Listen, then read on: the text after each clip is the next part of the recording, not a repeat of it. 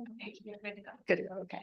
All right. Good morning, everyone, and welcome to the Nevada State Board of Cosmetology's board meeting. The time is 9:01 and the date is January 13th, 2025. Happy New Year, everyone. Let's get started with the roll call from our Southern Office board members.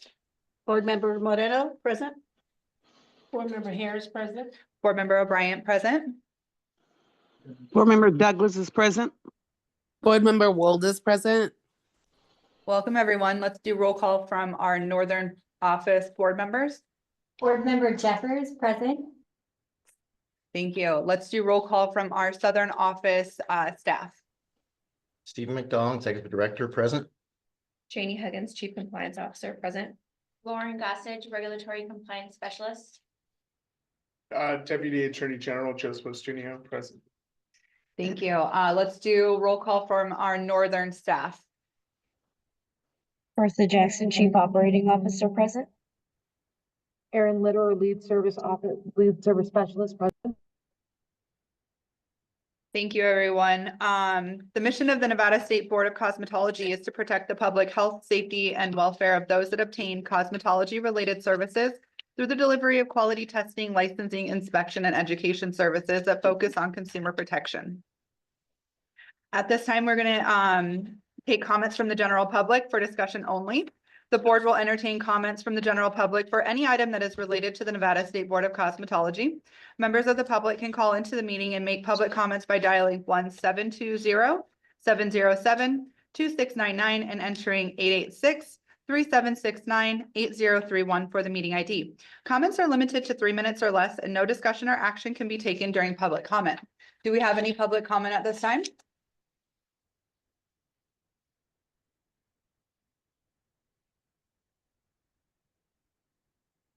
All right, if not, we'll move forward to approval of the minutes from the previous meeting, please. If we can get the approval from the board member or the board meeting on December 9th, 2024. This is Board Member Harris. I would like to approve the minutes for December the 9th, 2024. This board member Douglas, I second that motion. Wonderful. All in favor? Aye. Any opposed? All right, motion carries. All right, at this time, we're going to go forward with our settlement agreement. Sawan Lee, A 105754 for discussion of possible action. The board will review and approve the settlement agreement of license renewal A 105754. Good morning. Thank you, Madam Chair. At this time, I'd like to ask if council is present online or in person. Seeing that they're not here, with permission from the chair, can I read the highlights of the complaint? Yes, please. Okay, the current case before, or the current settlement before the board is Nevada State Board of Cosmetology versus Chawan Lee, license number A 105754, respondent. Count 1, respondent is subject to discipline before the board pursuant to NRS 644A 851M.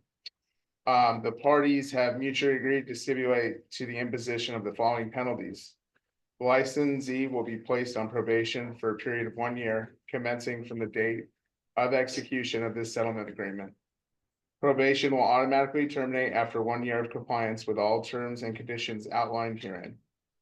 Licensee must complete a total of 30 hours of continuing education, comprising 15 hours in aesthetics and/or safety sanitation within the aesthetics industry and 15 hours in ethics and cultural competency.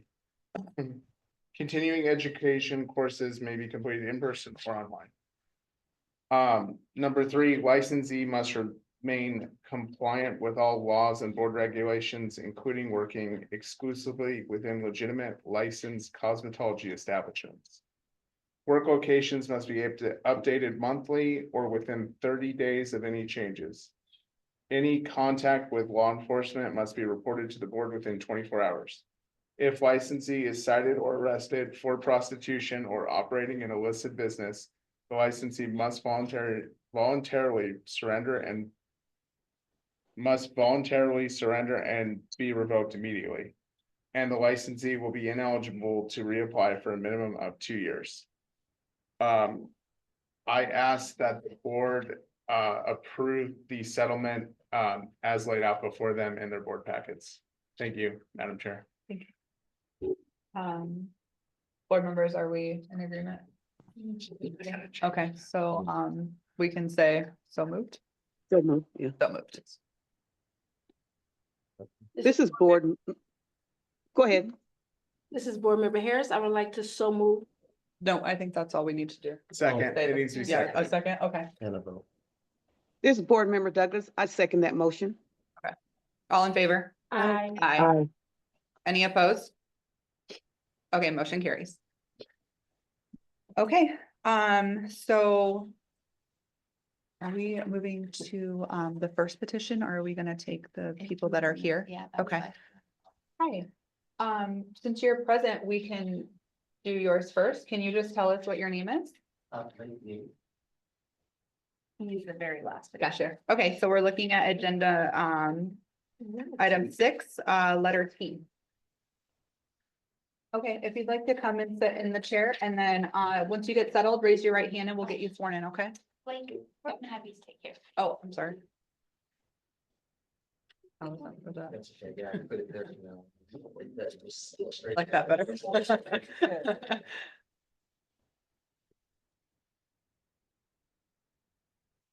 Thank you. Once you're settled, go ahead and raise your right hand and we'll get you sworn in.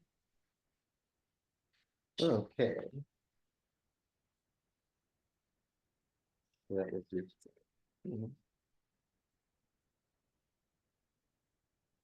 Okay, Blake, please raise your right hand. Under penalty of perjury, do you swear to tell the truth, the whole truth, and nothing but the truth in this matter? Yes, thank you. Okay, so if you could walk us through your petition, tell us why you're here today. Yeah, so I'm trying to get the board's approval to install. So basically our business, we started back in 2016. And we do laser tattoo removals. And back then, obviously, it wasn't part of the cosmetology. They basically just required us to be certified and have a medical director and whatnot. So at that time, we followed every protocol to start the business. Last year, well, I guess it's last year, back in June, we received notice saying that we needed to be part of the Department of Cosmetology. So I did everything, and my parents, went to school, did all my hours, and on the 28th passed my state board test and all of that. So all of that is all done. I did receive my license as AE already. And now I'm trying to get it for the business side, but one of the requirement is I needed a permanently plumbed sink. The problem with that is, my unit inside my building, it's kind of like this one where the bathroom is literally right outside of my suite. So there's no existing plumbing. I had companies come out, to see how, if they can install it. They can, the water part is easy, but they're like the drainage, it's gonna be over $40,000 just because they have to jackhammer everything and whatnot for the drainage, which financially is just not feasible for me. And since I'm already locked into my, current lease, I can't really just break my lease and, relocate either. So I'm just hoping that the board will understand the situation and allow me to install a standalone with InstaHot and whatnot. I'll definitely get like a medical grade one. It's not going to be some cheap, nothing like that. And it should take care of everything because, what we do is we literally, we only do tattoo removals. So there's really no, there's no body fluid, there's no blood, none of that.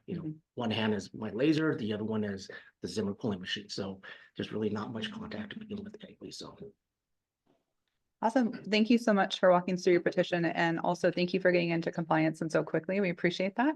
And thank you for coming here and telling us about, your situation. At this time, we're going to hear from the board staff. They'll do their presentation, and then we'll be able to come back to you and ask questions. Okay.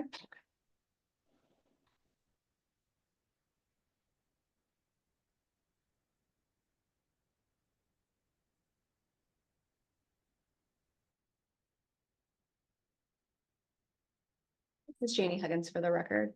The petitioner's story is everything that is very accurate, actually. So there isn't a lot to the slides for this particular presentation because actually came with just last week, right before we posted, and we tried to accommodate him to get the business licensed. So he does have just his treatment room inside of a office complex, and there is no sink, so this is where he is proposing to put a portable sink. The business was found as a compliance case, which he did come into compliance. He went from being not licensed at all to going to school to getting a license and now trying to obtain an establishment license. I did do some research to verify that that establishment has been there since about 2016 was what I found the earliest. So it isn't a matter of not doing like due diligence and looking for an establishment without finding out whether or not it met the requirements. This business was standing there before advanced aesthetics became a thing. And that is really all we have to provide for this petition.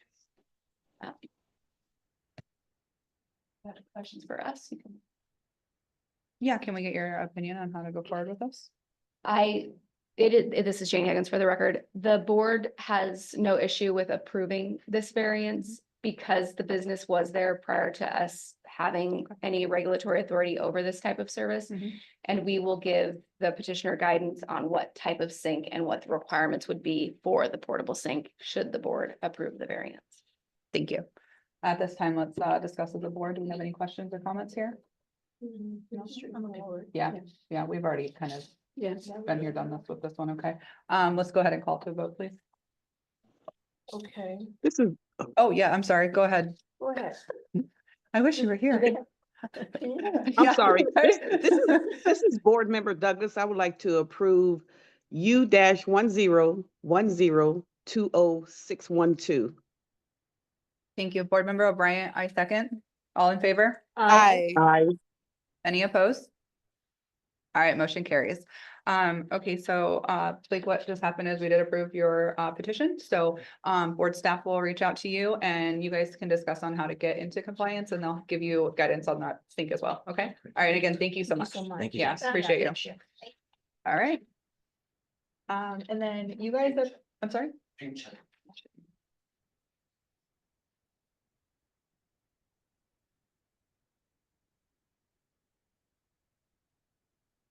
No, we'll send you an email. Thank you.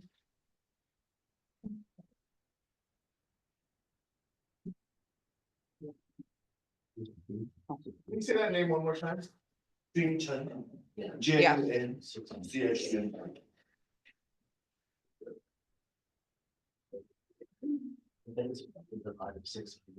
6 feet.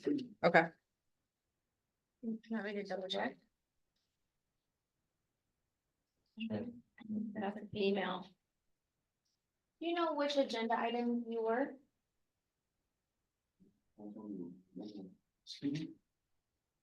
Which agenda item you were? Are you looking at your name on the list? Gotta be,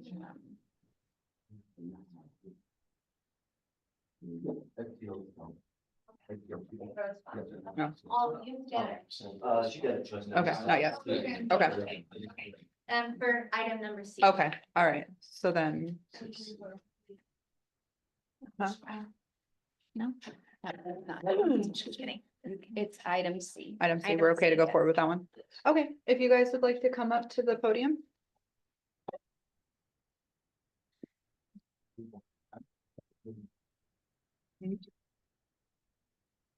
So we're going to hear petition, letter C, St. Rose Spa, U1010207993 for discussion and possible action. Petitioner is asking for approval to open an establishment at 120 East Bruner Avenue, number 165, Las Vegas, Nevada 89183, that has been habitually in violation of NRS 644A 850 by the owner of a cosmetological establishment, a licensee, or a holder of a certificate of registration, and permitted the license or certificate of registration to be used where the holder thereof is not personally, actively, and continuously engaged in cosmetological business. Would you guys raise your right hand and we'll get you sworn in? Under penalty of perjury, Do you swear to tell the truth, the whole truth, and nothing but the truth? Okay, thank you. All right, if you guys can walk us through your petition, tell us why you're here today. Will you tell us why you're here today? Sorry, I'm sorry. Just explain to us what's going on. 要改解给他听，那一天发生了什么事？主要是因为我们那个当时我们2月28号营业的时候，那个时候其实我们的营业2月28号， 2月28号我介绍以后，然后我们的营业执照是美容院的那个执照迟迟没有下来啊。然后当发生事情后，我觉得这个事情可能应该不是我的责任，应该是归咎于我上家的。He said on the February 28th, and he thought the license come down already. So he then is the one before the store before they open. So that's why he said he think that's their problem. 就是他的错误，就是上一家对。 Okay, That's what he said. okay. All right, thank you. At this time, we'll hear from board staff and they'll do a presentation and then we'll ask you more questions, okay?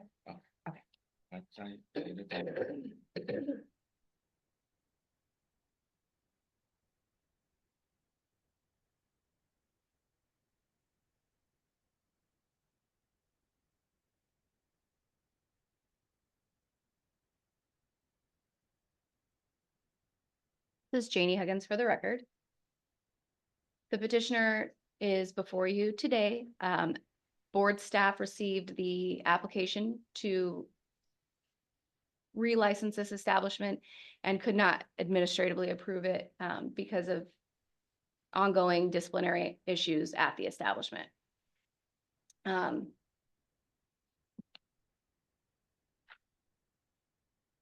This business has been licensed under 2 different ownership. This is the 3rd. Since the initial license date, there have been several issues at this establishment, including unlicensed activity, refusal of an inspection, little to no cosmetology or aesthetic equipment found on the premises, living quarters, excessive surveillance equipment. This is a photograph from an inspection in May of 2024, where this unidentified female refused to allow the inspector to inspect the premises.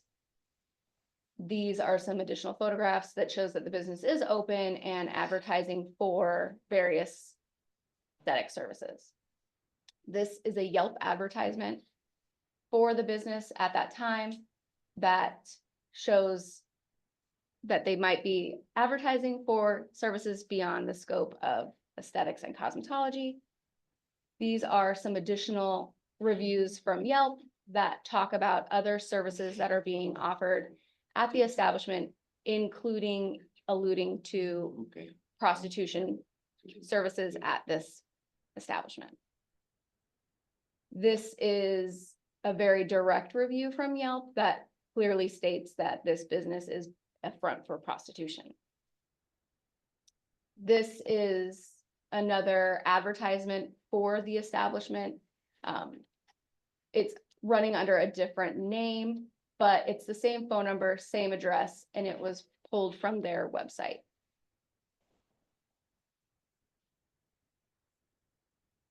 This is the website that we found for the establishment. It is also linked up to another illicit business where they're offering illicit.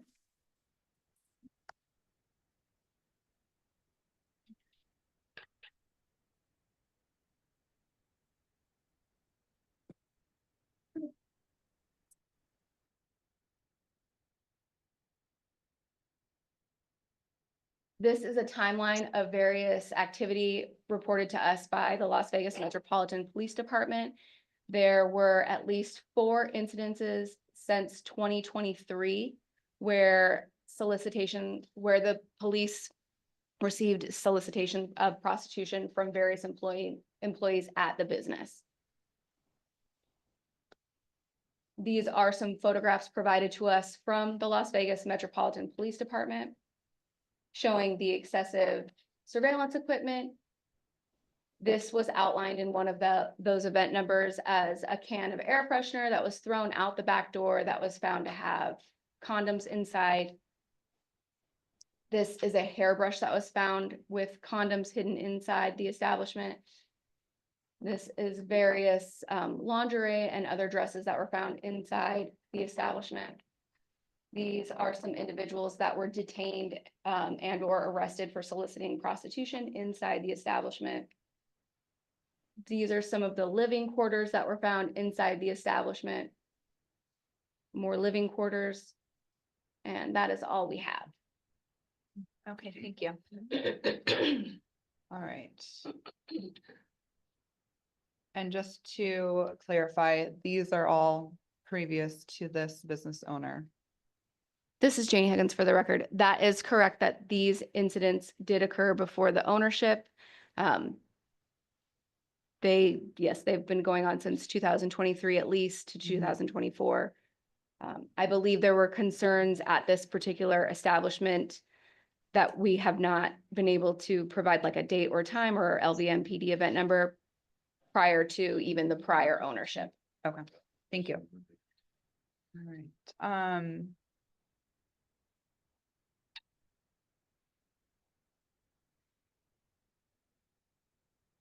I have a question for you, Board Member O'Brien here.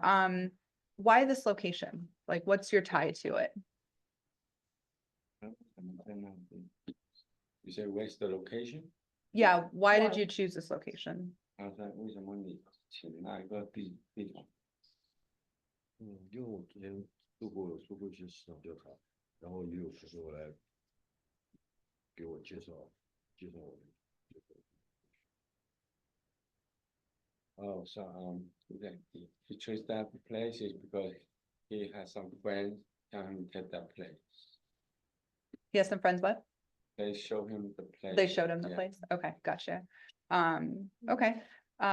What do you want to do in this space? 你这个地方想拿来做什么？我正常营业，对吧？正常营业就是做什么商？做美容。Oh, so he take the place for the facial and spa. Facial and spa? Yeah. Can you tell me what spa services? 什么工作 spa 那个 spa 做什么？ SPA 就是做身体的 SPA， 做那个面部的 SPA。Body massage and facial. Okay, thank you.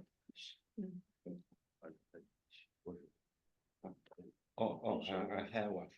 Oh, the head spa? Mm. Yeah, okay, thank you. Do you have any questions? Yes, does he currently, lease this building already, or is he looking into leasing the building? 你是什么租的也是租的，lease He's leased already. Okay, so what's in the building now? Nothing? 在里面是有什么？里面就是一些原来的一些设施，然后我后面我自己也出钱自己改修过。 Whatever left inside and he choose, like he do a little bit construction too. Oh, okay. Yeah. Did he change the name? 有没有换名字？ Did not change the name. 公司名字换过？Yeah, he did. He's gonna keep it or he's No, changing? he did change. Change it. Oh, okay. I have a question. Are you changing the phone number or are you keeping the same phone number? 对，你旧电话也是新的准备过啊？准备，他说了，他说你之前那个电话也是你准备换一个新的准备换的。He ready to change a new phone number. He's ready to change the new phone number? Yeah. It hasn't been changed. Not yet. Oh. Thank you. This is Janie Higgins for the record. The establishment name has not been changed. The application that we received was for the exact same name. And it should also be noted that the licensee in charge on the application was one of the females that was previously arrested inside the establishment. Board Member Bright, thank you for letting us know. I do also have a follow-up question. Can you tell us what your experience in this industry has been in the past? 也没会听广东话，有什么？你会听广东话？广东话不会。好，经验你之前的经验是这样子。之前的经验我没有做过其他这方面。He never worked like this before, so that's. Okay, thank you. This is Board Member Douglas. I would like to say that I think it's going to be a reoccurring thing. It's going to be under a different ownership. The advertisement to me looks more sexual than just a beauty spa. And it's going to be a no for me, but thank you. This is Board Member Jeffers. I have a question. Does he own any other establishments currently?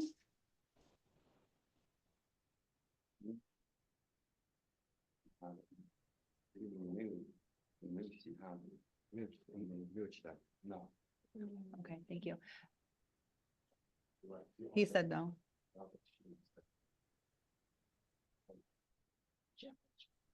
Board Member Jeffers, did you hear the answer? Yes, so Okay. he hasn't previously as well. This is Janie Huggins for the record. He answered no, and I do not believe that he is in our system as an owner previously, no. Okay, thank you. Board Member O'Brien, so just to clarify, the person on the application is not here today. Is that right? The licensee in charge? Yeah, the licensee in charge is not here today. This is Janie Huggins for the record. No, that Okay. licensee in charge is not. Okay, so you're the owner, you're the one that has the lease under your name, right? 等你是房东，你去那个法团，对，我是法人，对，对，我是老板，对。 yeah, he's the boss. Okay, are you aware that the licensee in charge has these past offenses against her?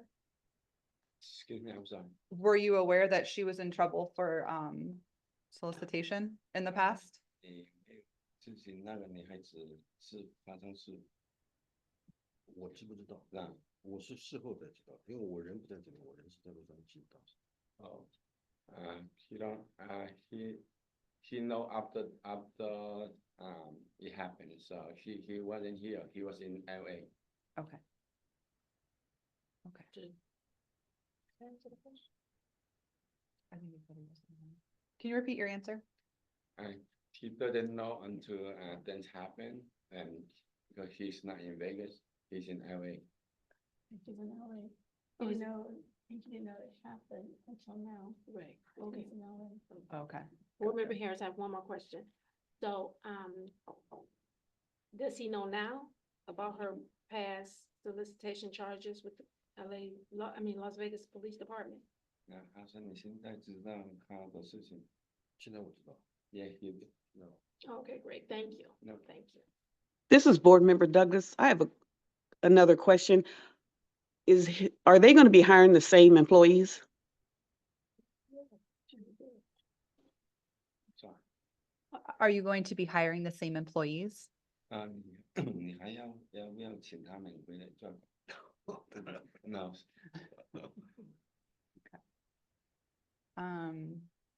Board Member O'Brien, I don't think I'm comfortable approving this with the licensee in charge. It doesn't feel like enough has changed. Also him coming from LA, it doesn't feel like he kind of knows what he's walking into. Maybe it could be a setup, could be not, but I feel like we're kind of on a carousel here. It's gonna be the same situation like Board Member Douglas said. Absolutely. I feel like if we wanted to approve this, we need to have a few more changes in place before we can do that, but I'm open to discussion. Same page? Yeah, same page. Yeah, I think he needs to make other changes. But Yeah, I agree. be more changes made. Me too. All right, do we want to move it to a vote? yes. Okay. Go ahead and do that.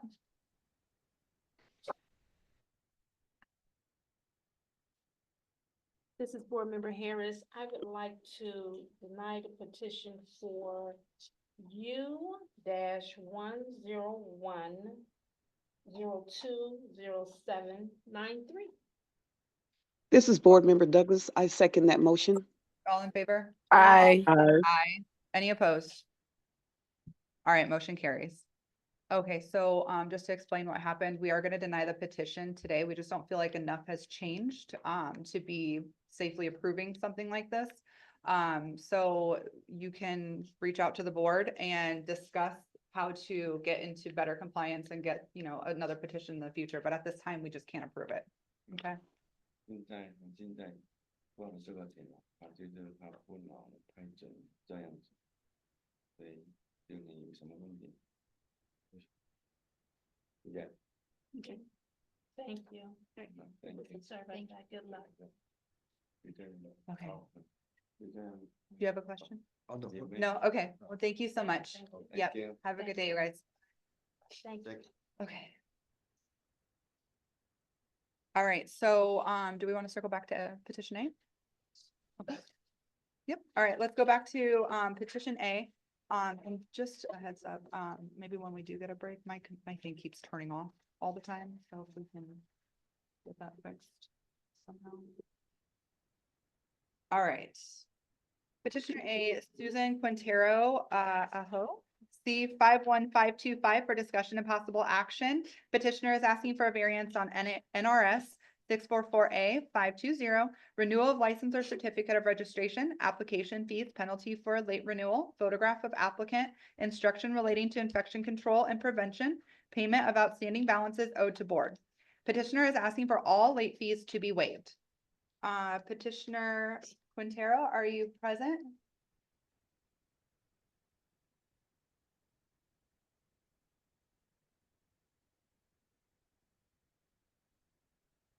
Do we see her on there?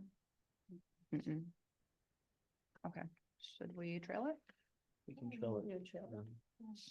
Hmm? Trail for what? Oh, I'm saying, well, we're trailing, why are we trailing? Yeah, has she notified? No, we are not She's not. in receipt of any issue. And she was properly notified of, okay, Properly notice? okay. Yes, this, Madam Chair, Steve McDonald, Mhm. for the record, she was properly noticed. Mhm. This is her time in, Okay. before you. And, you know, for certain things that we can't do anyway. Sure. Because of the law. Sure, Okay. But, it's the pleasure of the board. sounds good. Board members, are we comfortable making a decision? Do we want to hear from board staff? Were we able to review the files? I was able to review. I read. Okay. Any board members online? Are we comfortable making a decision at this time? Would we like to hear from board staff? I'm comfortable. I'm comfortable as well. I'm comfortable. All right, let's go ahead and make a motion on petitioner A, please. This is Board Member Harris. I would like to uphold the charges for petitioner C 51525. Board Member This is- Modeno, second that. All in favor? Aye. Aye. Any opposed? All right, motion carries. All right. So that brings us to petitioner B, Zichen, ST 101011510. For discussion and possible action, petitioner is requesting approval to receive an aesthetic license. Petitioner Chen, are you present?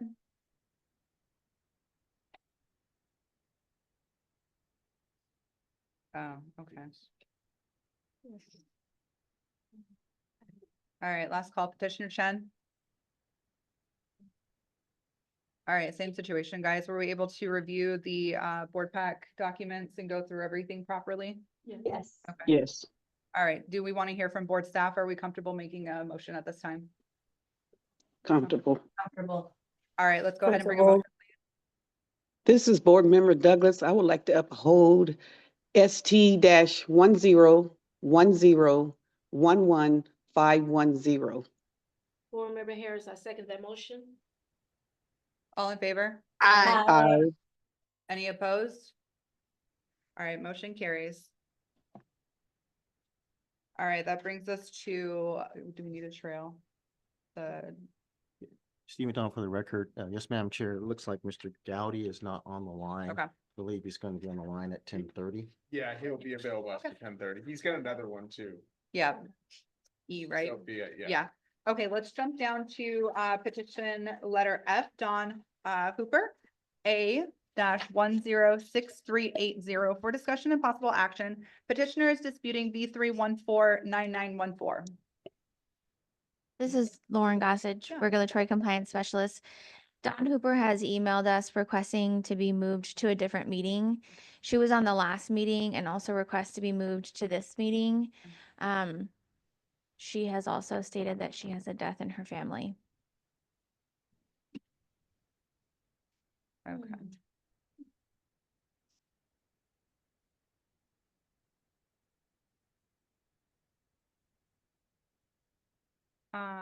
When was her request to ask for a push made, this most recent one? Mhm. This is Lauren Gossage. She emailed us on Friday at 5 a.m. Okay, thank you. Um.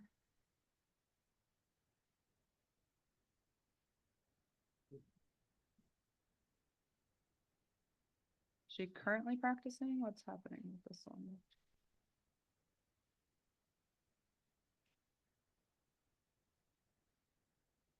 Board Member O'Brien, is the spa life currently operational and? This is Janie Huggins for the record. Yes, it is operational. She did come into compliance after she was Okay. cited. She did receive an establishment license. That is correct. Okay, all right. Do we want to put her on the next board meeting or? We can give it one more. Yeah, okay.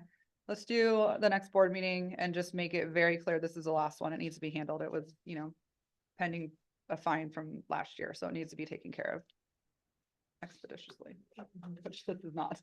All right. All right, so we'll,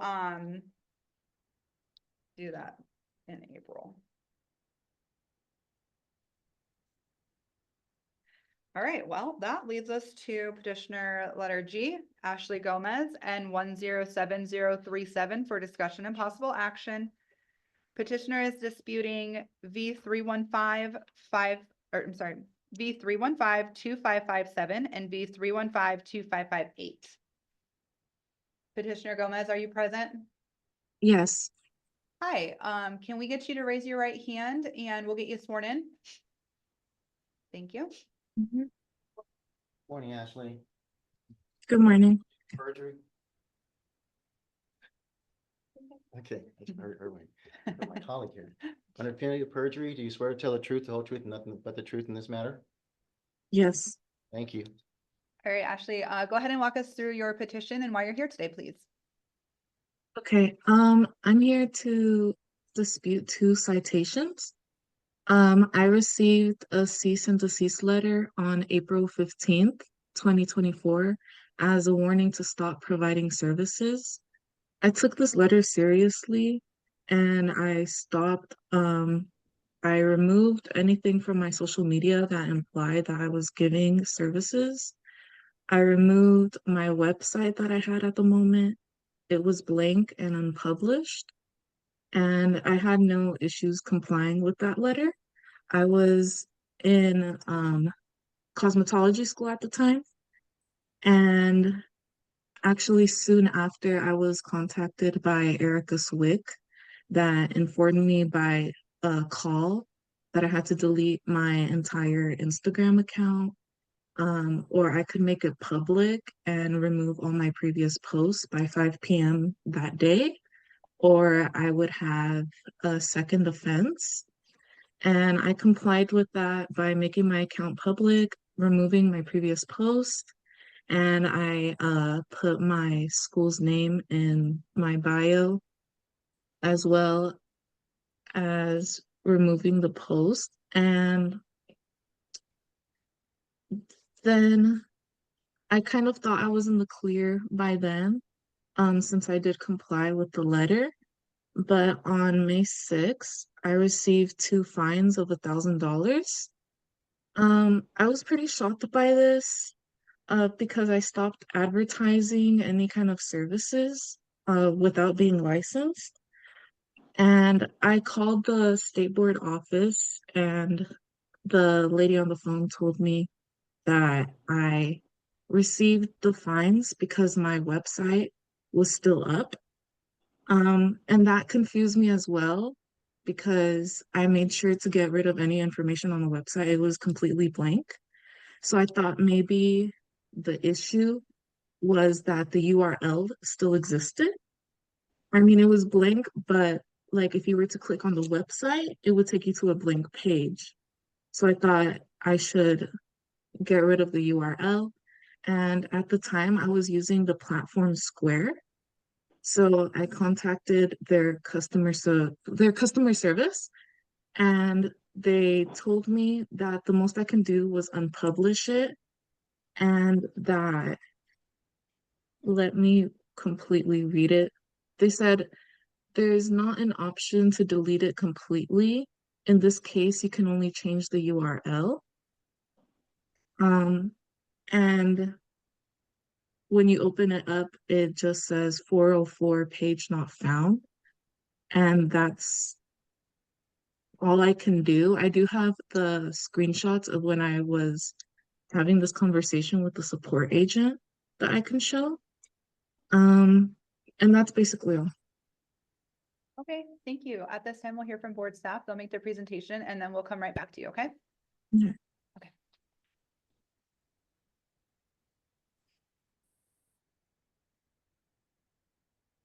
This is Janie Huggins for the record.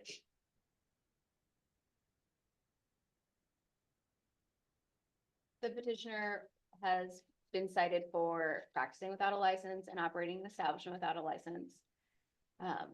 She was first issued a cease and desist notice on April 15th of 2024, and the second cease and desist notice and the first offense citations were sent to her June 27th, 2024. This is a screenshot from the Instagram page that was found, that was initially found by us in April of 2024. It shows that she's home-based, that she offers nail services, and there is a link to her Square site. These are additional posts found in April of 2024 from the Instagram, including the booking website, how to book information. It did point to her being a student at a school and showing some of her work area inside of her private residence. Some more screenshots from the initial investigation showing advertisements of the nail services and the space where she provides them. More advertisements for the nail technology services. And this is a pan of a variety of the services found back in April of 2024. This is a screenshot also found in 2024 from the Square site that was linked from her Instagram, where she is the only staff member, and it is a way for a member of the public to book a nail service. There's different services, their prices, and the service time.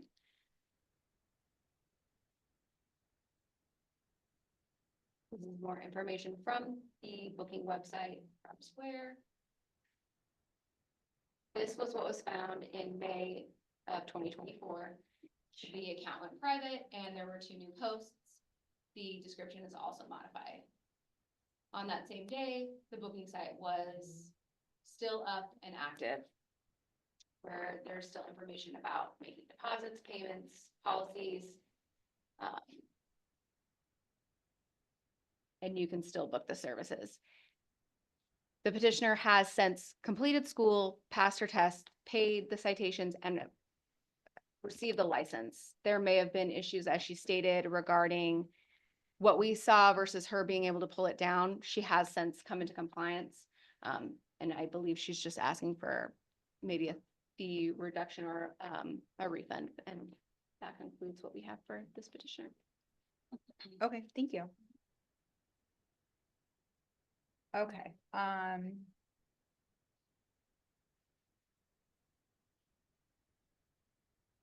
Petitioner Gomez, were you still working at home while you were in school? No, Okay, after I received the letter, I stopped. I was still in school when I received the letter, but I stopped after that. okay. This is Board Member Douglas. Miss Ashley, are you being fined prior to you receiving your license? Yes. Thank you. This is Board Member Moreno.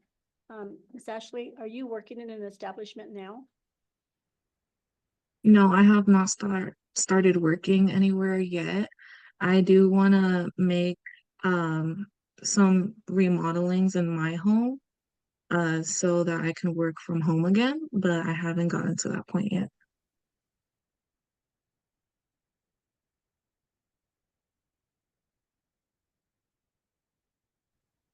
My only concern about the question I previously asked you, this is Board Member O'Brien, is one of your Instagram stories says that now that you're starting school, you're only gonna have afternoon appointments. So that would, to the public, imply that you are still working from home while you were at school. You just wouldn't have morning appointments available, which is why I had asked you that question.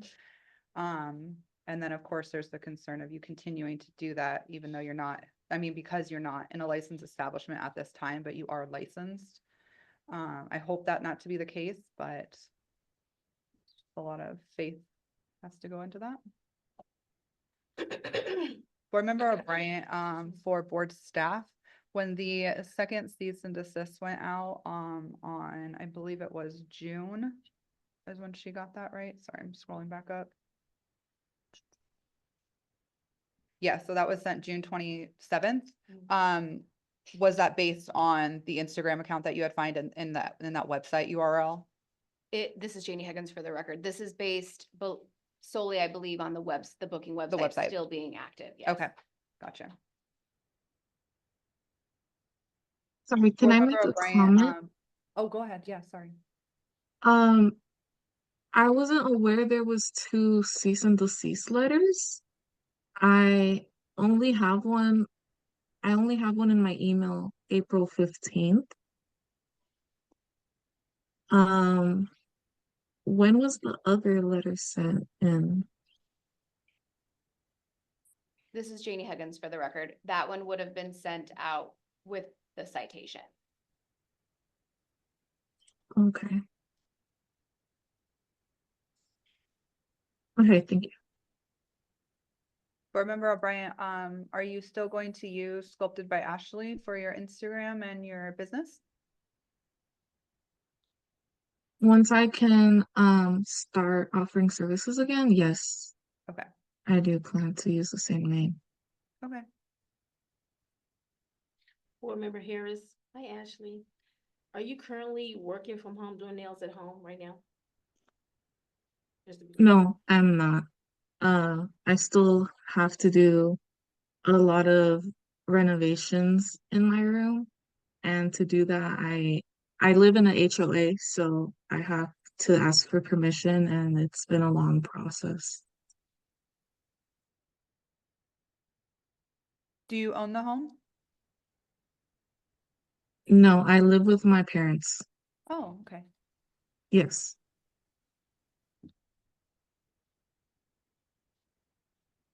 Can you tell us what you're asking from us today?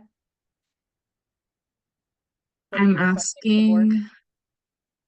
I'm requesting to, in any kind of way, lower the fine.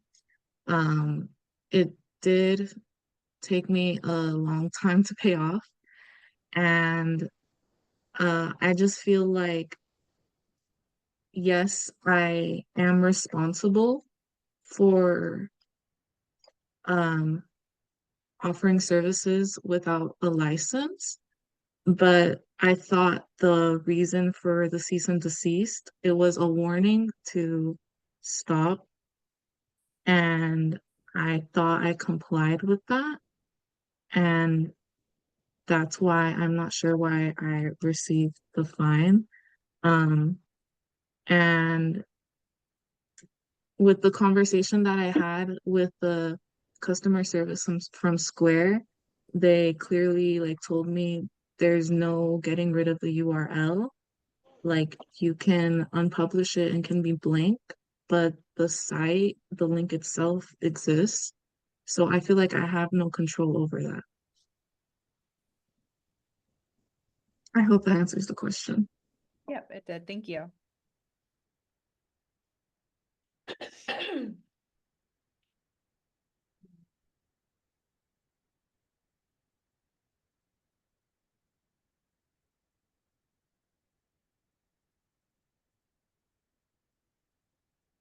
Hi, Ashley. This is Board Member Harris for the record.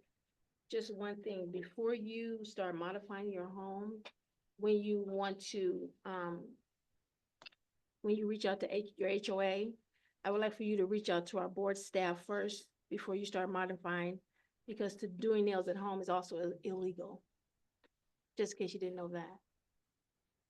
So we won't. Oh, yes, I know that, and I did reach out to you guys in concerns about the whole sink situation, because I was kind of confused if I had to have a bathroom in there, um, and if I could use a portable sink, but uh you guys did get back to me, and I went in the website to kind of see like all the requirements. I know I have to send you guys a floor plan and all the permissions, but I think that's gonna take me a while, and I've been considering working at a nail salon while I get that done. But for right now, I'm not doing any services at home. Okay. Well, thank you, actually. Very good. Thank you. So Chair. this is board member to staff. Her fines are already paid. Is that correct? This is Janie Huggins for the record. Yes, in order for her to obtain her license, she had to pay the fines, even though she was waiting to petition this violation. Okay, thank you. Yes, Madam Chair, Steve McDonald for the record. Ashley, not only do you have to go to your HOA and definitely to us, because you need your state license for your establishment. You must also work with local government, meaning the city of Las Vegas or the Clark County, wherever you're located. Because business licensing also has requirements. You can't just get our license and open up shop. They have building inspectors and all that kind of stuff. So there's a lot more involved if you're trying to open up something at your home, because your neighbors need to know about it as well, because they're going to be bringing in traffic and things of that nature. So there's a lot that goes along into opening a salon out of your home. It takes a lot. So just definitely be in contact with us, and you definitely need to be in contact with your local government. They will come down hard on you if they know that you're working out of your home. Okay, Okay, thank you for that. thank you. Board Member O'Brien, when did you receive your license? I'm pretty sure I received it late November, I believe. Okay. Yeah, Well, congratulations on that, and thank you. thank you for answering. Just a sidebar, Board Member Harris, you do great nails. Yeah. Thank yes. you.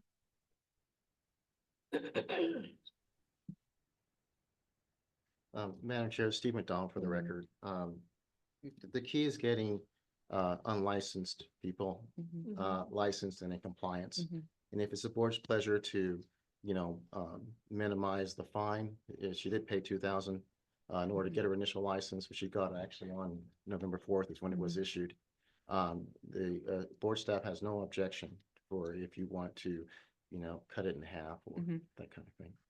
I agree. I don't think it's the intention of board to cause undue hardship in any way. We definitely appreciate you getting licensed, and like Ms. Harris said, you do great work. I think you have some hurdles to get your house into compliance, but that's another that's for another day. I would be okay with maybe a 50% reduction, if that's okay with everybody else. That way she could use that, if it is for repairs, if she does get the approval of the HOA, she could put that towards her home salon, or she could use that to, get supplies to go into a salon and build a clientele and really jumpstart her career, since she really just got her license in November. She really hasn't been able to get off the ground yet, which I think getting her into compliance was number one, but number two, just ensuring that she's, able to actively participate and make a life for herself using her license, give her a good taste in her mouth. I would like to see her get into a salon. Yeah. With the reduction, that Yeah. would be part of into a salon, not just into a salon, the salon reduction. Are we able to do that? I mean, that's only gonna benefit her.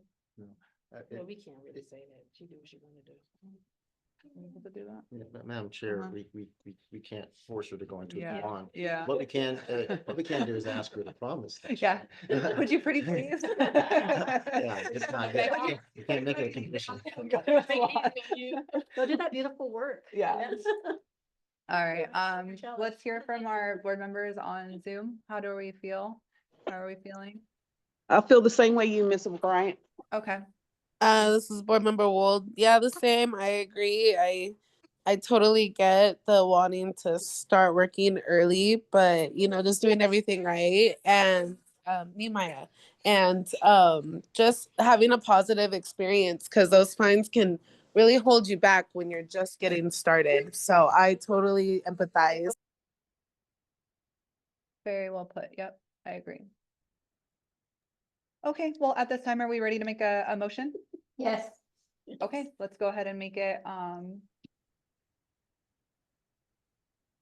This is Board Member Douglas. I would like to cut N-107037 50% off of her fine. Board Member Moreno, I second that. all in favor? I Aye. Any opposed? Aye. All right, motion carries. All right, Ms. Gomez, basically just to break down what just happened is we are going to issue a 50% reduction in your fines. And the biggest part of that was because you got into compliance, you got your license, it appeared that you did everything that you were supposed to do. It's just a hang up with the website. We do wish you well and hope that you are able to practice your nail career as often and frequent as you want to in a salon. Thank you very much. You're welcome. And Good for luck all to your you. advice. Yeah. Thank you. Yeah, and please, if you have any questions as far as, getting your home into compliance or anything like that, the board is a resource. They're here for you as you've already, kind of probably experienced with them. So just reach out with any questions that you might have. They can help. Okay, that's good to know. Thank you. Yeah. All right. Thank you so much. Let's move on to petitioner H. Mark Finero on behalf of Energy Spa U-1010159339 for discussion and possible action. Petitioner is disputing V3151339, V3151340, V3151341, and V3151343. Is petitioner Finero on?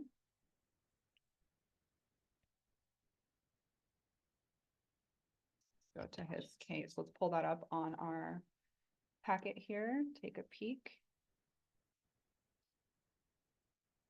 Okay. And have we heard any word from this petitioner? This No. is Janie Huggins for the record. I have not heard from him. Okay. Okay.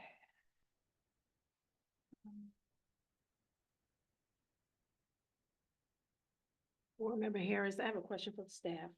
Exactly practicing on the public without a license in charge. Oh, never mind. You walk through it. Yeah, I didn't read it. Sorry about that. I take that back. Thank you. You're so cute. Also, Madam Chair, Steve McDonald for the record, he was properly noticed as well. Okay. All right, board members, were we able to review the documents in one hub? Yep. Yes. yes, ma'am. All right, do we want to go forward with a motion? Would we like to hear from board staff? I'm comfortable with this one. I think I would like to hear from both staff. Board staff? Okay, let's go forward with board staff presentation at this time.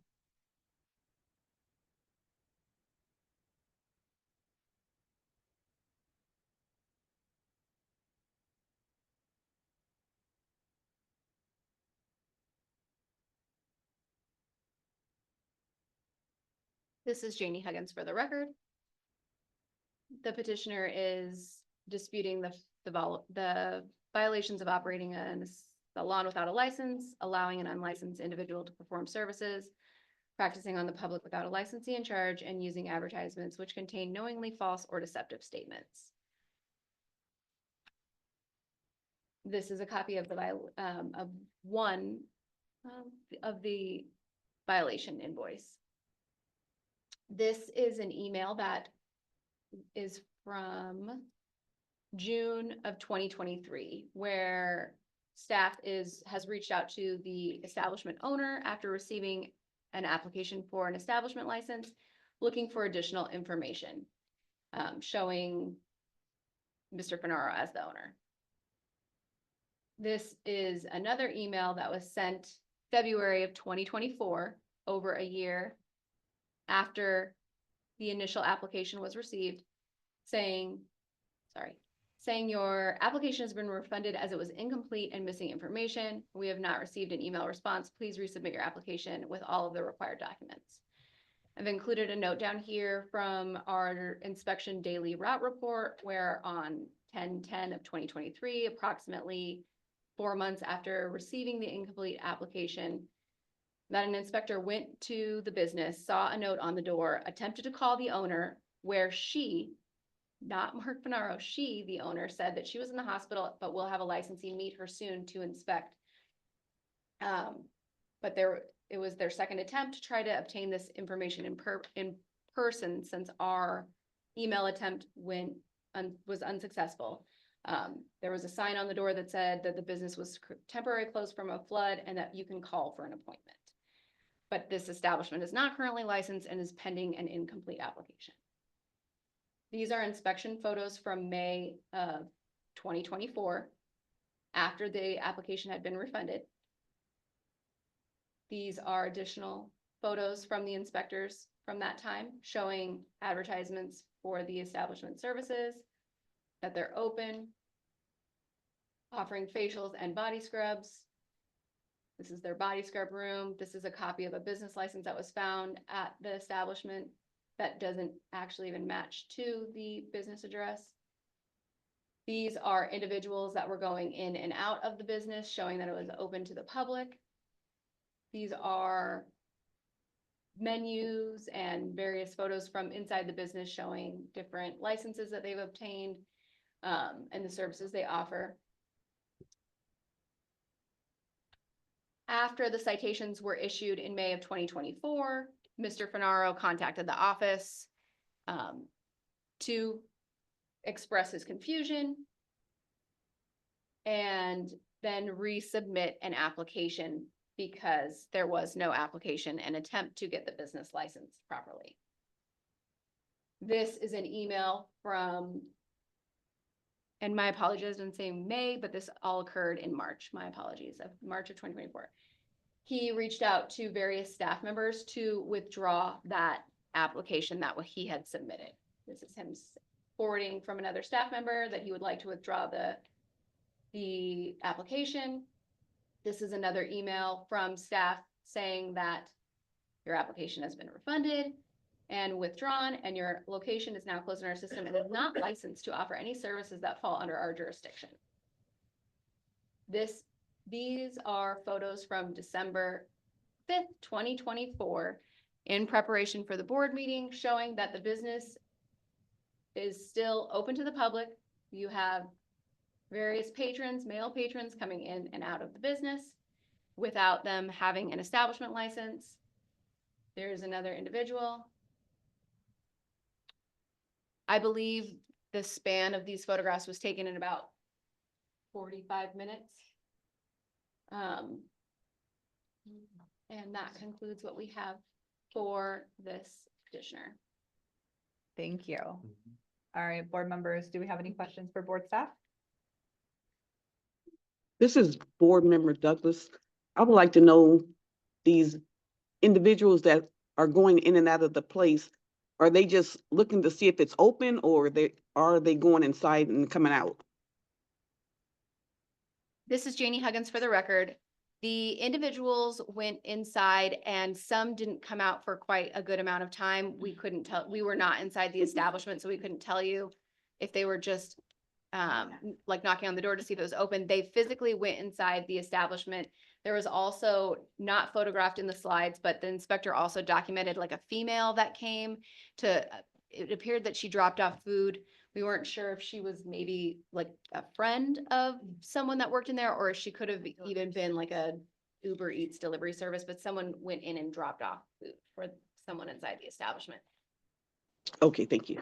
So I have a question for board staff. Has there been, this was back in March of last year, has there been any other inspections? December, so this was all December. But this. This is Janie Huggins for the record. There has not been an inspection where staff has gone inside the business since the March inspection because it is not one of our licensed establishments at this Okay. time. Steve McDonald for the record, but the last evidence that was submitted was December, just last month, and that they're still opening and still running. 7 people go in and out and that kind of thing. We also have the inspector here that if you want to ask questions of that person as well.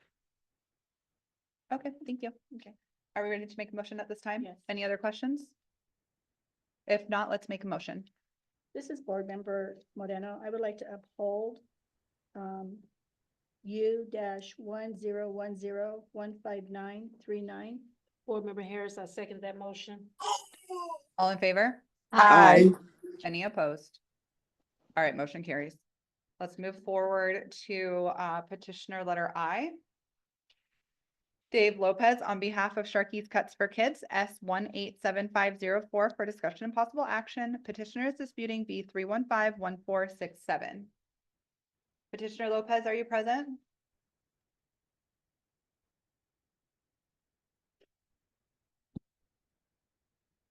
Petitioner Lopez? Okay, board members, have we had time to review the documents in OneHub? Yes. Do we have any questions? Yes. Yes.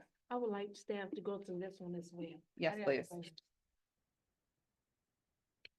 All right, at this time, we'll hear from board staff about the presentation. This is Janie Huggins for the record.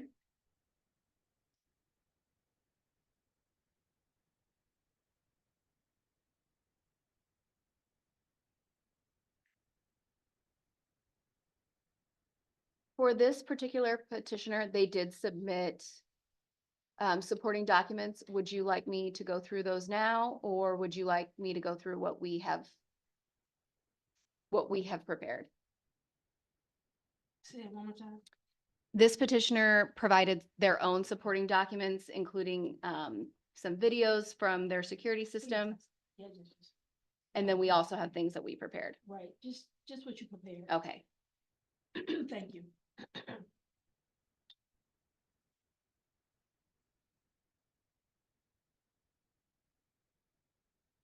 The petitioner is disputing a citation for $1,000 relating to a salon allowing an unlicensed individual to perform services.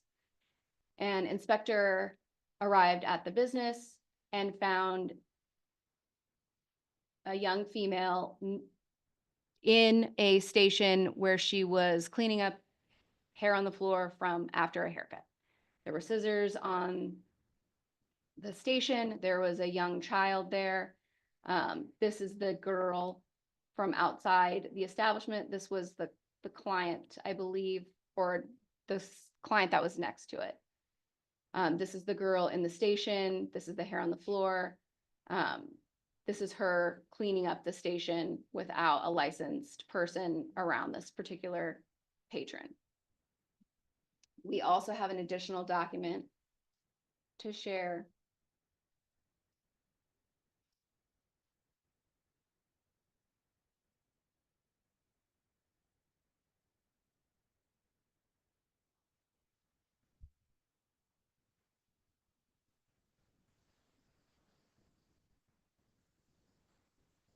And this one was just uploaded today, so you guys would not have seen this just yet.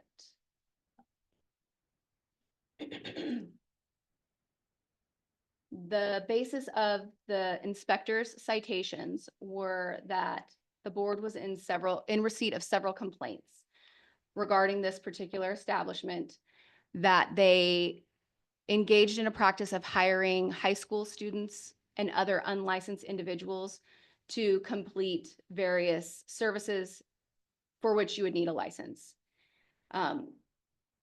We have had extensive conversations with a variety of staff members from their location, all of which have confirmed and given us details, including names, phone numbers, and statements. However, we are unable to include that particular documentation in the board meeting because each of the witnesses were reluctant to come forward in a public manner because they are afraid of the licensee and receiving retaliation from them. But I've pulled some snippets from their employee handbook and manual that on paper at least confirm some of these practices. So from the handbook, you can see that they have a title called receptionist, and one of their job expectations is to wash, blow dry, do nails, etc., basically as needed to keep everything flowing. There is nowhere where in the handbook where it indicates that the establishment would only hire a licensee, whether they're a receptionist or a hairstylist. The participants that did reach out to us did indicate that they were in these titles, receptionist or assistant or guest coordinator. Again, this is the guest coordinator assistant position where you will also be expected to wash hair, nails, and blow dry. This is another snippet from the employee manual that states after the haircut is finished, the receptionist can offer to blow dry the girl's hair if someone else is waiting. So essentially, they offer services to the public without the person necessarily being properly licensed. Again, we don't have those people that were willing to sign statements that would go towards a public meeting or have to face the person face to face because they feared retaliation. So that is all we have to support this particular violation at this time. Thank you. I appreciate it. All right, board members, do we have any questions, comments?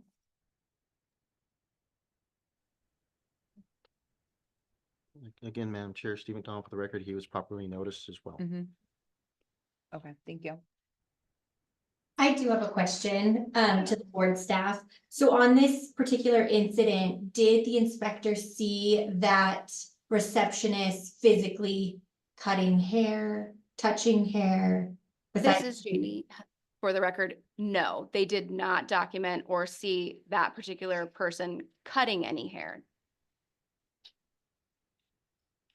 Okay, thank you. One more question. And that woman there is the inspector reviewed her. The inspector is Dana Lopez. She's available if you'd like to speak with her. Oh, yeah, sure. Absolutely. That'd be great. Thanks.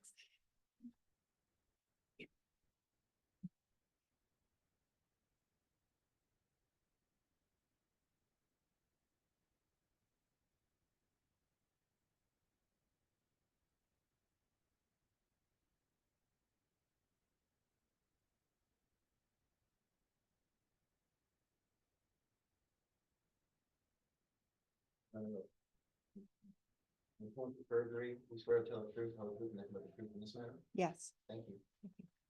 Okay, yes, hi. For the record again, Board Member Harris, this woman here in the blue jean outfit that you observed, maybe cutting hair, cleaning, or whatever the case may be in that area of the customer. Do we know if she was the receptionist as well, or she was just someone there? I believe Did she you was, observe? I believe she was the receptionist, yes. When was I the went in, I had a short, brief conversation. I did see her behind the desk checking in, but as well as doing cleaning as well. As you see, I sat outside the salon too, to just kind of see what she did afterwards. I was trying to get a better feel, yeah, for what was taking place, you know. And based off of some of my, some of our other inspections, sometimes when we view individual at a station, there's shears, there's, hair on the floor. I kind of thought there was a service being performed based off of what they were, but looking in, maybe there was not. There was another stylist that came forward and said that she was working at that station. And I guess the way that they move from station to station and then allow the receptionist to come in and clean up the area. Okay, so it was at least one other person there, a stylist. There were stylists, yes. It was How pretty many? busy when It's I pretty walked busy. in, yes. So There multiple- were multiple stylists working at that time, yes. Okay. And I guess that receptionist would come in and clean up that station afterwards, Mhm. Hmm. Board Member O'Brien here. Thank you. Sorry. Board Member O'Brien here. What was the purpose for your visit that day? Were you doing a routine inspection or were you going off of a complaint? It was a complaint. Board Member O'Brien, follow up. When you were discussing kind of what you were seeing, did you have a conversation with the receptionist on what was going on? Kind of what was her reaction to it? I had a quick, brief conversation, with the receptionist, but then, there was a manager. They were very busy at the time. There's a lot of children in there. So then I kind of removed myself, based off of the complaint, and just removed myself and observed from the outside. Gotcha. How was her demeanor when you made mention of the complaint? Or I mean, made mention of what you had witnessed her doing? I'm sorry? What was her demeanor?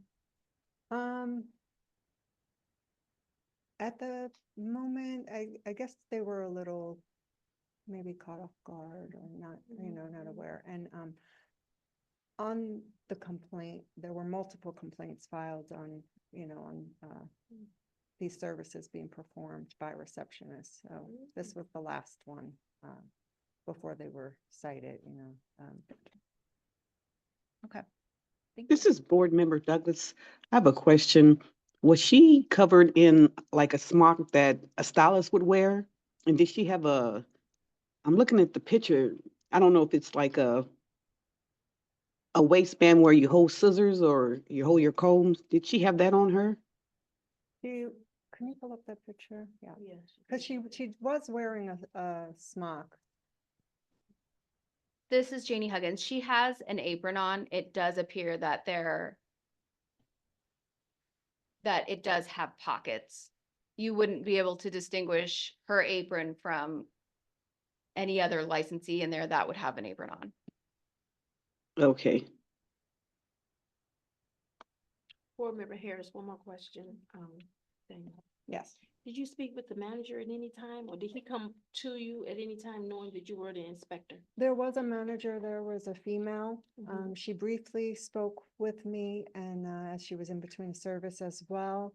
Where I asked what was, taking place and, kind of described that I was there.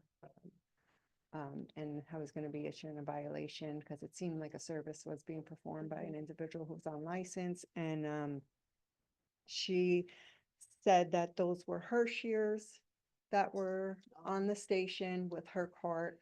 And at that time, like I said, there was a lot of children in there, so I kind of briefly just took a walk around the salon and removed myself. Sometimes, off of these instances, it was like the individual is there, the shears are there, that, so I wasn't It's just 100% what was going on. Right. So What you mentioned services? earlier, a stylist did say, oh, is this a different stylist or this is the manager stylist? The manager stylist, yes. Okay, The she's the one who manager came over and was said a that- stylist as well, yes. Mhm. And was busy with, in between the service when I walked in, yeah. Oh, okay. Like I So said, it how was could she bi- be cutting that person and another person at the same time? Like Edward Scissorhands? She seemed to say that, the way they do their services is, I guess they just take their carts and move on yeah. to the next station and then allow, Yeah, so, understood it. Yeah, yeah, okay. Great. Thank you, you're Dana. welcome. Just a sidebar, comment, Board Member Harris for the record. And it does, like you say, you retain the information, receptionists, they're allowing unlicensed people to do this. They think it's their job title, even though it's illegal. So that's proof right there, just for me, comment. Thank you. How do you, Madam President?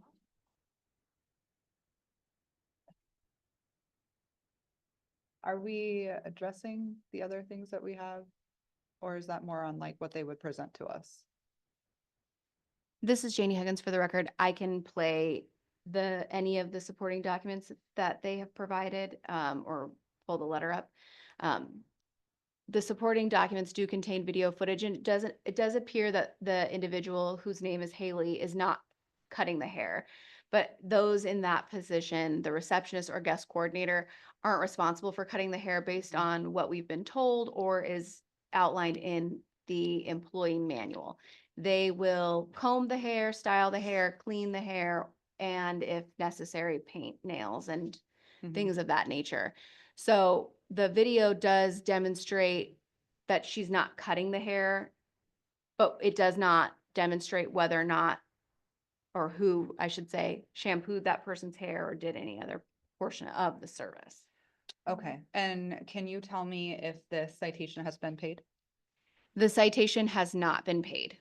Okay, so Board Member O'Brien here.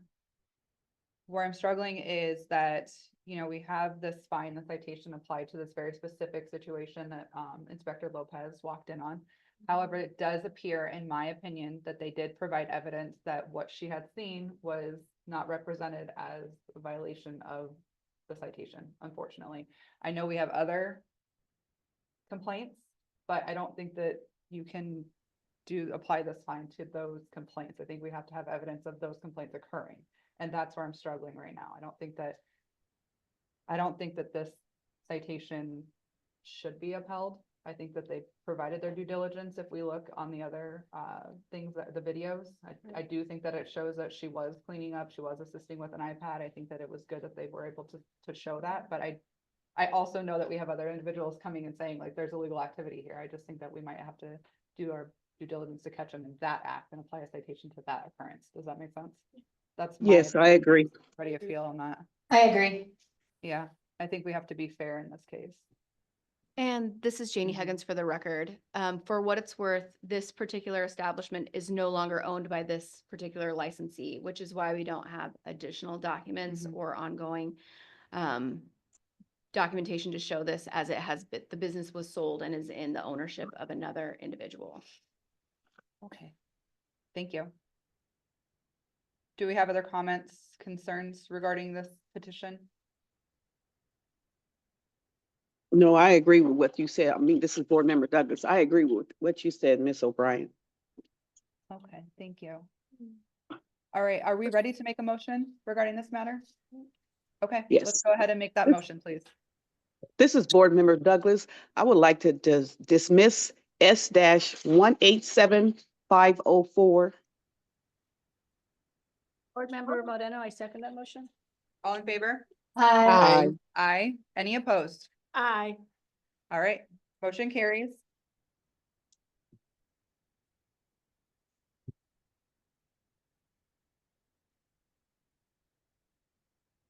All right, let's move forward to petition J, unique LaShawn Shebel, sorry for the last name. A-52825 for discussion and possible action. Petitioner is disputing V3149904. Ms. Unique, are you present?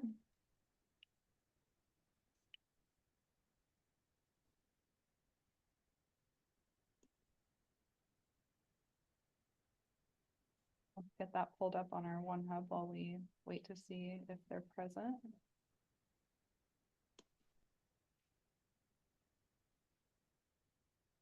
Oh, yeah. Petitioner Unique, are you present? All right, same scenario, guys. Did we all have an opportunity to review the documents in One Hub? Yes. Okay.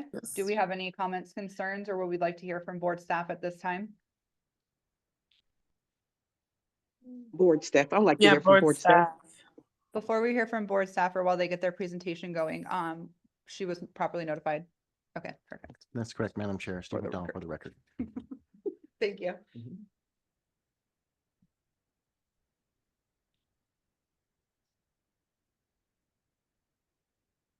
This is Janie Huggins for the record.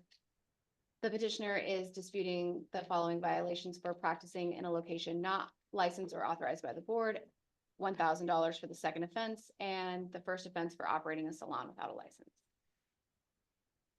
The petitioner was found on March 7th, 2024, and issued a citation for practicing in a location not authorized by the board for $500 with a compliance review for operating an establishment without a license, and given a specific date on getting into compliance by licensing the establishment that they work out of.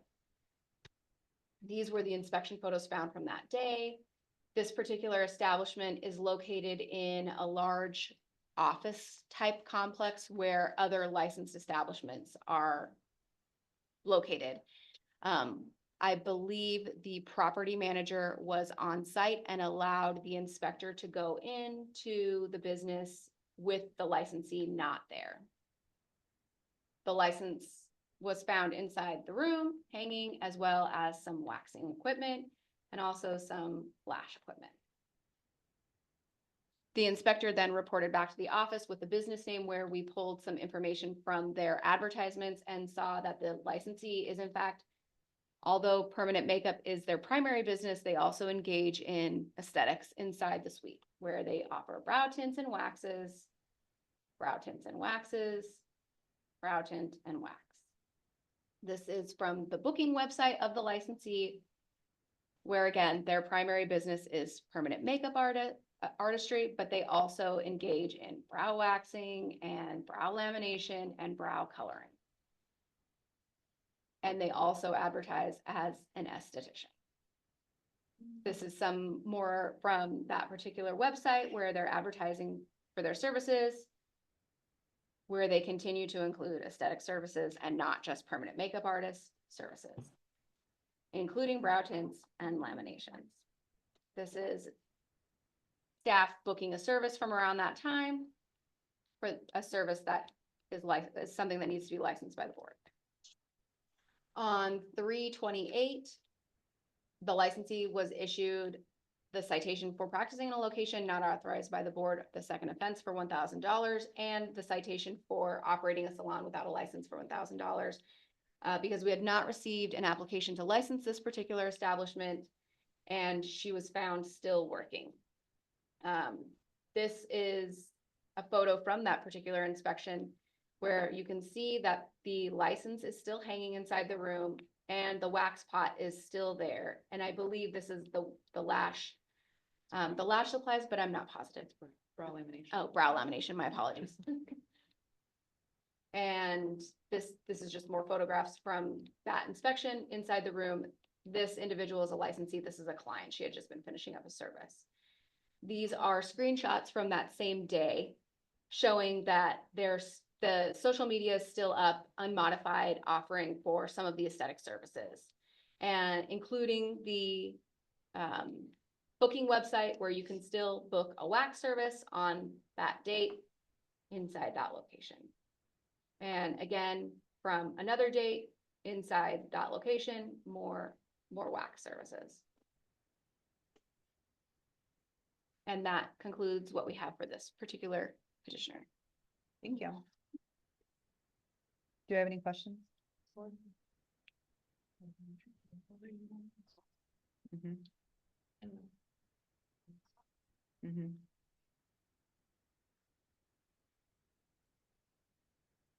Yeah, just because there's some confusion about the waxing and brow services being in that room, so it's. We see the pot, we see the lamination kit, those fall under our scope. Board member two. Chair. So that will fall under advanced aesthetics now? No, just regular. Just regular aesthetics, yeah. So, board member Harris for the staff question. So she is not a licensed esthetician? This is Janie Huggins. She is a licensed esthetician. She's just not, she's operating in a room or an establishment that's not licensed. Yes. Just be sure. Thank you. Okay, yeah, go ahead. One more thing. So, so that establishment is not licensed as a cosmetology place. In that office, is it just office, or is it in like a solar salon, or? This is Janie Huggins for the record. It's in a large office type building where there are a bunch of private suites, and we license those rooms that are licensed in that building individually. That particular room just does not hold a license with us. So there's people down the hall on another floor that do hold licenses with us. There's someone, I believe, like 2 doors down that is a full service hair, skin, and nails establishment. Yeah. There's at least 3 other licensed establishments inside that big complex. Right. It's comparable to the building that we're in right now, where you would go down a hall and there would be different rooms. And each of them, because they're each their own little business, we license individually. As far as the business and individual. Correct. Gotcha. Okay. This is Board Member Douglas, and she's Thank not here to defend herself. Is that correct? This is Janie Huggins for the record. No, the petitioner is not present. Okay, thank you. Come on, okay, thank you. Can you tell me how far they are? We're gonna go to him next. Yes. Yeah. Mr. Gowdy, we're gonna go to you next. We're just finishing up a petition. This is board member Wold. So yeah, I mean, I don't know. I feel like when someone is operating in a place without a license, they know what they're doing, because it's like you work so hard to get a license. Why would you not make sure where you're working at is licensed? So I don't know if you guys feel like we should make a motion, or did she say she wanted to reschedule, or is she a no call, no show? This is Janie Huggins for the record. She has not reached out about her attendance today at today's meeting, and she was noticed appropriately. Okay, yeah. I don't know. I just feel like, that's just really not safe. And I think that it's really irresponsible when people do that. And I wish she would have been here so she could at least kind of shared her part. So, but I don't know. I feel like that's just not okay. Board Member O'Brien, I'm sorry, Board Member Wold, if you go into the One Hub, you can review her statement for why she's petitioning today. And it does state in there that she is not doing aesthetic services at that location unless she travels, or using her aesthetic license at that location unless she travels to another shop, which she rarely does. However, in the inspection photos, it clearly states that brow lamination supplies and wax pot were discovered in that location, as well as her booking site. This is Board Member Douglas. I Oh, concur with that, but also. Petitioner Unique, are you present? Yes, I'm present. Hi, if you, can we put her in? Yeah, we're currently discussing your petition right now. If you want to jump on and raise your right hand, we'll get you sworn in. Okay, I'm at the airport. I'm sorry. Oh, okay. Certified personal services. Make You hear me? Yep, I hear you. Okay. Under penalty of perjury, do you swear to tell the truth, the whole truth, and nothing but the truth in this matter? Yes. Thank you.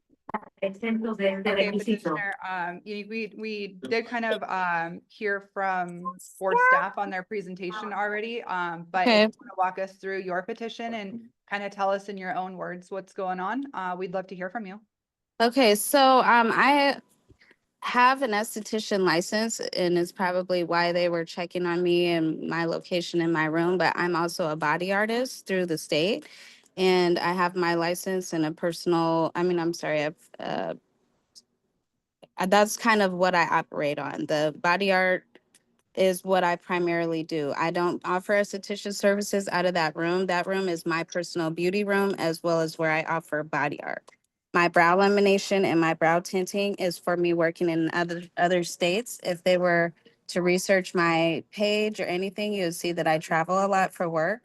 But what I offer in that particular room that day they came in there that I was not there to explain why they would see certain things like that is why they found the brow lamination stuff and the brow tinting stuff. It was in a closet locked away. It wasn't anywhere that it was being promoted. I had nothing in my room, in that particular room, that said that I was offering any esthetician, anything under the scope of what an esthetician would do.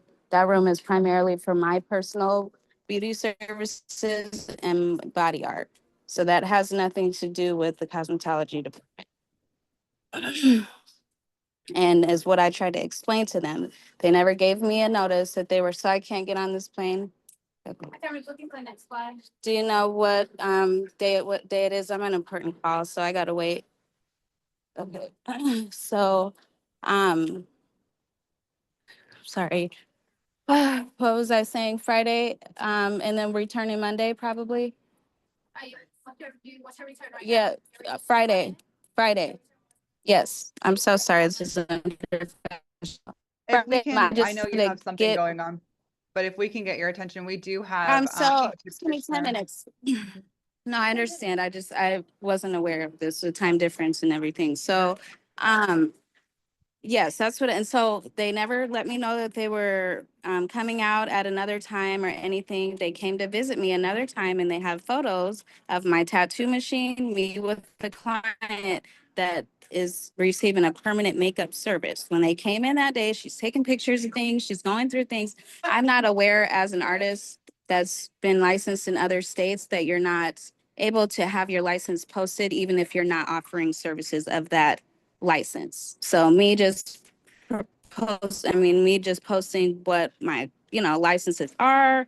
I have my body art licenses in there. I have certifications I've received from taking classes during beauty school and other things like that. So it was posted in my room just like to show that I am a licensed esthetician, but it was not, I don't offer anything in that particular room at, under the scope of aesthetics. My brow lamination and my brow tinting, I pretty much brought what I had from school to that room. So that's why there's products in there and different things that I had included in my school kit that was in the room. I had a wax pack because I wax my own body. I don't do that at home. I have a very small child. So I keep a lot of my expensive products and a lot of my own personal products in that room because I would frequent that room pretty often. So there's no makeup, there's no facial stuff, there's no body treatment stuff. The only stuff that I had in there was a wax pot, and that was because that was my personal use wax pot. That, like I said, they came in there the second time. It was two people. They came in there really aggressively approaching me while I was letting my client out the room, like just kind of overwhelmingly trying to like catch me in a situation rather than trying to understand what the situation was. I was not performing aesthetic services in that room, in that particular building. That is just a room that I offer body art services. Okay, thank you.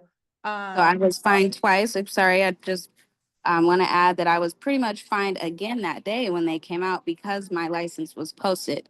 When my license was posted and they came in unauthorized, which I had to kind of issue with the building because the state was let in unauthorized. The state had no right to go in that room and the building had no right to let them in that room. And that's an issue that I had to discuss with the building.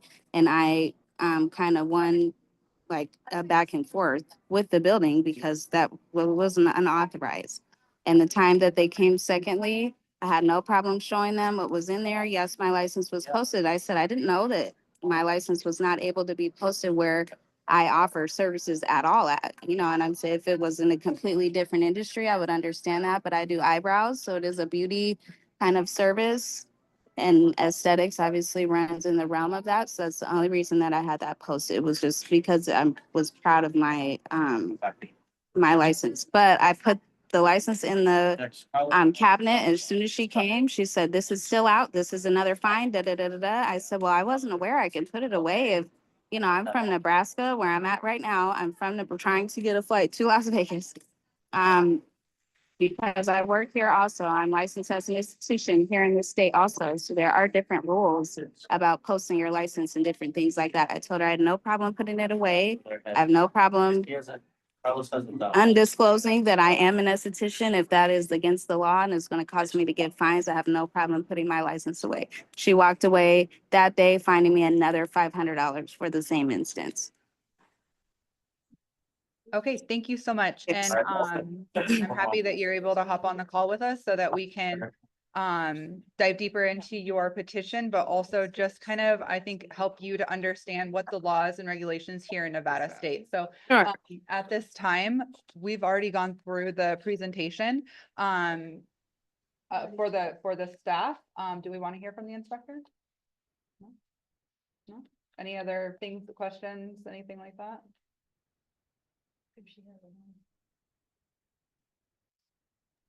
Hey, this is board member World. I think that the inspector we can listen to, but also I just wanted to know just that when you're in different establishments, you can't hang your license if they're not licensed for those services. So I hear that you're from Nebraska. And I just would get more familiar maybe with the laws of Nevada and the board staff and the members of the board, the people that work at the board as well are great resources if you want to reach out to them so you know and are more aware of how to hang your license and where you and when you can't hang your license. Because if your license is hanging somewhere and I see a wax pot, or if an inspector were to see a wax pot, they're going to assume you're performing services there. And there's laws in the NRS and about that. So I totally understand what you're saying and like what you're talking about, you know, not thinking it's a big deal, but the laws are there to protect the public. And we always just want to make sure that if we're working somewhere that it is safe and secure, because, you know, to us, it may seem simple, but then we get more extreme cases where things get really blown out of proportion, and that's why we can't overlook these types of instances, because you know we, you know, under oath where it's good faith, but you know we have people who are doing services in unlicensed places and it gets unsanitary or it's unsafe, and you know we just are also here to protect you and protect others, because then you know people get in trouble and that's not fun either. So but I would like to hear from the inspector too. I would just like to add maybe for them, because in the state of Nebraska, they won't come by or enter your place if you're not there. So that's what I kind of feel like is like, because it's easy for you to just assume, like you said, you're going to assume, and that's causing someone like me who's a small business owner or a freelance artist a lot of fines and a lot of money, when a conversation could just be had to get us to, you know, to get to hash out a simple misunderstanding. Now, you know, I've been fined twice. When I went up to the board the first time, I went up to the office the second time trying to explain the situation. And it's almost like a kind of a, it's there. I had no, it was just by the grace of God that I was there the second time they came, because they gave me no notice that they were coming a week later. And she said they came out a week later because they didn't see an application for my cosmetology license, but I'm not offering that. So it's almost like a bullying kind of, you know what I'm saying? That's how it felt. And there was a lady in my hallway that was there that witnessed the whole situation. And she was observed by the same inspector who came in and did her inspection and everything. And she also made her and her client feel very uncomfortable. And she let her know that day. It's just about the approach. You know what I'm saying? Everyone is not doing things unethically and illegally. And if you give some people a chance to really explain it rather than trying to just assume that, because that's really not, I mean, for people to be having legal action against their license from an assumption is kind of extreme. That's the part that I've been, that I really wanted to voice for this whole appeal situation, because the state that I come from, they won't enter anything if no one's there working. You know, that's just kind of in my mind, that doesn't make sense to why the state would be allowed to do that without an artist or a service provider being there to explain kind of the situation to avoid. Because I would think as the board that you want your artists and your licensees to maintain their licenses, you know, and Yeah. keep their licenses so they can continue to work and make money. But Yeah, it's kind of like a absolutely. bullying tactic with her telling me, oh, I came back a week later, unauthorized and unknown, you know, unaware to you that I came back because I didn't see an application for your cosmetology license or your cosmetology Board Member O'Brien, I think, license. Can we get thank board you so much. advisement? I think that we just really need to focus on Nevada law and statutes here. Because Right, that's what I'm saying. That's what I'm saying. I don't sorry. understand that. One second. Thank you. So we really just want to get an understanding, and to do that, we're going to continue to get this process going. We're going to talk to our inspector.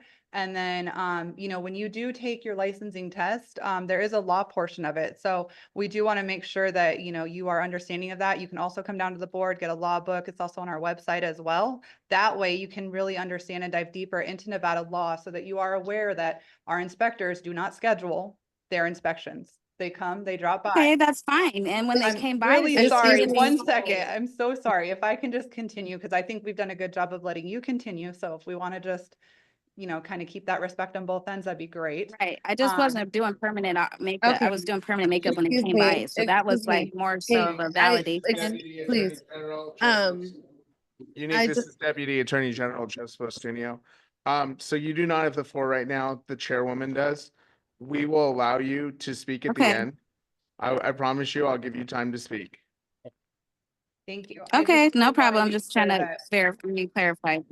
I know when we're on Zoom, it's just really hard to know who's talking and when, so I just want to make sure that, you know, you're hearing us too, because I think that you had said several times that there was just confusion on, you know, what's allowed here and what's not. So I really want to make sure that, you know, at this point in time in the petition process, that we're able to kind of tackle that. So let's hear from our inspector and kind of get some questions over to her, over to her. That way we can kind of go forward. If, Board Chair, this Yeah. is Janie Higgins for the record. If I may Yeah, just please. interject with one piece of information. The petitioner is a student of a Nevada school, so they obtained their aesthetics license initially in Nevada before then transferring it to another state. So she should be well-versed in Nevada law since she was a student of a Nevada school. Thank you. Do we know the date that she was licensed? I think that was put in the. March 2021. Okay, thank you. That's helpful. Okay, let's hear from our inspector at this time, and then we will come back to you. I promise you, you'll get a chance to respond to everything, okay? Chair, speak down for the record, Dana, you're still under oath. so you're fine. Okay, thank you.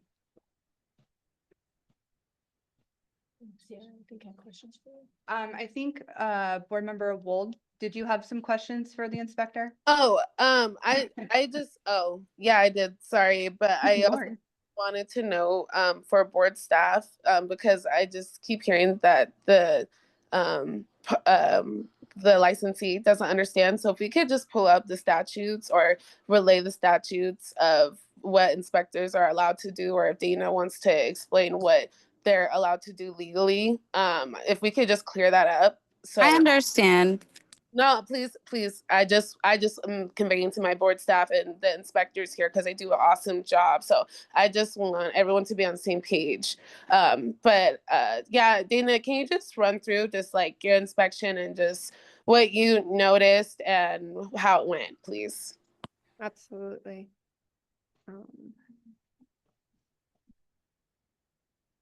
Are you gonna pull up the statutes? Okay, thank you. Search again.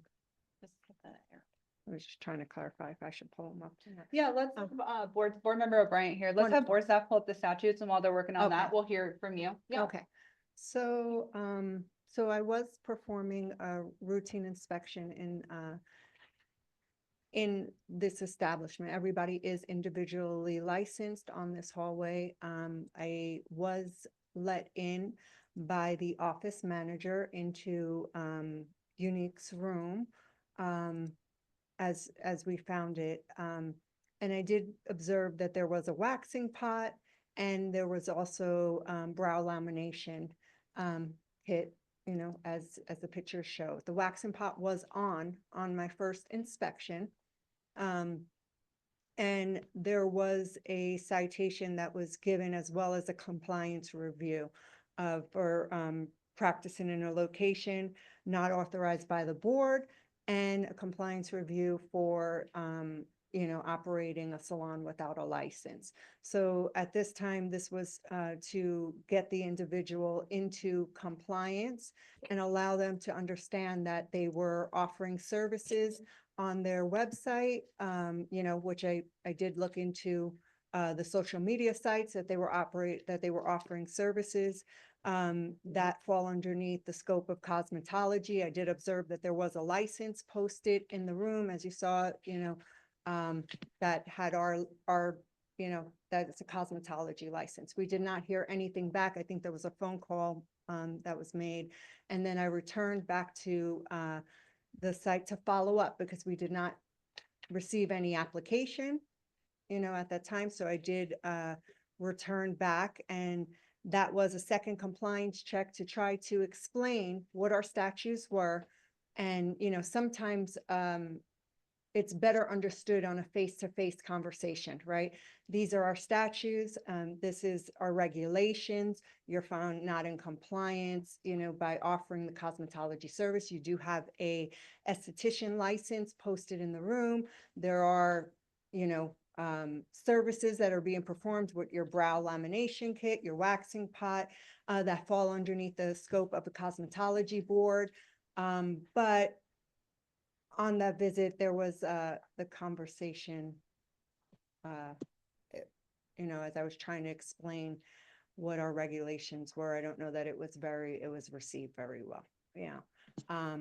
So there was a second citation that was issued after that second visit, you know, because the whole the hope of my visit was to either get compliance, either by coming into compliance by submitting an application that you want to perform these services, morning. or removal. Thank you. Thank you. Or removal of the services. Thank you. I also just want to point out to the board, you know, this is a similar situation as if, and one that we've come into contact with in the past quite frequently, like the cheese graters and nail salons, right? So this is a very similar situation to that. So just keeping that in mind, you know, if it is on the premises, it is assumed to be used. It's not supposed to be there because it's not licensed for the use thereof.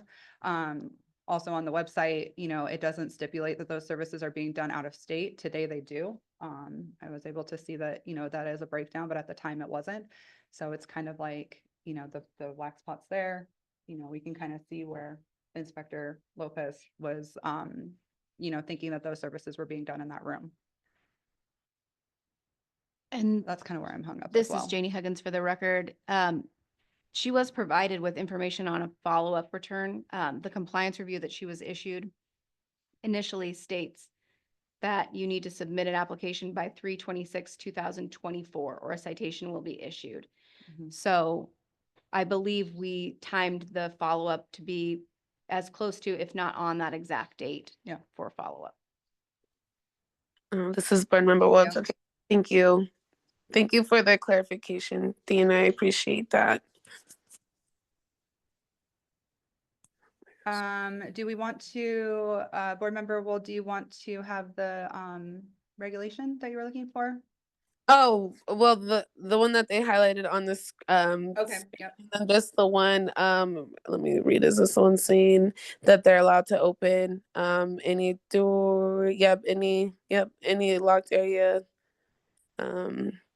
Yeah, so that's pretty much what I just wanted to go over with, what they highlighted, because she just kept stating that she didn't understand why she could just go in the room and unauthorized, and why the state's allowed to do that. So I just wanted to make sure while she was here that we were able to convey that to her, whether or not she received it before or not, that today we talked about it. So Okay.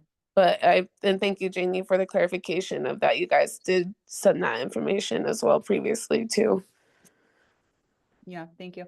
I have a follow-up for Inspector Lopez. When you're doing your inspection, you mentioned that it was a routine inspection, right? For the buildings. There were other routine inspections that were performed. Gotcha. On that inspection. Okay, so it wasn't like a complaint or anything that came out to that specific location?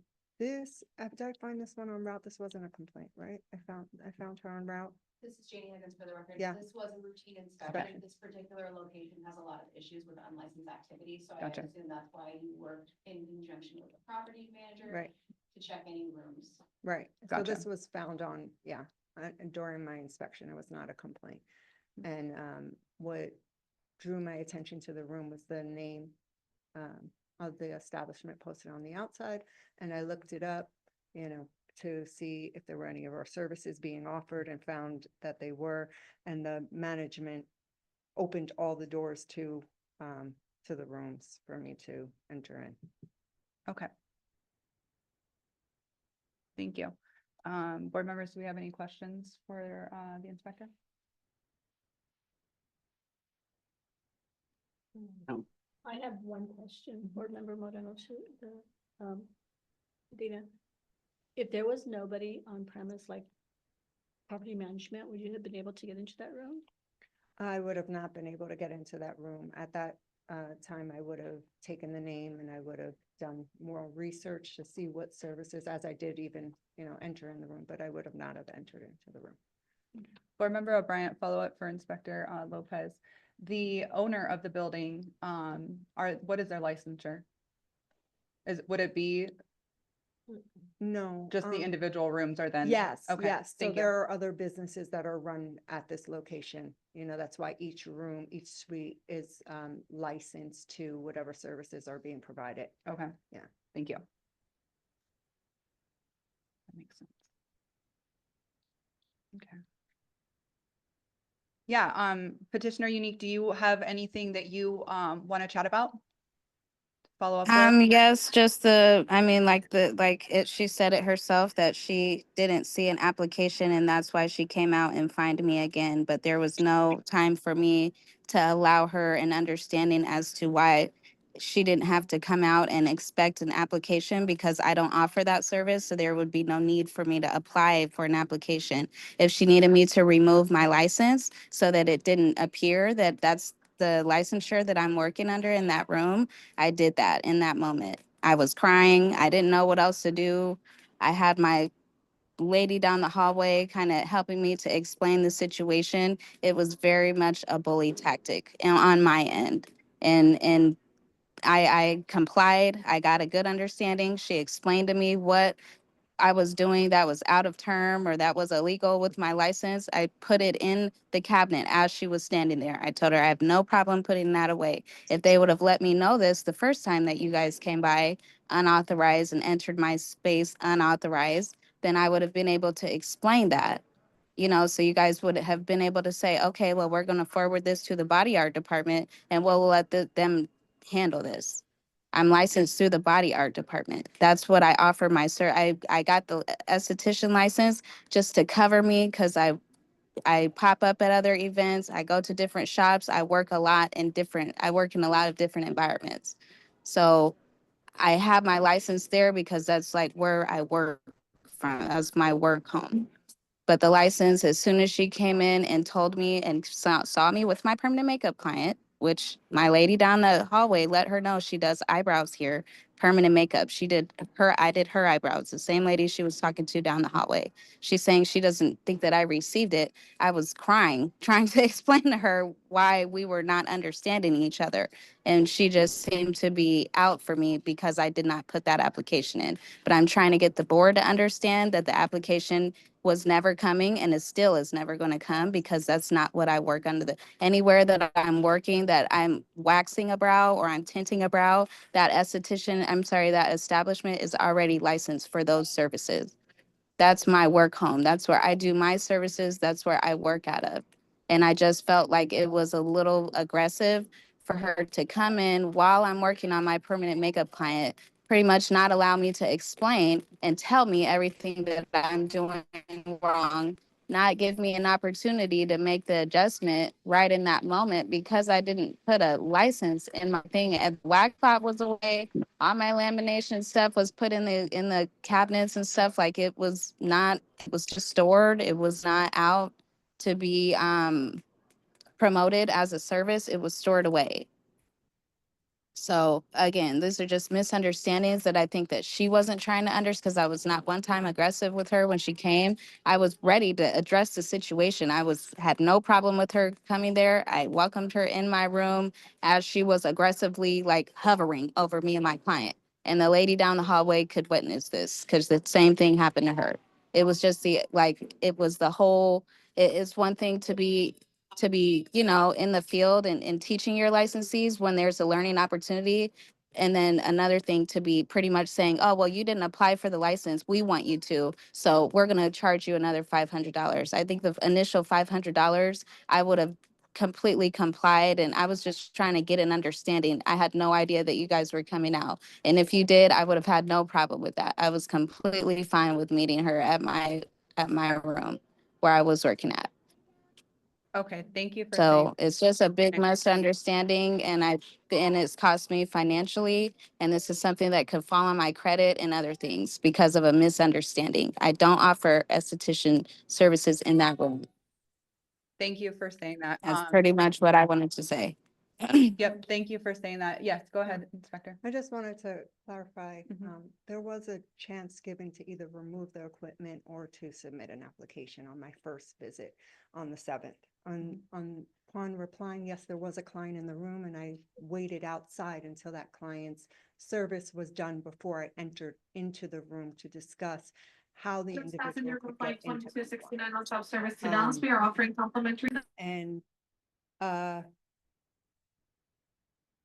the response that I got on that second visit was that her license could be posted in there and she can have the waxing pot, as well, Mhm. while I was trying to explain this falls underneath the scope of cosmetology. Mhm. So if you're performing PMU, that is fine, but you would need to either remove the cosmetology equipment Mhm. or come in compliance by submitting an application. I did that right in that moment. I have no problem inviting you in or addressing you and I was open to have a conversation. I went down to the board multiple times. I've called multiple times. Okay, So thank you. that's just more Yep. so of an understand. I never try to You need be just 1 second. Thank you. aggressive or like that. I was open to it and I was well received. I'm a 30-year-old Unique. woman.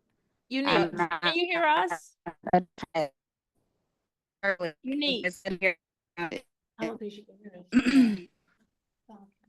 Okay, yes, thank you. I think we definitely have a good understanding of your end of it. And thank you, Inspector Lopez, for going through and explaining kind of what happened in your words as well. It definitely gives a good oversight as to kind of what occurred, but I definitely think that just a couple things need to be put on the record. Number one, inspections can be done when the inspector shows up. It's not scheduled. It's not something that's notice is given, hence the term inspection. And then, the brow lamination and wax pot fall under our licensure scope and they're on premise. So whether they're put away or for personal services, it is in the room and it's not supposed to be there because it's not licensed for that. I think that those three things are, the license on premises as well for the aesthetics. So I think that those three things are definitely what we have to consider in this situation. I think it has been said time and time again that there was a misunderstanding. However, we do have to consider that she is a licensee of Nevada. And our main point to all of this is to get her into compliance and get her an understanding. So if, that comes down to, a citation like this, or, just coming down and meeting, whatever needs to be done is something that's outside of this board's purview at this moment. Right now, we need to decide if there is a citation, if we should uphold it, reduce it, get rid of it. What are we doing in this situation after hearing from the petitioner, from Ms. Lopez, and from our board staff on, the regulations and kind of what the law stipulates. So if we can, as a board only, please discuss kind of where our comments and thoughts are on that, and then we'll be able to prepare a motion, because I think we've heard all that we can hear and that we need to hear to make a very fair decision at this time, in my opinion. One quick question. Yeah. Board Member Harris to the staff. Yeah. How much time is between offense number 1 and offense number 2? This is Janie Huggins for the record, approximately 2 weeks, and there were multiple phone conversations in addition to the compliance review. Okay. Board Member O'Brien for Thank you. staff, was it made clear that the wax pot and the brow lamination was the reason?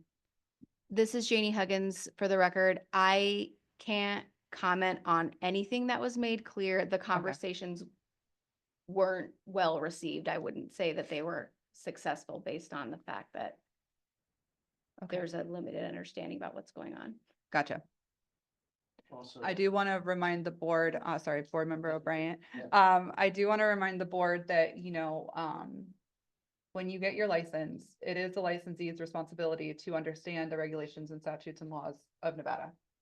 We're here to assist and to guide, and that is why the first you know, meeting happens and why people are told kind of that and why the board is so helpful and available to that. But, you know, after that, it does fall on the individual at some point to understand and get into compliance as well. Go ahead. Yes, Madam Chair, Steve McDonald for the record. Further, a compliance review. So said this many a time for the over 2 years I've been here. The compliance review is a warning. I mean, always issue a warning to try to get that person in compliance. That is our MO. That's what we do. Because the key is to get them in compliance, to work with us. And if they need to be licensed, have a licensed establishment, meaning a salon, or have them individually licensed, or that they're working within their license, the scope of their license, we try to get them in compliance before we use the additional deterrent that's been given to us and provided to us by the Nevada legislature. So we do work with that individual, especially the individuals that have gone to school here, got licensed here in Nevada, and then use this license in Nevada to go to another state to get licensed on a reciprocity. So they're not going to school in another state. They're using their license here, that they learned the law and the rules here, and they're going to another state to get licensed. And that's what happened in this instance. So she was licensed here, learned everything here, took the exams here, passed them, and then used her license to go to another state to get another license. So she didn't have to go through all the testing. So just wanted to put that on the record that her main license is here in Nevada. Okay, thank you. Board members, do we have any other questions, comments? Board Member Harris, well, I'm having an issue with the 2.5 weeks between these occurrences.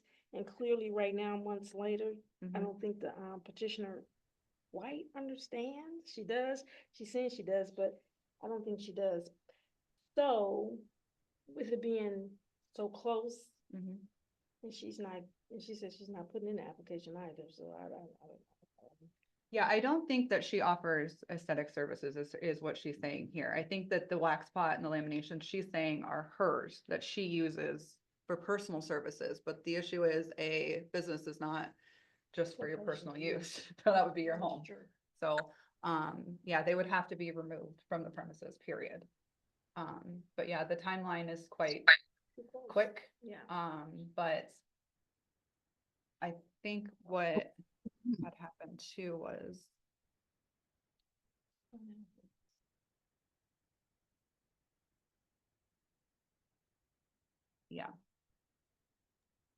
yeah, the 7th and then the 28th, I think, right?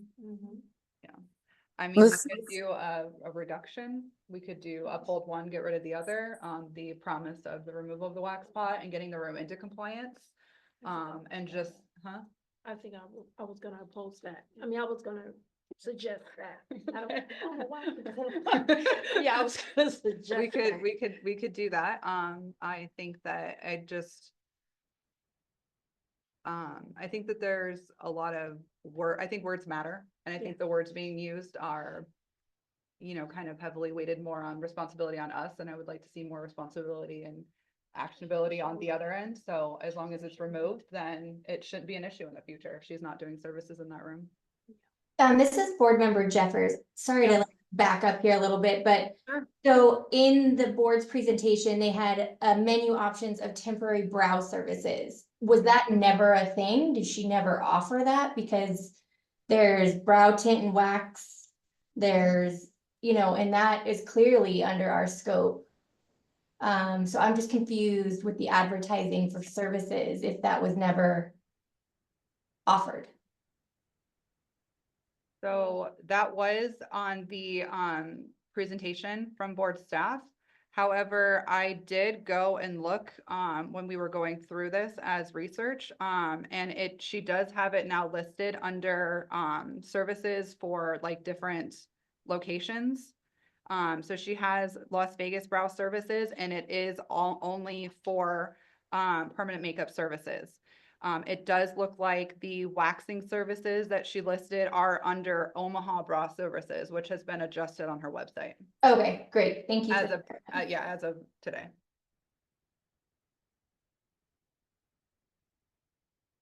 How are we feeling about the suggestion on the table for the 50% reduction?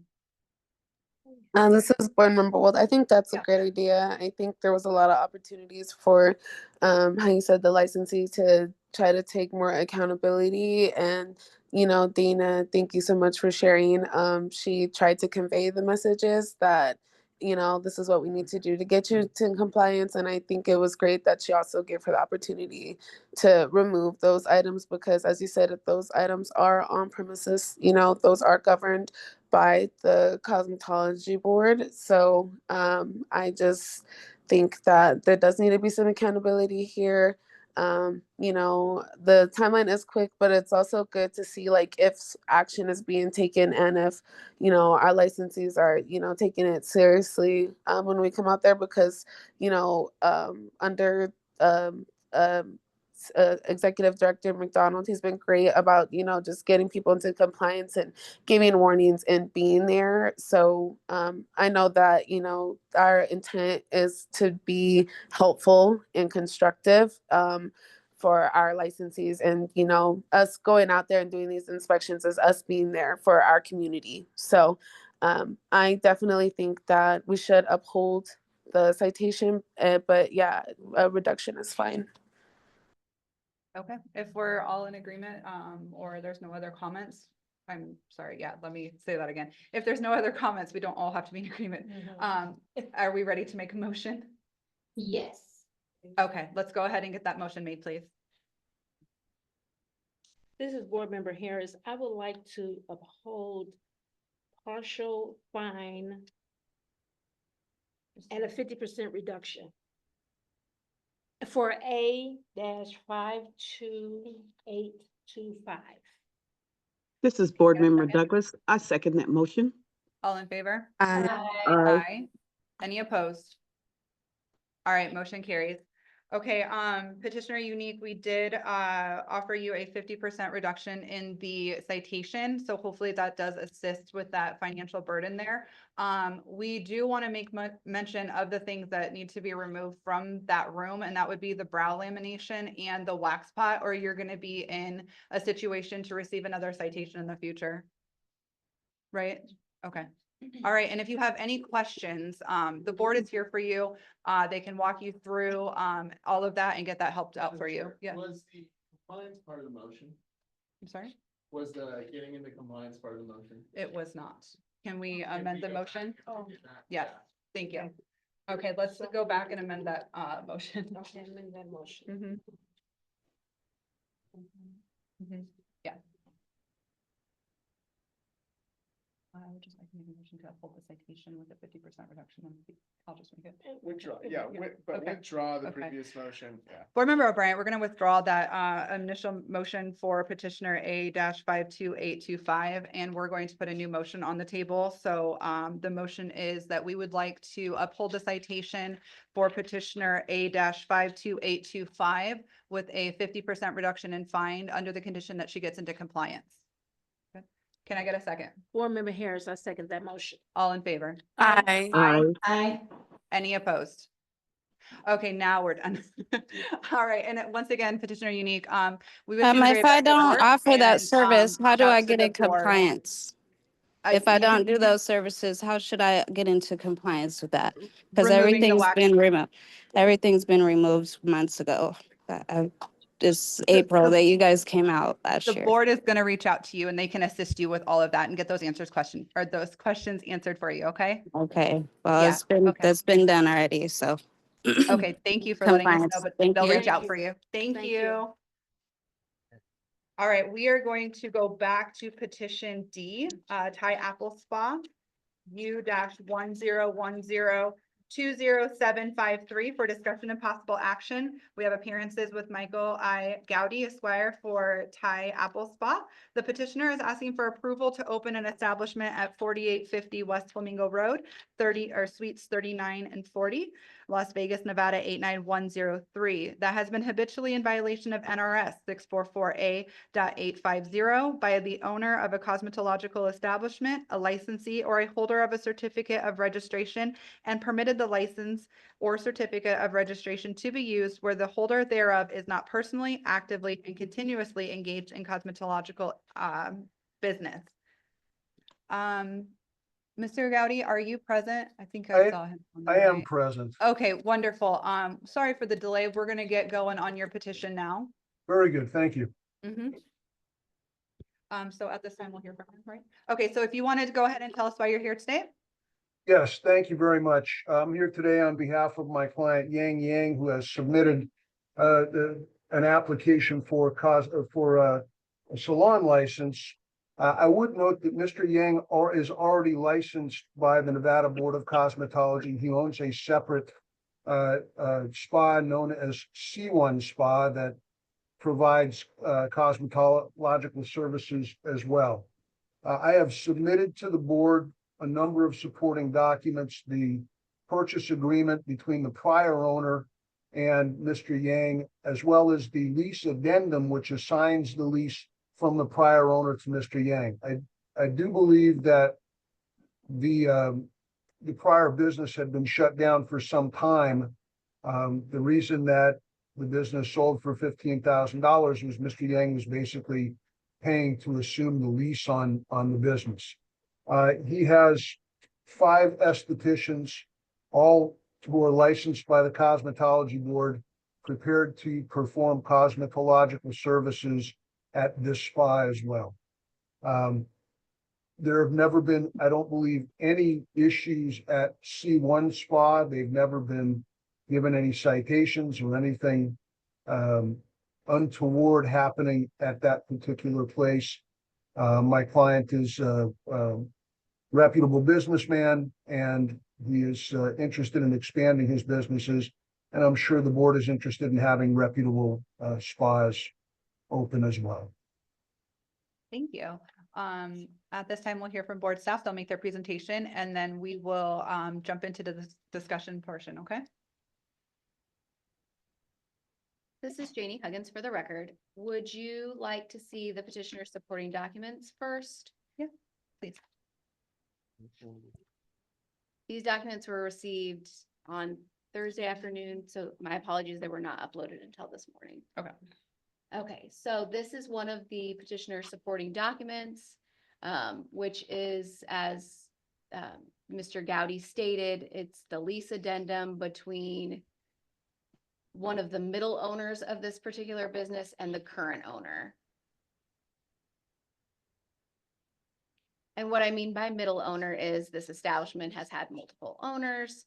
There was a pending application in with a potential owner who was directed to petition just as this petitioner was directed, and he declined to do so. So that's what I mean by a middle owner. This is another document that was submitted on behalf of the petitioner, and it's a lease document for the space.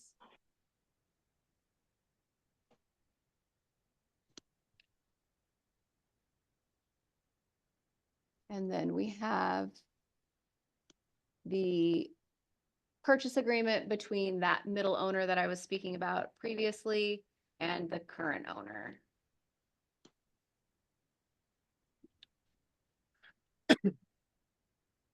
And these are all uploaded into OneHub for you to review as well.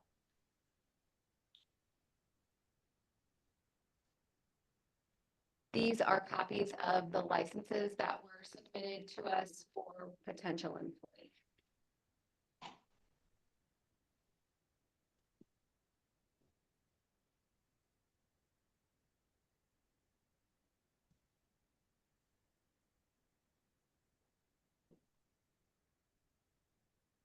And this is the presentation created by board staff. If you're ready to see that, I can go through that. Can we pause for just 1 second? Absolutely. Thank you. And we're just going to pause 1 second so board members can go through these documents that were uploaded this morning, as we haven't had time to review those.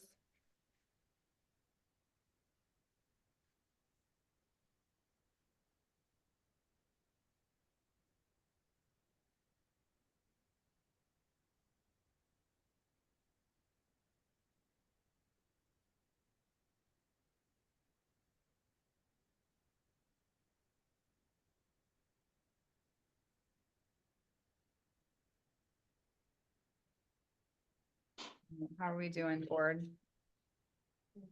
Are we ready for board, staff's presentation? Do we need another minute? I'm ready for them to proceed. Proceed, okay, everybody good down here? Yeah. All right, okay, we're ready. This is Janie Huggins for the record. The petitioner is petitioning today to have the approval of an establishment license that couldn't be administratively approved by board staff because historically, the business has had an issue where there has been no aesthetics or cosmetology services or licensees continuously engaged in business. This business has had several different owners. I believe he is number 4. There was an applicant that withdrew an application in August, I believe, of 2024. Since the initial license date, there have been multiple inspections where the following issues have been identified.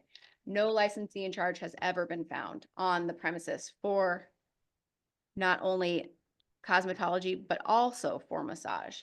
We've found copied or altered licenses, little to no cosmetology or aesthetic equipment found, living quarters, and excessive surveillance equipment. This is an inspection photo from board staff found on 2/23/2023. There was no licensee present. That was either like a licensee of the cosmetology board or massage board. And we found this photocopied license hanging on the wall. These were, And as you can see, Steve McDonald for the record, when they try to copy, you see the void comes out. That's how we know it's absolutely fraud. these are from the same inspection photo, where we observed various living quarters and personal items throughout the establishment. This is where a woman appeared to be sleeping. This was her nightstand, with her personal items in it. We also found various bottles of personal hygiene product and toothbrush, toothpaste. This was a treadmill that was found near that living quarters room, along with food from previous meals. This is some luggage that was found inside that room on the same inspection date, and this is a photo of the exterior of the building from that inspection. Also from this inspection, we observed that there was no disinfectant present. There was just empty containers and various empty bottles that were not labeled. This is another pan from another inspection on 3/26/2004, showing all the various licenses that were posted and hanging on the wall. There were no licensees, no licensee in charge was found during this inspection. This is a timeline of events provided to us by the Las Vegas Metropolitan Police Department, outlining at least 4 interactions where sex was solicited from an employee by an undercover officer. I believe, although it's not, the person isn't named in these, this timeline, but I believe in several of these events, the person that was actually solicited was not a licensee and is now a licensee at this time. Oh, yes. Down here where it says this female was later identified in those previous event numbers as an employee. It's the same person over and over again. And that concludes what we have for this petitioner. Okay, thank you. So at this time, we'll go ahead and have our board comments and questions to anybody. This is Board Member Douglas. I have a question, a couple of them. I'm trying to see where this treadmill, is this the front door area? This is Janie Huggins for the record. Yes. So you walk through a front door and then to your left of the establishment, there is almost like there was at the time anyway, a kind of a desk type area and then the treadmill on the other side of it. And then you could start to walk towards the rooms. The room that appeared to be the living quarters was the room during that inspection, first on the left side of that hallway. Okay, so these beds that are in these rooms, are these working rooms or is this where the people were sleeping? There appeared to be rooms where individuals were sleeping, but there were also various beds that did not appear to be used for normal sleeping quarters. They were made up for services. Okay, because I'm looking at the beds, and normally when you go to a spa that I've went to, the bed is normally in the middle of the room. So if you need to go around and do other services, Yes. but okay, correct, because these seem like they're just up against the wall. And This is Janie Higgins for the record. You are correct. Several of the beds were positioned up against a wall, and they appear to be in the rooms that were set up for living quarters.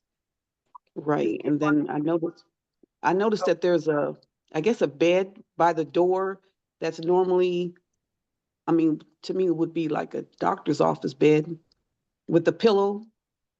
And I see this little stool, which would be a child. And I know normally children don't go in spas when the adult is getting services. So I was just looking at that part. This If is I Janie might- Higgins for the record. That particular area is in what you might consider the reception type area, right in front of one of the private rooms that appeared to be living quarters. Okay, that bed right there with the pillow right there at the front door? By the treadmill, yes. Okay, thank you. Board Hi, Member this Bryant, is- just oh. to clarify, these photos and citations with the LV and PD were from the previous owner, correct? Correct. Previous Correct. owners, right? This is and Janie in- Higgins, correct, from the Yeah. previous owners. Okay. Hi, this is board member. Oh, sorry, Madam Chair, were you finished? No, please go ahead. Yep. Okay.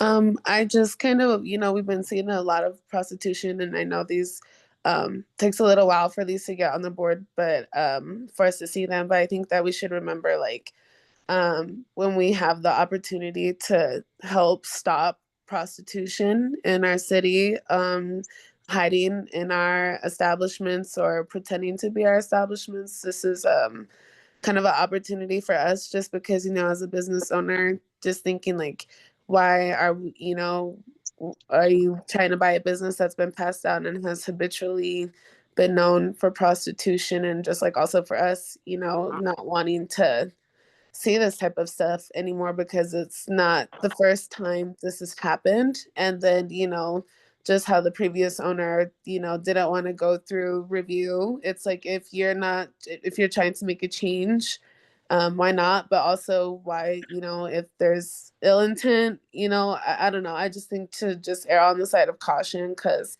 it's a problem. And then it just also allows us to help our community by, repositioning our workforce to not have to deal so much with this. But if we continue to let habitual locations that are known for prostitution continue, I just think it's just kind of worrisome in a way. Yeah, Might I thank you. respond? Thank you for saying that. Board Member O'Brien, Mr. Gowdy, I have a question for your client and Yes. yourself. Oh, I'm sorry. The client, Mr. Gowdy is the one still talking. Madam Chair, is his client going to talk? Mr. Gowdy? Is your client? Yes, my gonna client, talk? my client can answer questions if you'd like him to. I would like to address what was previously said. Well, yes, Mr. Gowdy, Steve McDonald for the record. Can I put your client under oath then, right quick? Yes. Okay. Does he understand English? Maybe you can manage chair with him. What's his? Mr. Gowdy, does your client understand and speak English? Yes. Okay. What's his? That was Joseph Mustunio for the record, sorry. Okay. Yang Yang? Hi, good morning, everyone. This is Yang Yang. Hi, good morning. Could you raise your right hand, please? All right. Under penalty of perjury, do you swear to tell the truth, the whole truth, and nothing but the truth in this matter? Yes. Thank you. Thank you. Mr. Yang, I have a question for you. Yes. Mr. Gowdy had mentioned in your statement that you are a current licensee and business owner here in town for a salon. Can you tell us where your salon's at and kind of how long you've been in business, what services you offer? The address? You do eyebrows? The C1 spot is located at 8565 West Sahara Avenue, Suite 111, Las Vegas, Oh, I'm so Nevada. sorry. I just meant like the area of town. Sorry, Oh, not like your actual it's address. like the west side of the of town.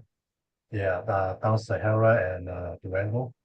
Oh, okay, nice. And what services do you guys offer? Cosmetology and massage. And massage, okay. Yeah. Yeah, can you tell me the services? Massage and what other ones? Cosmetology. Which services under the cosmetology realm? I guess the issue, what kind of services do you offer? Facials, and you do. Oh, facials. Yeah. Facial, okay.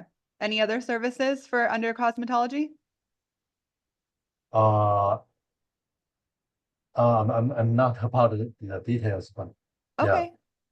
Okay, do you have employees at that location? Yes.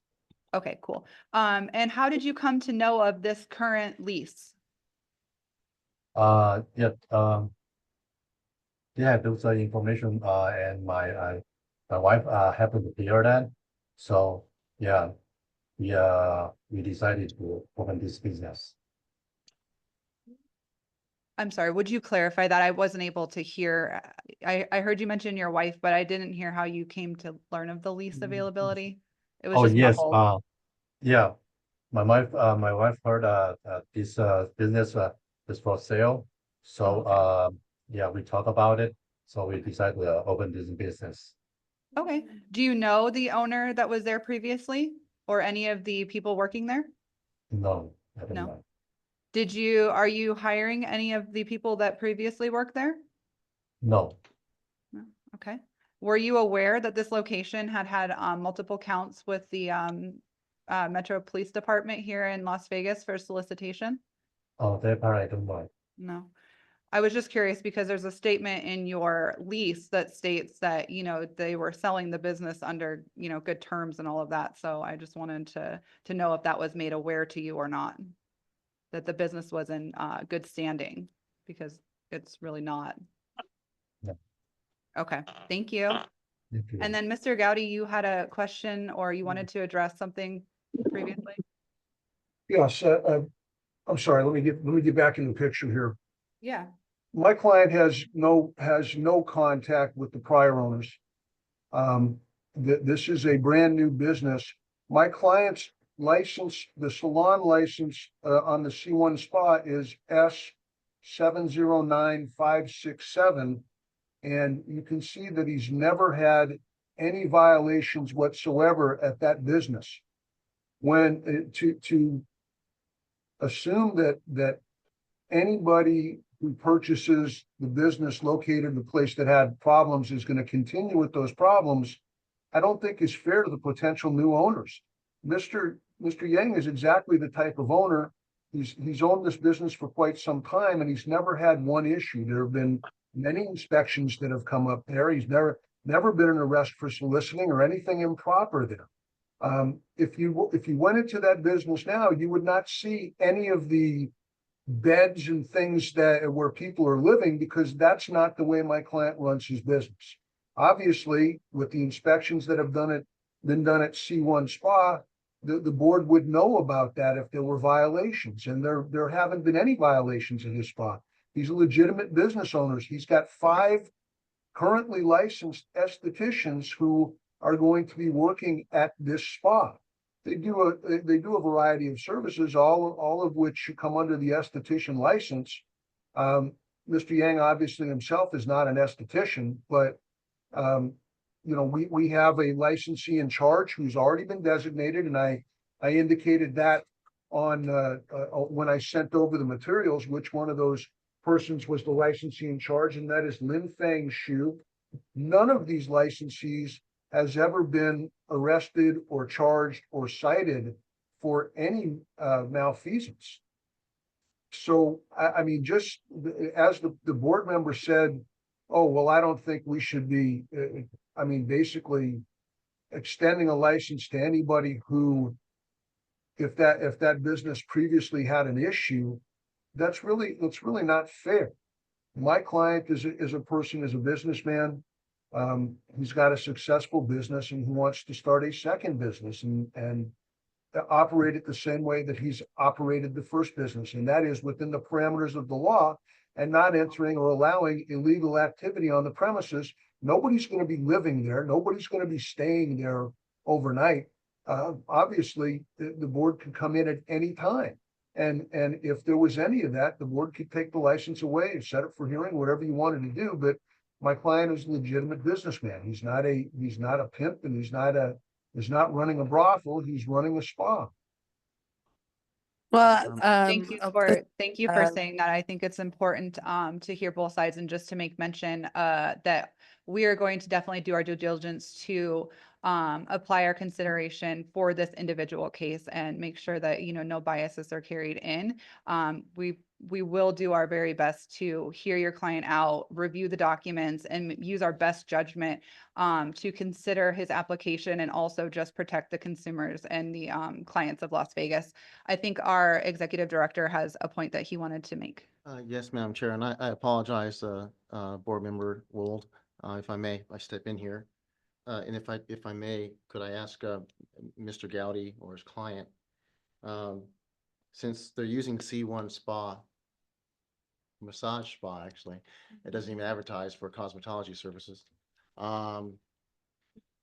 If it's licensed for cosmetology, why at that location at C1, why aren't there any cosmetology services being offered?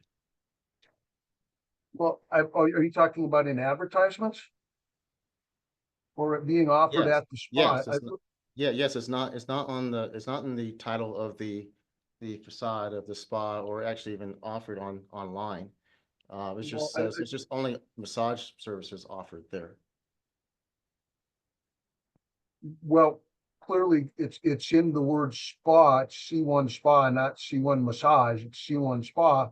And they do, on the outside of the business, offer cosmetology services, and they always have at least 2 estheticians on site at all times. And they have all of the legitimate equipment and everything else necessary to maintain a spa license at all times. This is Janie Huggins for the record. Just to clarify, so C1 Spa is a licensed establishment. It is licensed for skin services. It is a relatively new establishment. I don't believe it has received a routine inspection since it has passed its opening inspection. So for the petitioner and counsel to say that it's received multiple inspections, it might have received multiple inspections from us regarding its opening or other business licensing agents. I do not believe, have inspected it on routine since it was opened. I also believe that at this particular location, I don't know if the petitioner did actually hire, but he did present us with a licensee in charge that has in fact been arrested for soliciting prostitution inside of a massage type business spa. He did provide that information to us to be a licensee in charge at C1 Spa. And I believe he was provided with a direction on getting a different licensee in charge, which he did comply with. This is Board Member Douglas. Do they have a cosmetology license or a licensee on staff? This is Janie Huggins for the record. Yes, they've provided us with licensees in charge, but we have not, because the business that's being petitioned hasn't been inspected because it's not licensed yet, and because the other business is relatively new, we haven't been able to verify on inspection that those people are actually to be found inside the establishment. Okay, thank you.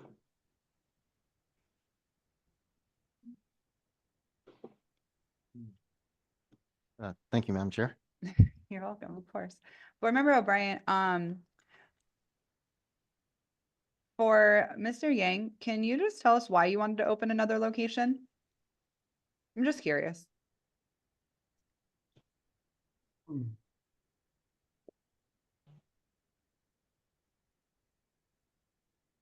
Oh, hi.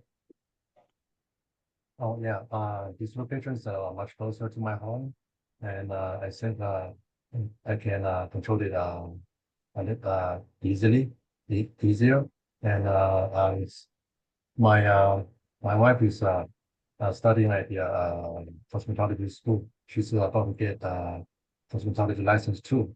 So I feel it's a better working place for her too. I decided to open this business. Yeah. Well, that's great. What school is she going to? It's school in LA.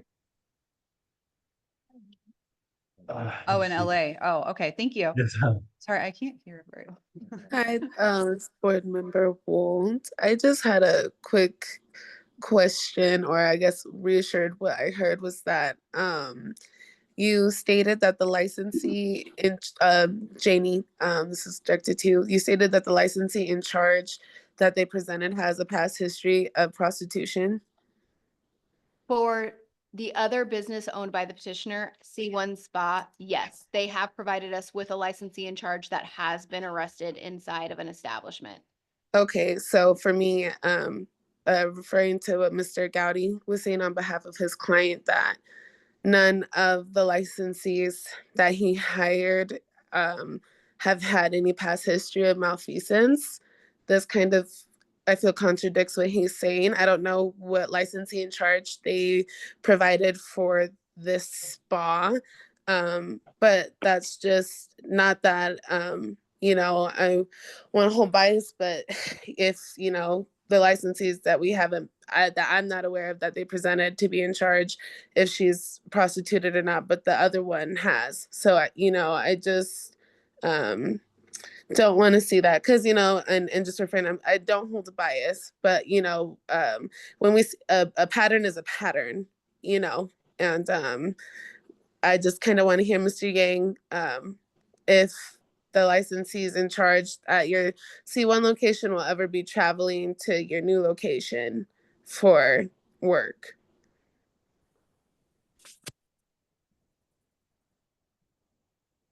We have opened. He said, he answered no, but but the licensee in charge at C1 is not the one who was initially put forward. All of the people that is put forward for this and the ones who work at C1 Spa have been vetted. When a soliciting case occurs and then it's sealed, and you run a background check, it doesn't come up. So I apologize if I misspoke, but what I said actually was all of the people that have been put forward here, nobody's been arrested and charged with soliciting. At the spa, C1 Spa, nobody that currently works there has been charged with soliciting. He was not aware that the one licensee had been charged because apparently I don't know, I don't think there was a conviction and it was sealed and he's not able to see that. Thank you. Board Member O'Brien here. I have a question. Mr. Yang, how often do you go to the salon that you currently have now? How often are you on the premises? Right now, not quite often, honestly.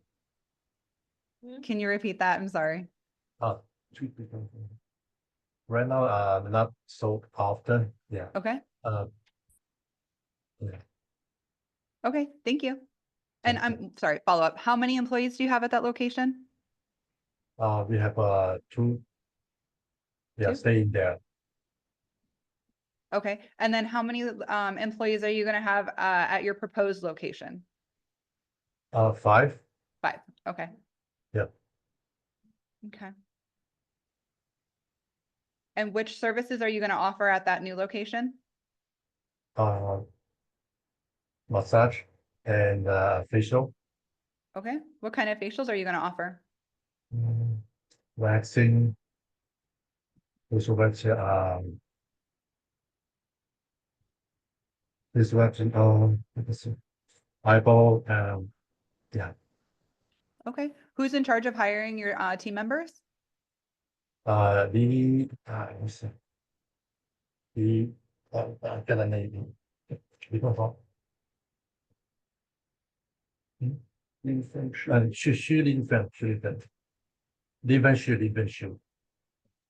I'm sorry, will you say that again? Lin Fen Xu. One of the Designated- licensees. Right, the licensee in Okay. charge, she's gonna do all the hiring and basically managing the spa until Okay. his wife gets her license, and then she's going to step in and manage the spa. Okay, so she's in LA getting her education. Yeah, the education. So then right. she'll have to transfer it to Las Vegas and then she's gonna Yes. take over those services. Okay. Yes. How did you find your licensee in charge? Oh, my wife find it. Can you elaborate?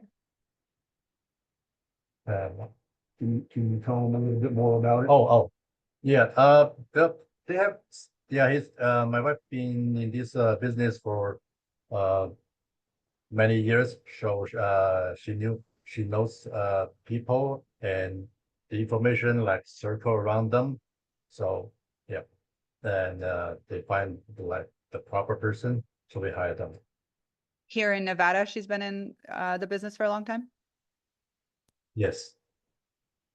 Okay, how was she in the business here? Doing what? Oh, she's doing massage only right now. She don't have a cosmetology license. Gotcha. And Yep. then your licensee in charge, what are her specific services that she specializes in? Yeah, pretty stuff. Yeah, she's an esthetician. What does she do? In a spa. Yeah, so she manage other employees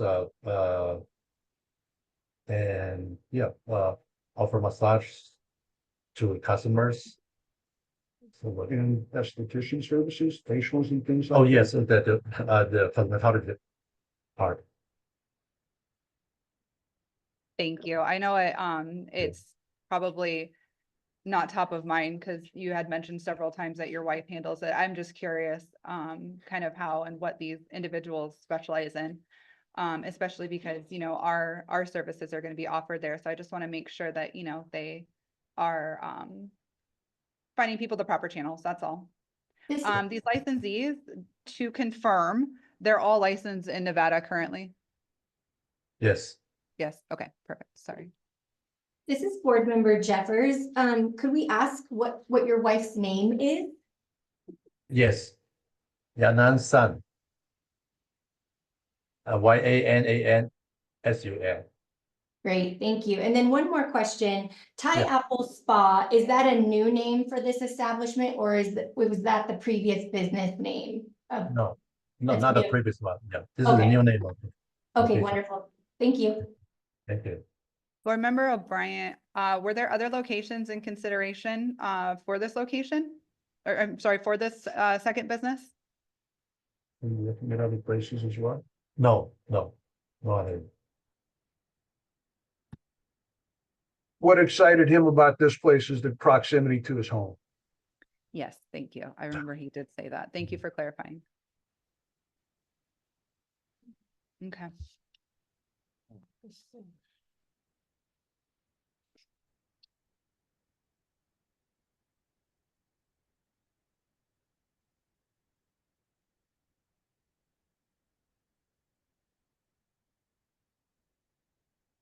We're just reviewing more of the documents, that's all.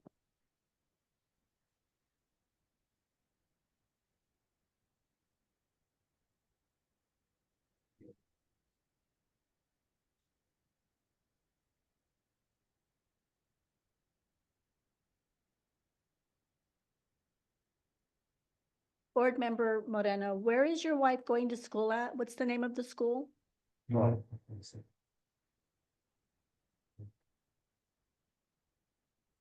One second.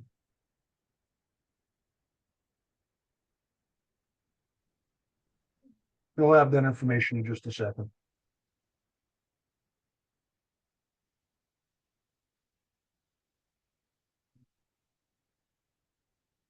JCL Beauty School. JLC, so JLC Beauty School. They have a website, jlcbeautyschool.com. Thank you. Thank you. Board Member O'Brien, when you did your walkthrough on the premises, can you share with what was in the rooms, if anything, kind of what you saw on your walkthrough? I'm sorry, say that again. The room? Yeah. When What you did you did your see in the- walkthrough, for the new location that you're, Is there anything that we're there? here today about, can you talk to me about what the premises looked like? It's it's a spa. Did they have equipment in there? Was there any equipment or anything, or was it empty? Oh. Oh, yeah. Oh, when I was in Yeah, there. but when you bought it, when you walked through, Oh, the equipment? yes. No, the equipment, no. So you saw those Uh-huh. pictures, you saw the pictures. Was all that stuff in there, the beds and, the treadmill and all that stuff? Was that stuff in there when you walked through it? Oh, no, they moved it out already when I was in there. Council, Gowdy, is there somebody else in the room? This is Deputy Attorney General Joseph Ostudio for the record. Is there anybody else in the room? Yes, his wife is here. Oh, no, I'm okay. sorry, who is that? Who is this? Just a friend, yeah. Is, Oh, what's her name? Me. Mei Shu is here. is she answering questions and giving him information? Because I'd like to swear her in as well.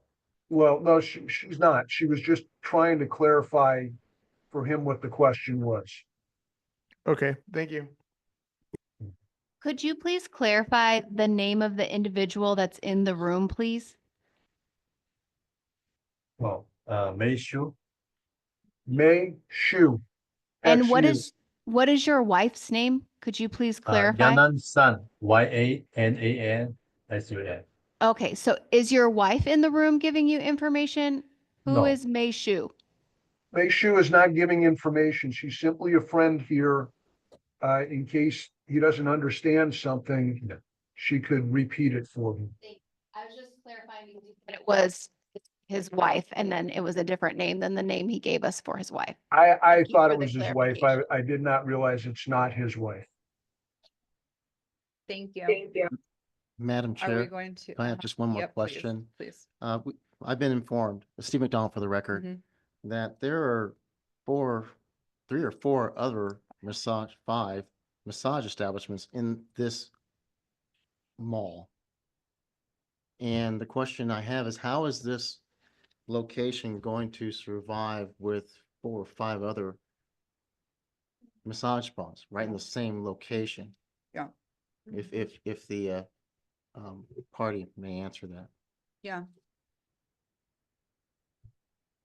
Yeah. I think the question is, because we are business owners, we look at, surrounding businesses and local competition. There's 5 in that location that you're wanting to open. So how are you going to differentiate? Why do you think this is going to be successful?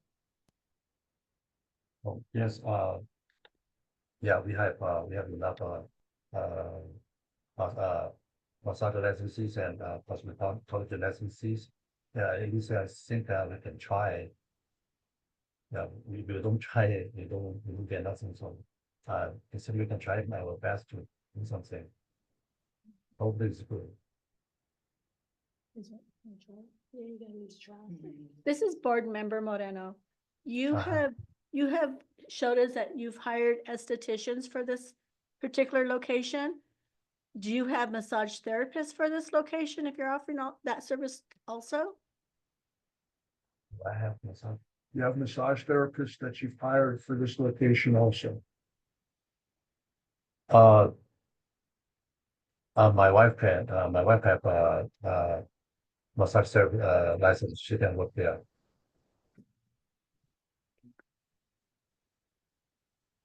I'm sorry, I'm confused. I thought your wife was going to be at school in LA. Yes, she's having education right now. Okay. She Yeah. currently So when holds a she comes massage back, license. she's gonna Yeah. do the massage. Okay. Okay. Yeah, Madam Chair, Uh-huh. we believe the name that he gave us, Soon Yanyan. Mhm. She does have a massage therapy license. It was issued back in 2016. Okay. Nice. Is she going to be working at the location as well? Yes. Okay. How come you didn't mention that when I asked? Well, You just said your wife. Come on, now we need all the details. Yeah, my wife. All right, thank you. Any other Thank questions, you. board members, comments?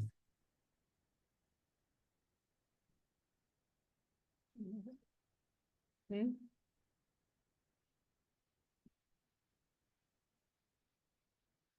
Where is this one again? Flamingo, oh, Tropicana. Flamingo. Flamingo, Decatur. Along with 5 other ones. Nobody's working there, because his wife is in LA. Hi, this is Board Member Wold. I just was maybe wondering if we could get advice from board staff or hear what the recommendation might be. Yeah, thank you.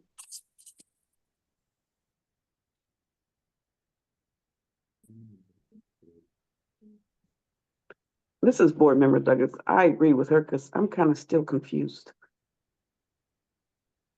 Yeah, Madam Chair, Steve McDonald for the record. yeah. I know, that's why you guys pay me the big bucks. His comments right here. As stated earlier, the reason why we didn't approve this administratively is because of the history there at that location. We work closely with law enforcement and with our fellow regulatory boards, such as a massage board. That's why we're able to look up things rather quickly when someone says they have a massage license. So that's the reason why it's on the agenda, is because we've had so much history at this location. This is a new owner. We staff, would be fine of approving this application, but with various conditions because of the history of this location, and working with law enforcement. So, with that said, we're going to lay out some conditions that we would think we would ask the board to approve along with, basically it's conditional approval. So we recommend that the board approve this licensee conditionally with these requirements. Let our chief compliance officer move forward. Okay. This is Janie Huggins for the record. If the board wishes to approve this establishment, we ask that if there are any inspections that are refused, if we find that they are open and operating without a licensee in charge, or if we find massage services being performed or set up in aesthetics rooms, or if there are any reported arrests inside the establishment, that they automatically voluntarily surrender the license, so we don't have to draft a complaint, notice it, and bring them before the board for a revocation. If they don't voluntarily surrender the license, then they would be subject to disciplinary action. And basically it's kind of a probationary period. And I'm thinking that. For how long? Probably 2 quarters, 6 months. What do you want? A year. A year, you would ask for a year probation. Yes, we would say that the initial license should be issued for only 2 years. And it should be for the life of the initial license. Upon renewal, if they were able to successfully survive without showing noncompliance to any of those conditions that we've imposed, then they would be able to renew without any of these restrictions placed on them. Conditions would be for the first 2 years of the license.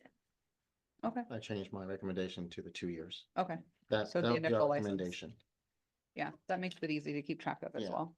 And Okay. so, and with that, after you deliberate, you can just say so moved. So moved. So Okay. that we don't have to repeat everything that we. That's what I was looking at you. I was like, how are we doing? What's the verbiage? I Okay, have a question for staff. sure. You mentioned, Board Member Moreno, you mentioned that there was other massage establishments in the same area. Do you know if those massage establishments have been violated with the police Yes, this is Janie Huggins for the record. There are several massage and skin establishments located in that shopping complex. One of which is your next petitioner, who is also represented by Mr. Gowdy. Another is we do not have an application in for that particular business, but we would require them to petition for the same issues. There have been all of the same issues exist at these other businesses. There is another business located in there that appears to only be licensed for massage. There is a massage and aesthetics business that is located in there that appears to be legitimate, that we have never identified any issues in. There is also a full service salon that offers aesthetics inside that establishment as well. Member O'Brien, Mr. Yang, upon hearing this, kind of what are your thoughts and feelings on this particular location, being a previous business owner? With respect to which issue? Are we talking about with respect to the competition? No, I'm so sorry. Let me clarify. I was just meaning upon hearing the information regarding the other spas and salons that are going to be your neighbors. What do you think about the other spas and salons? Yeah, people may like them, people may like us, yeah. I mean, you can see, I guess. And to not- clarify, you didn't know any of this going into prior to signing your lease? Did you know about the other businesses before when you signed your lease? No. One second. And to clarify, you did not know any of the accusations for this location that you signed your lease for either, right? This location. Yeah, but Did you I know- still, Let me ask you, I'm gonna ask you what she asked you. Yeah. Did you know that there were people who had been arrested and things like that in that spa? oh, no. Okay. And without giving me your address, because I know there's some confusion prior, like, do not give me your address for the record. How close is the salon that you want to open in relation to your home currently? Oh, that's roughly a mile. Okay. Thank you.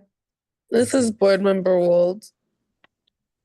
My only question is, if how the next petitioner is in the same plaza. We have how do they both know the same lawyer if they don't talk to each other or communicate, and how he would not know of the activity in the area if this lawyer is representing them and knows that there's a past history of prostitution. I want to do the board's advisement. I want to follow, but I also just like want to feel good about it. I feel like there's I know prostitution has been really big, and I want to stop it. And I just want to feel good about this, I guess. But also, I agree with the conditions. I think conditions are necessary. But I just want to know how they know the same person without talking to each other. Sorry, I kind of rambled.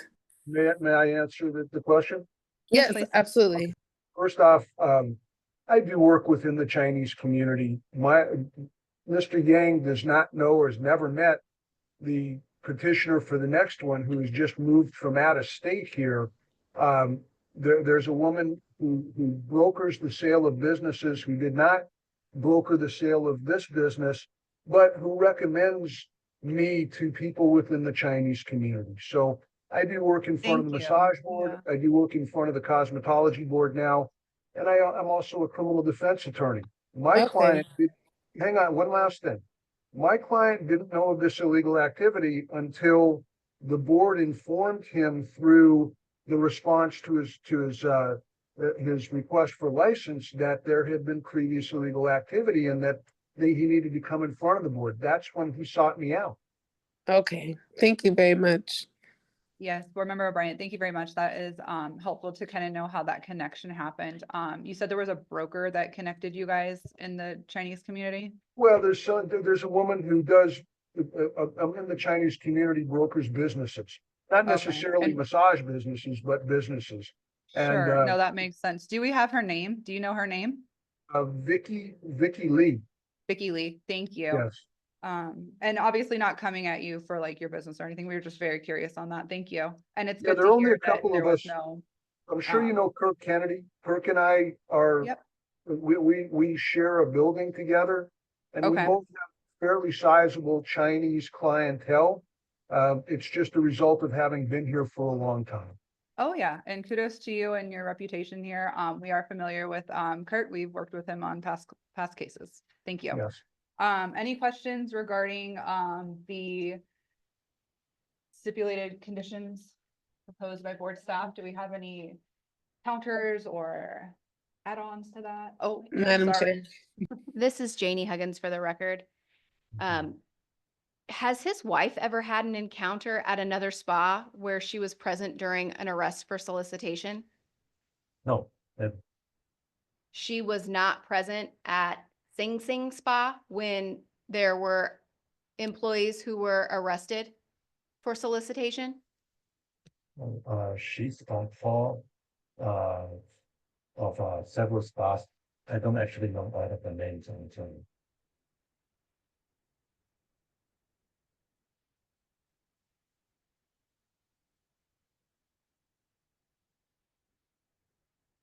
Yep. Madam Chair, Steve McDonald for the record, and again, we apologize to all parties here, is that we got this information kind of late. Mhm. And of course, we're open Monday through Thursday, so Yeah. Friday, Saturday, Sunday, I mean, you know, time passed, I'm trying to get more and more information. We've actually got more information from Mr. Yang's testimony here about his wife, which we're not aware of in any of the applications, things of that nature. And so, of course, as we're sitting here, we're going through documentation and pulling up items related to his wife. So these things are just popping up. And so we apologize that we're just getting this to you because we're just now got the name that this person's going to be involved in the business and we were not aware of that. So, and maybe Mr. Kennedy Mr. Kennedy, Mr. Gowdy didn't know this as well, that the wife was going to be involved. So Sure. it looks like we are finding some additional information as we're going through this hearing. So I apologize for it. No worries. So I am aware that in 2023, there was a solicitation for prostitution at Sing Sing Spa in which your wife was contacted, not the person that was arrested or detained for soliciting, which she was spoken to, I have her date of birth included in this LVMPD event number, including who she left with and in what vehicle. Well, I can And certainly some of assure the- the board, Go ahead. I can certainly assure the board that she's never been arrested or accused of a crime. Yes. And she's For the on record, call this in a is- number of spas. This is Janie Huggins for the record. So yes, she was not the one that was arrested for solicitation, nor was she cited. The business was cited for her being there and not being on the master list. That's a ordinance violation. And she was on site at the time of this incident at this location that had a solicitation. Okay, so I would say that my client is willing to accept all of the terms and conditions that the board has laid out. A 2-year probationary period during which time all of the conditions would attach, and at the end of that, I'm sure after he's had no issues, he'll come back to the board and apply for an unconditional license. This is Board Member Harris, and I do understand Esquire, but we just received information that his wife actually does know about the solicitation at other properties. And so he was. She was the one that found the location. Yeah, she was the one that found the location, and she does know that this goes on, even though you just stated that she does not. She's in LA and everything was upheld, but she was, and she does know. So therefore, if she knows, I feel personally that you know. And now that you know about that location, then, I'm okay. you sorry, said that no. was not the location in question. That's not the location where my client is applying for a license. I understand that, but he stated that he did not know. He Well, does I not don't, know about any solicitation or anything, moving but here and this and that and the other. she's never been arrested for soliciting. She He has doesn't not, know if, but she does know. He says she does not know, and he does not know anything about solicitation at these other salons, massage parlors. So so that's, that, And this is, I don't want to call it a lie, but it's just, you know, I don't consider it, I don't think it's a lie. He's not aware of that. He was not aware of that incident. this is Board Member Douglas. Mr. Gowdy, your client has a lot of inconsistency with his stories when he's being questioned. So, I'm not for sure if he is gonna be a legit owner of a business as far as a second business, let me say that. Well, I will say that his first business has not had any problems. And part of, I think, what you consider to be inconsistencies is that he doesn't speak perfect English, as you can see, and he may not exactly understand all of the questions. I am re-asking some of the questions. I think he's been forthcoming. And I just don't see, you know, if his other business had had any sort of issues at all, if the police had been in there arresting anybody, I could understand questioning whether he's fit to do this, but that's not the case. He's currently licensed by the cosmetology group. I get that, and we're here to protect the public also. Well, he's protecting the public by running legitimate business. This is Board Member Wold. I think it's just concerning that your client, when asked questions, he really can't elaborate or give detail. I understand not having perfect English. We deal with different communities on these calls all the time. However, as a business owner, someone who's wanting to open a business in a place and rent out and lease, and that's a lot of money, that's a lot of paperwork. There has to be some knowledge to an extent of what's going on. And if you're going into a place that has issues with prostitution, and your partner or your business partner, whether they're your spouse or not, is not telling you that, hey, I've had issues with prostitution in the past, this might be a problem. It's hard to believe that there's not been any type of conversation around this topic, which is why he's here today.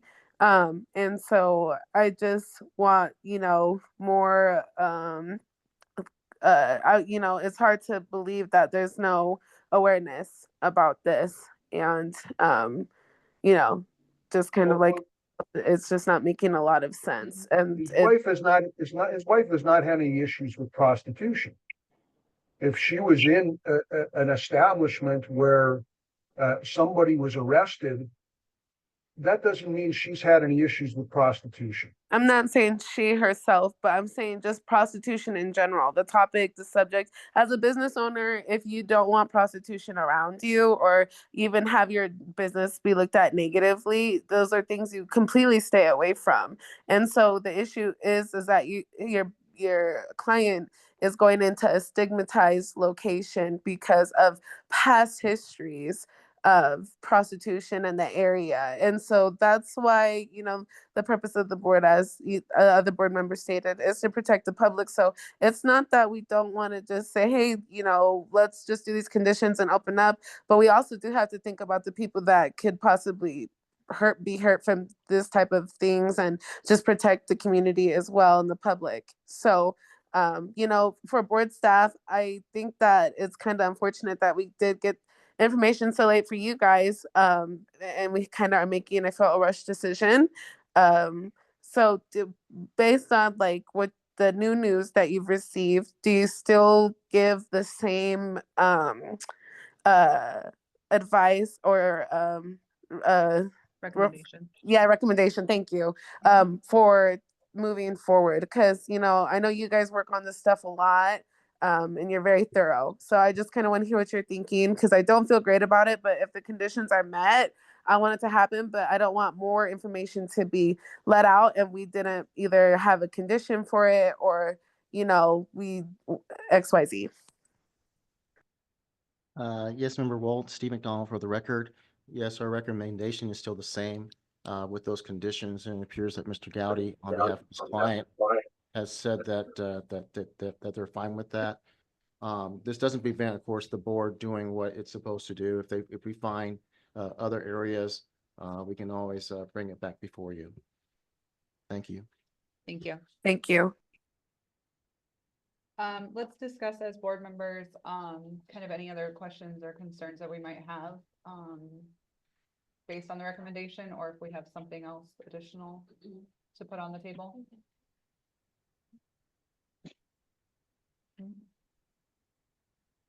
How do you guys feel? Do you want to go with the recommendation or do you want to do something different?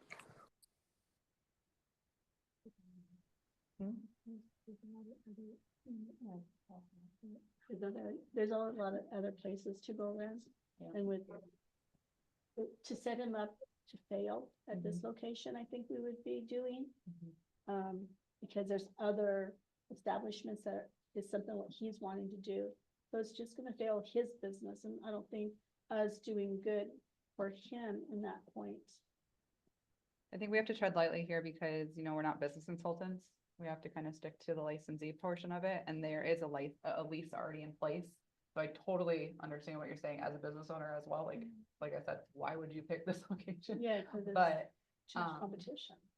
super dense competition, and then just the wife, his wife found it, and it's just, the inability to state what facial services are being done or what services, they specialize in, and, there's a lot here, but, our board staff is the ones that we look to in these situations, and I think that we can, justify having eyes on them.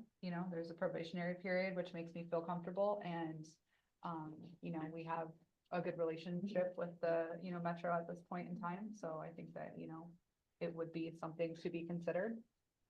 But yeah, super open to any other ideas and options as well. I think you made a good point, Madam President. Thank you.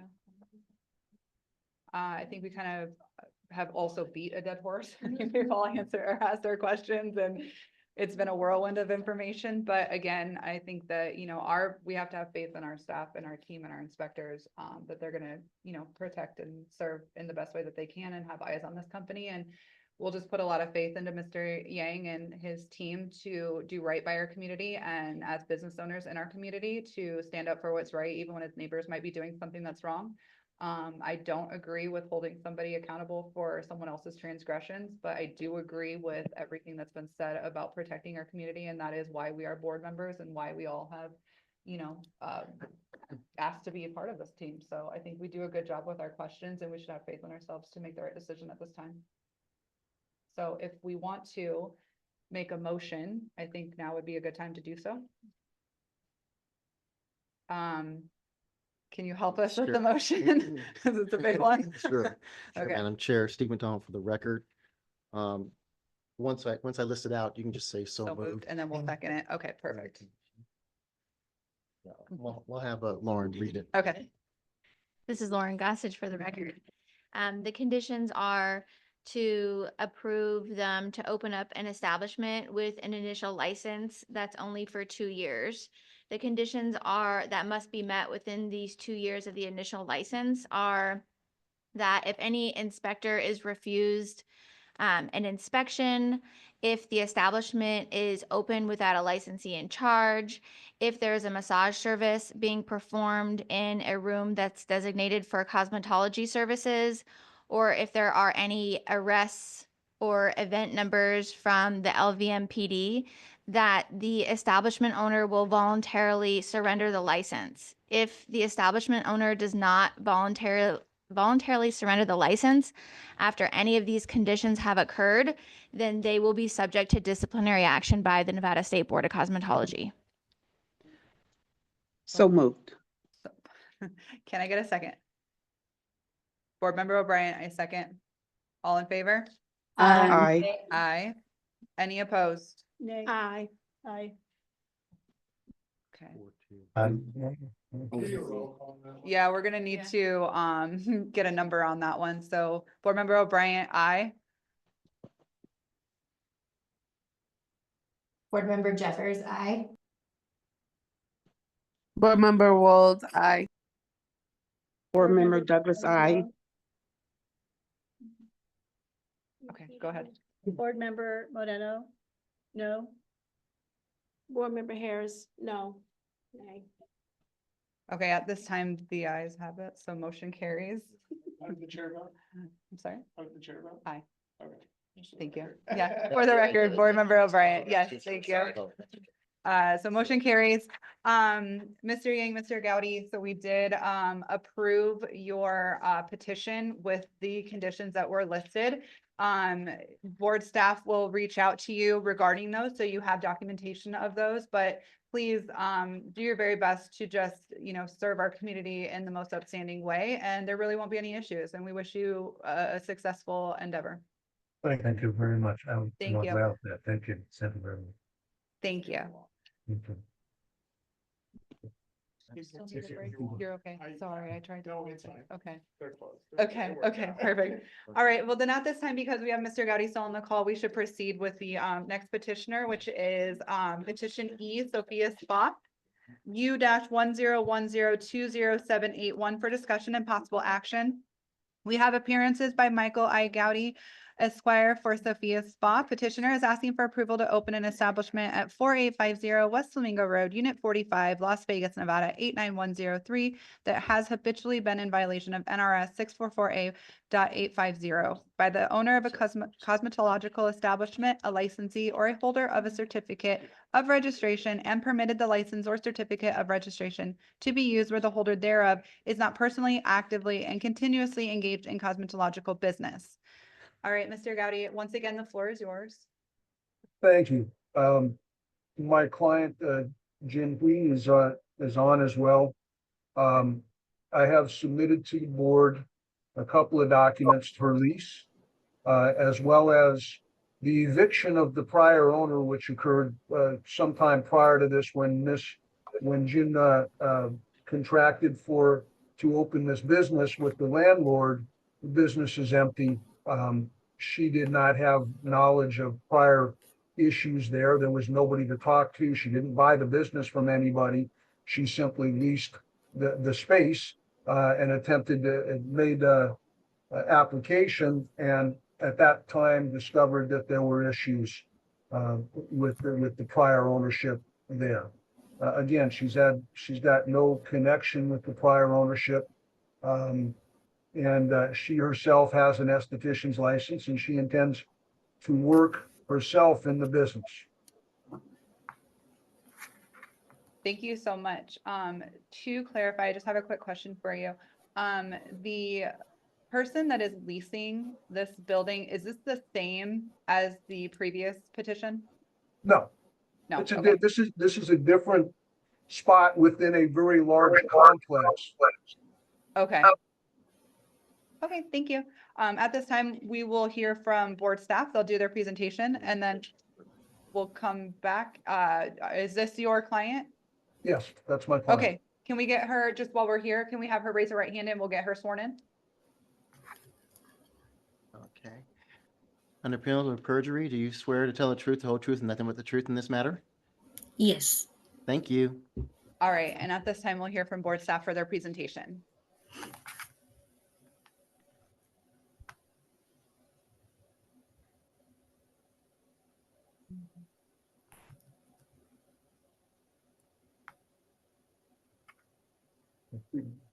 This is Janie Huggins for the record. Mr. Gowdy did provide us with some additional documents, including another addendum to a lease, which have been uploaded to OneHub for you to review. He also provided a licensee in charge for this particular licensee, who I believe is also the owner.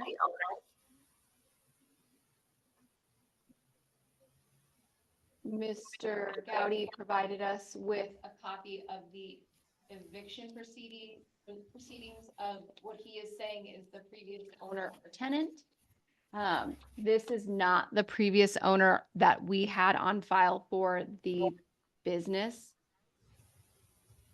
So this is demonstrating that this particular person had been evicted from that business, but that's not, I believe, who was the owner on file from the business that it's taking over.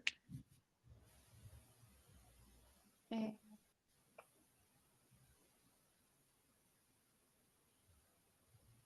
Presentation for the board, which will be extremely limited because although this establishment has had 2 separate licenses with us, we have never, ever been able to inspect it outside of the scheduled opening inspections. They have never answered the door for a Nevada State Board of Cosmetology inspector. So we don't have a good beat on what it looks like in there, what was ever to be found. All we know is that in 2022, in 2023, and in 2024, there were events related to prostitution that occurred inside this business. These photos were provided to us by the Las Vegas Metropolitan Police Department showing condoms found hidden in various objects in the business. This is an inspection photo from an inspection that was never fully completed because we were not given access to the door, where the inspector found a prostitution abatement letter taped to the business. And these are some reviews that were pulled from Yelp that go back several years, showing that there have been various massage type businesses in there, and they allude to the secrecy of the business. They allude to potential prostitution going there, and these are from like basically unsuspecting patrons. They're not necessarily going there looking for this type of business. This is another one also found on Yelp. And that is it that we have for this. Thank you.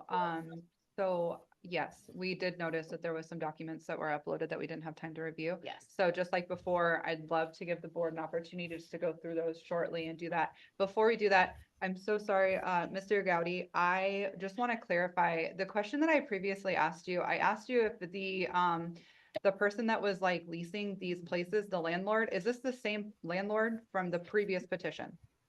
Yes, it's the same landlord from the previous position, but this is they own a large shopping center. Okay, thank you. I'm sorry for my wording on that. It was probably confusing, but that was what I was looking I for. thought you were referring to, was this the same actual business location Gotcha. as in the suite number? It's not. No, my mistake on that with my verbiage. Thank you for clarifying. All right, so board, at this time, if you want to just go through the lease addendums and those documents that got uploaded, we can take a couple seconds to do that and then go ahead and start asking some questions.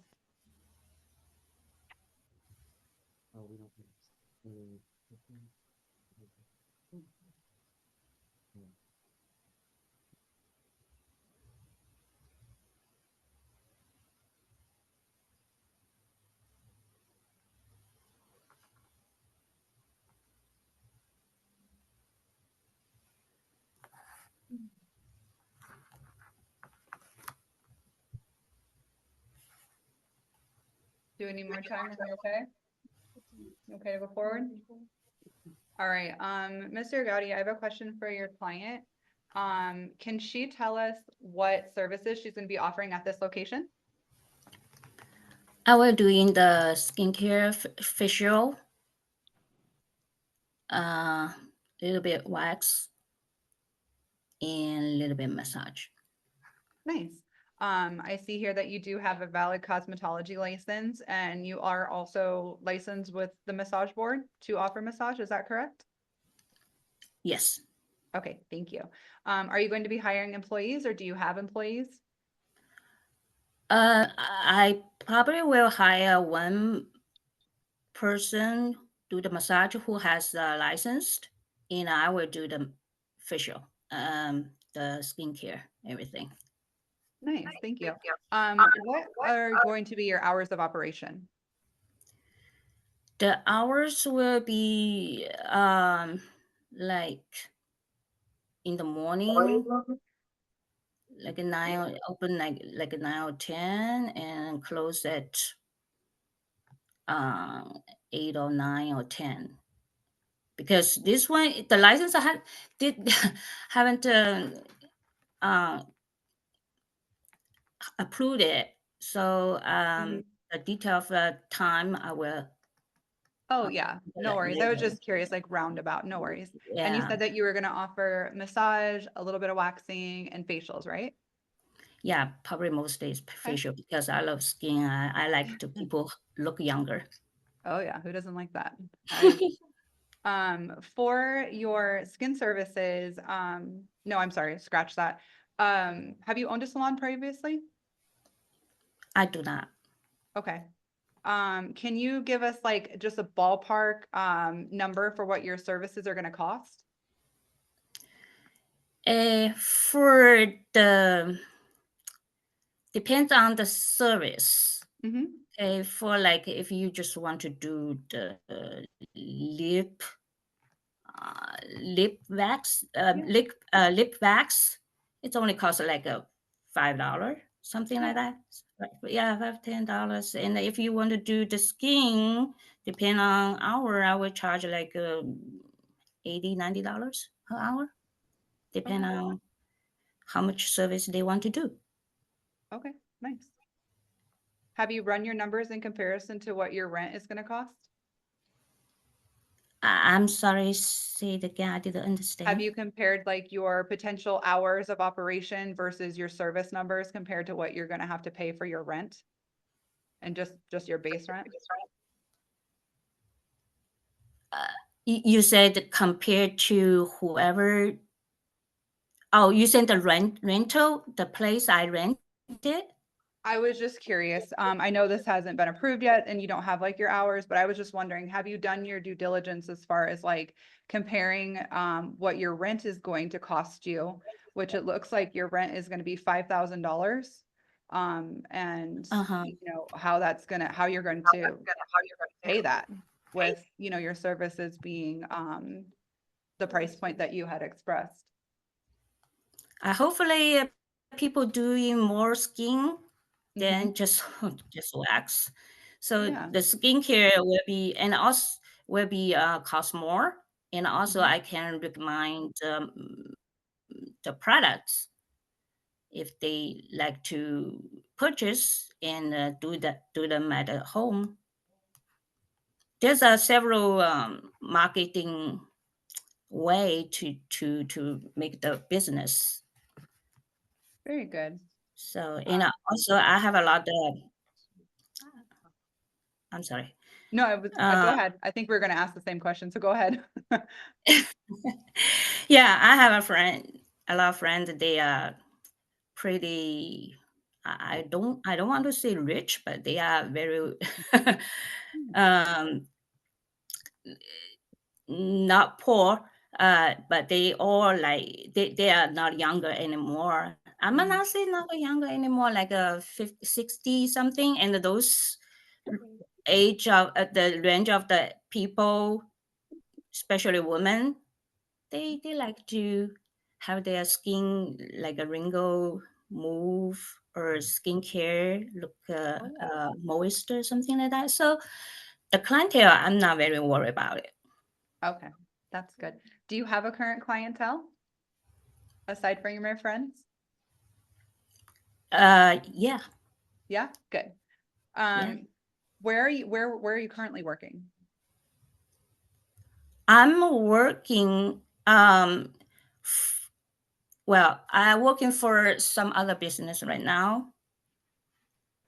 But the skincare is always my main idea to work on it. Yeah. That's what you love to do. Right. Yeah, Right. no worries. And you see my skin, well, it's good. Yeah, it does. Sorry. No, you're fine, you're fine. Okay, so you said you were working, where are you working currently? I'm working at the in the medical field Oh, right okay. now. Mhm. Okay. Yeah, What health is the and name? beauty is my main idea. Nice, yeah. Well, good, yeah, hopefully you can take some of that knowledge with you when you open your new spot. What is the name of the Oh, yeah. location that you're currently working at? What's the name of the location I currently Where working where at? are you working, Jen? Just tell her where you work for. Oh, I work for the. It's my. It's also my business, own business. It's my under my name. Yep, what's the name of it? Jing Fan. Oh, the name of your business is your name? Yeah. Oh, okay. And what services do you, sorry, I didn't understand. I'm sorry. What services do you offer at that business? I am doing the life insurance exam for that. Yeah, and going people's house. And on the side also will some of their client become my beauty client. Okay, so your business that deals in life insurance? Yes. Okay, yeah. Gotcha. Thank you. Okay. And so this will be your first time having a business or working in the field of cosmetology. Is that right? Well, yeah, you can say that maybe the first physical store, but I doing a lot already. Can you tell me about that? I'm sorry, it's breaking up. Oh, I'm sorry. Let me try again. Can you tell me about your previous experience in the cosmetology field? Okay, I have a pretty good products Mm-hmm. for the skin care, and you can see the results within 1 week, 2 weeks. Yeah. And I have another two for what do you call it? It's for, okay, I don't know how to call it in English. So it's kind of the two. Some people like to have their facial this kind of this kind of the make a sharp V or U type. Okay. Yeah. Okay. We call that U type. Yeah. And you can see this Yeah. within 10 minutes. The That's results. awesome. Yeah. Yeah. And how do you live in Nevada? Yeah. You do? Okay. What part of town are you on? You mean the you mean the address? You It's don't tell me your address. Just tell me what part of town do you live on? it's Clark County. Clark County? Yeah, what part of Clark County? What part? I'm very blind on the road. I go in and out all with GPS. It's not far from the store. It's maybe 15 minutes. Oh, okay. Yeah. What are your cross streets? What I'm across street. It's in the community. It's a single family house. And I never noticed what a cross Like, street. what's the name of the street? I'm sorry, I don't mean to confuse you. What's the name of your street? Supai, Supai. I'm sorry, Supai. Okay. And is there a major crossroad? Supai Drive. Okay. Is there a major crossroad? Like Blue Diamond or Eastern or anything like that? I only know Flamingo. Flamingo? Okay. Flamingo Road. And this is Janie Huggins for the record. Can I just clarify? I thought you said earlier that you also were a licensed Nevada massage therapist. Are you licensed in Nevada for massage? No, I'm licensed for cosmetology. Okay, thank you for clarifying. Yeah. Okay, so thank you. Sorry to confuse you earlier. I do have just one more question for you. Can you, I know you told me like what products you're using and that you have really good products. And yes, your skin looks awesome. I just am still a little unclear about your previous experience in the field and kind of what you've done in your past life in the cosmetology world. Like, did you work at a previous salon? If so, where? When you started doing services? If so, which ones? What do you have experience in?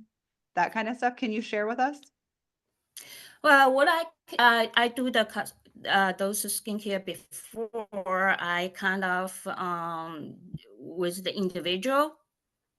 I didn't open the physical store previously, but I do individual a lot, and I go to people's house just like a demonstrate first. Demonstrate first, and then they will love my products. And I teach them how what's the you don't want to say scientific, how the way to the proper way to do your skin, to the proper way to do your facial. I doing that thing, and also yeah, and the refer some products they can buy online through the website. Oh, you have a website? Oh no, it's a company website, Oh, which is for them to buy. Got it. product. Yeah, I using their products because I think it's very good products. Oh, good. So you haven't worked in a previous salon before? No, What made you want to open a location? because I'm doing that so long, and I feel maybe open the location will be make me more stable, because you will build a clientele, and plus in Vegas I have a lot of friends that they're pretty rich, and I talk to them, and they're pretty interested to become my client later. Nice.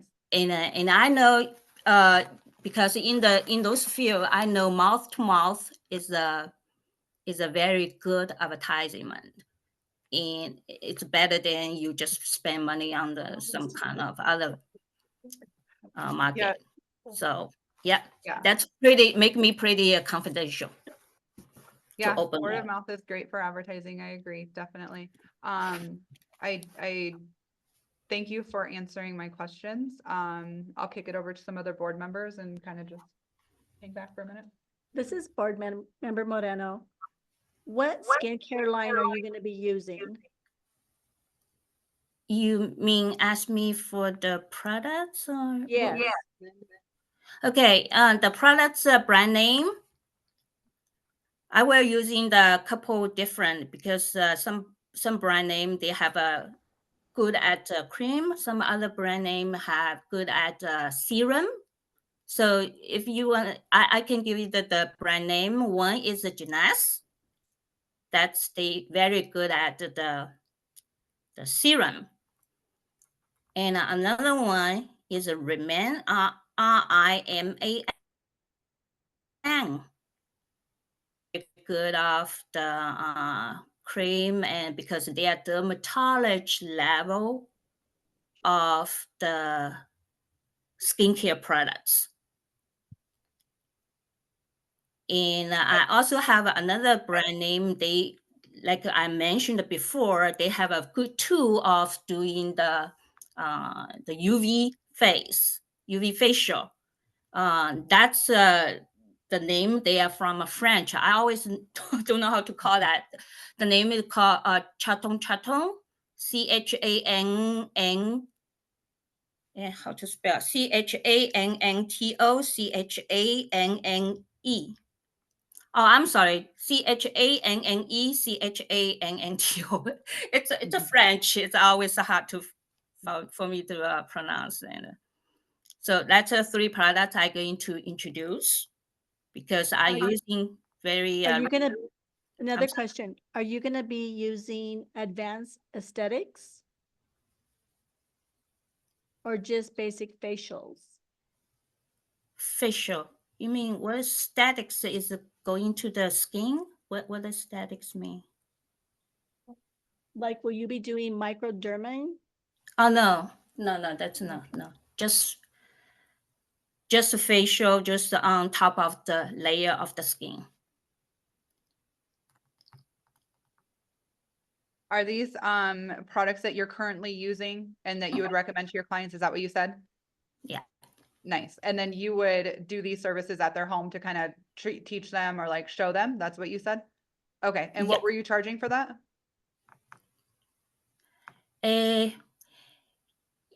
Sort of.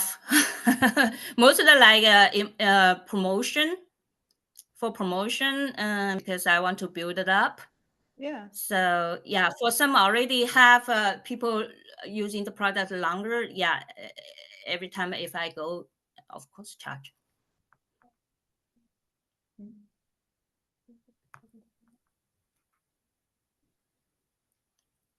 Okay, thank you. So a question about this location. How did you find this location? My friend, one friend of mine, she went because I love Vegas. I know the Las Vegas have a good business. That's why actually I have my license. I took exam on before I found the location. So friend of me told me that's the location and a very good location. And she told me the name. It's very good.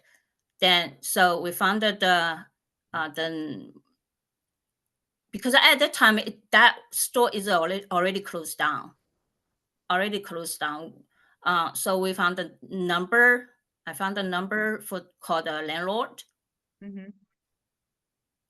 Reach out to landlord and then we discuss everything like term everything. Gotcha. Thank you. Were you aware that this location had been accused of solicitation? Not at all until try to apply the license. I put the application. Okay. And what was Yeah. your friend's name that helped you find the location? Friend's name? Yeah. The name is Amy. Okay. Gotcha. Amy, yeah. Were you able to go like look at the location prior to signing your lease? Were you able to do a walkthrough and kind of look around at the other businesses? At the time I was traveling. Oh, okay. I was traveling, and when my friend told me that, I don't want to lost the chance because I heard she said that that's a very good location, hot spot. Everybody wants that, and I called the landlord, and I kind of first person called the landlord, and then talk about, and then like 1 or 2 weeks or 3 weeks, I called the landlord again. He would say, "There's a lot of people waiting." A lot of people try to contact him, so it's kind of rushed me to get that to sign the contract. I don't want to lose it, and you know, business is kind of you lost it and then you lost it. Yeah, for sure. Do you know offhand how Amy was notified of this opening for the salon? Since it's so in demand, like how did she come to know of it?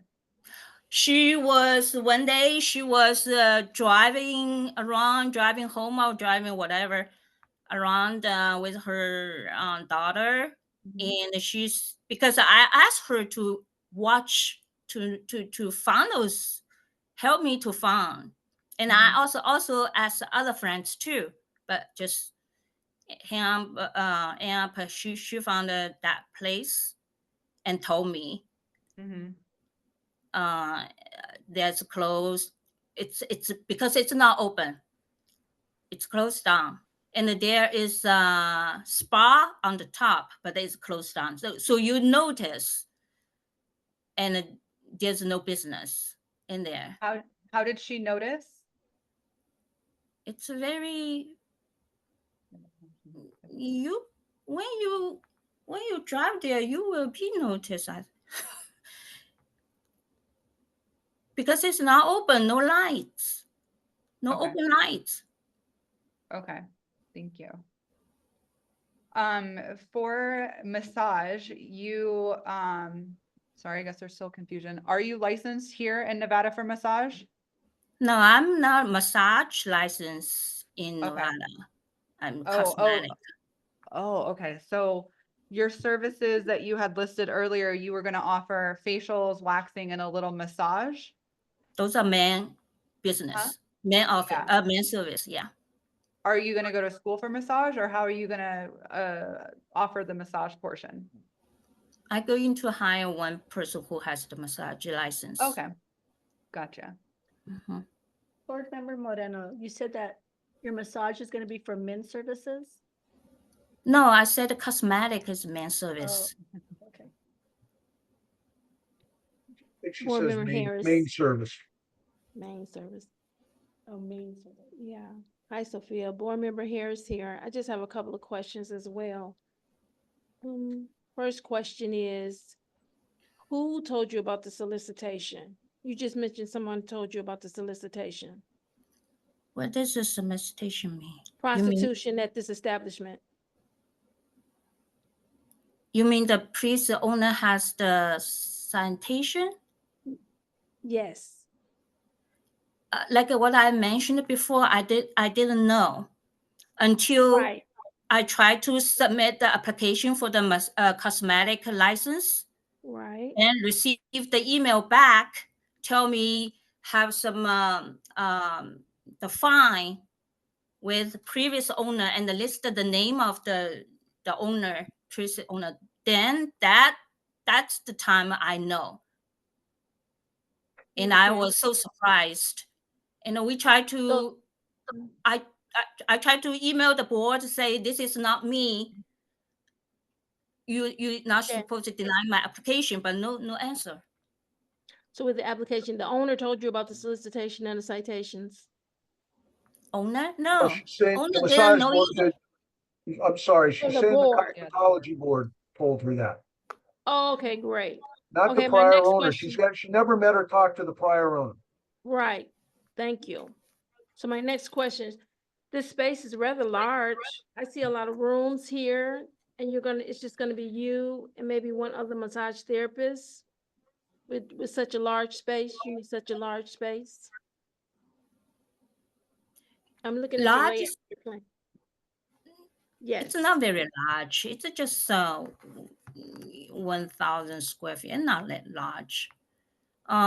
Because the room, one room you can do the facial, another room do the wax, another, yeah, you can separate the room.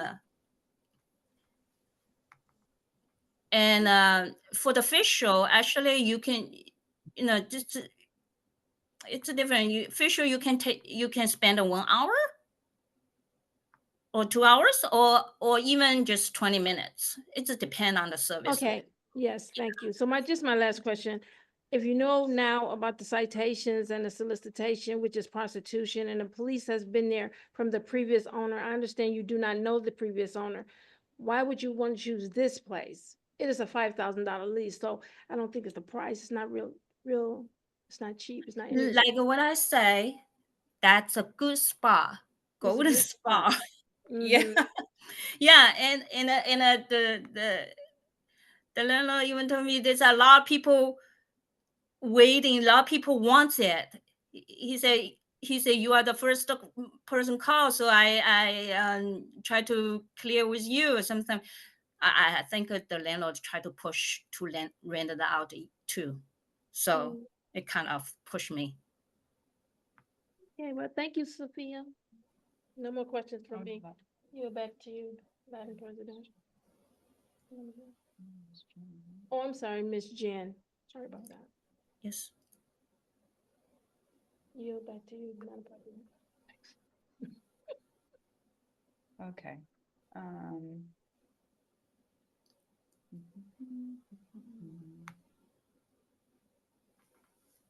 Feels similar. So similar stipulations. Steve McDonald for the record. Yes, Madam Chair, it appears as the same area, same situation with our law enforcement, even though we have a new owner coming in. And we know absolutely right, we can't associate them with the previous owner. She wants some clarification. Put this on the record. She was licensed here April 1st of 24 as a cosmetologist, and by reciprocity, she didn't take exams here or go to school here. She took a law test, which is very straightforward to take. So she got her license through reciprocity in Nevada. Just want clarification. How long have you lived here in Las Vegas? Well, I'll put it this way. How long have you lived in Nevada? And do I you just live here moved. now? You just moved? Yeah. Okay. I want a clarification because I know that Madam Chair to ask you that question. Do you live here? Airport doesn't play. So, you just moved. How recent was that, Miss Feng? I wish actually when I signed the contract with the landlord, I want to move here already, but you have been in such a long time. So it's about not moved here not very long. Okay. I think that's probably a slight issue that we're having, is that when questions are asked, and there might be a broken, like English, and not understanding, but I thought that was a pretty straightforward question. How long have you lived here? When did you move here? That's not hard. And I'm sure Mr. Gowdy would agree. Those aren't hard questions because he's a lawyer like me. And so, when did you move here? When this year? This year is 2025. No, I'm sorry. This is 2025 already. That's okay. When did you move here in 2024? 2024 to December. December. Okay. All right. So we're getting a timeline here. You got your reciprocity, got approved through us, April 1st of 24. And then you moved here December of 24. When was her application For the for establishment. this establishment right here? She applied twice. So the first one was October, and then I believe she had to reapply. Okay. But both in October of 2024. Okay. So just to help the board members understand the chronology, the timeline. So, and where is she originally licensed? Her first license was issued out of Virginia. However, when she applied for reciprocity with us in April of 2024, she had a Maryland address and ID. Okay. All right. So just for the board's information, we have a licensee that was Virginia or Maryland. Originally in Virginia, and then at the time of applying with us, and as of today, has given us a Maryland address, a state of Maryland address, and her ID upon application was. Okay. So she's a Maryland resident that's recently moved here December, I guess. May I I'm sorry, say one more thing? Yes, sure, Miss Fang. I'm sorry. I know what you're thinking. You think I'm just moving it. Like what I say, if I got a license, even I signed the contract with the landlord in August, and if I got a license in September or October, I already been here. I already moved here. So it all depends on the business. It's not depend on like what do you think in the document? I'm sorry. So I would like Can you to clarify? consider about that. Sure, thank you, Jen. Board And if Member I could O'Brien, get- I'm sorry, can can I we clarify one clarify? thing? What, Mr. Gowdy? Yeah, can we just clarify, Mr. Gowdy, perfect. Can we clarify? She had said previously that she had moved here in December, and then I think there was another date thrown out of August signing the date. She was already here. What was? No, what is- she signed the lease contract in August. She had made application, signed the lease contract, but she has a son who's in school. And I Uh-huh. don't think she wanted to uproot him until the semester was over. Uh-huh. And so that's why she ended up moving in December. She would have moved earlier had her business been approved. Yeah. But there was a delay, so rather than uproot him and not know if she was gonna be able to stay here or not, she waited until the semester was over and then she moved. Yeah. Okay, thank you. I was just curious on those dates because she had said that she I know was. she so- hasn't really given full answers, but I think that's more due to the communication issue than anything else. I'm sorry, say that last part of it again. I said it's more due to the language issue than Yeah. anything else. For sure, and we understand that. No worries at all on that. We're happy to clarify and clarify again. No big deal. Yeah. Thank you, The Mr. issue Gowdy. here is just, we just want to make sure, like, we understand the timeline properly so that we can, give a good answer and just ensure, that the space is being used as what it's intended to be used for. That's all. Board Member Harris, is it Miss Jen?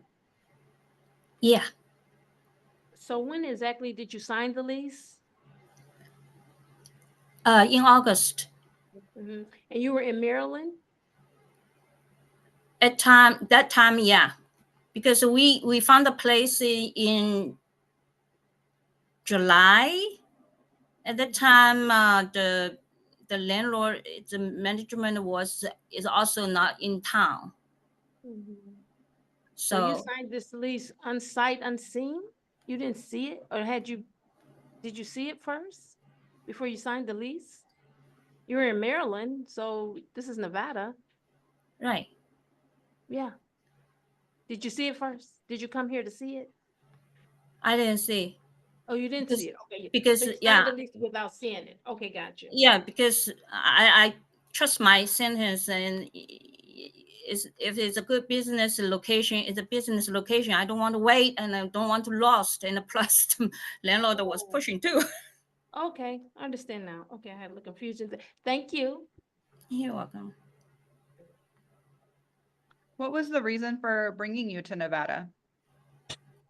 Like what I say, Nevada, I always like, I have a lot of friends in Nevada.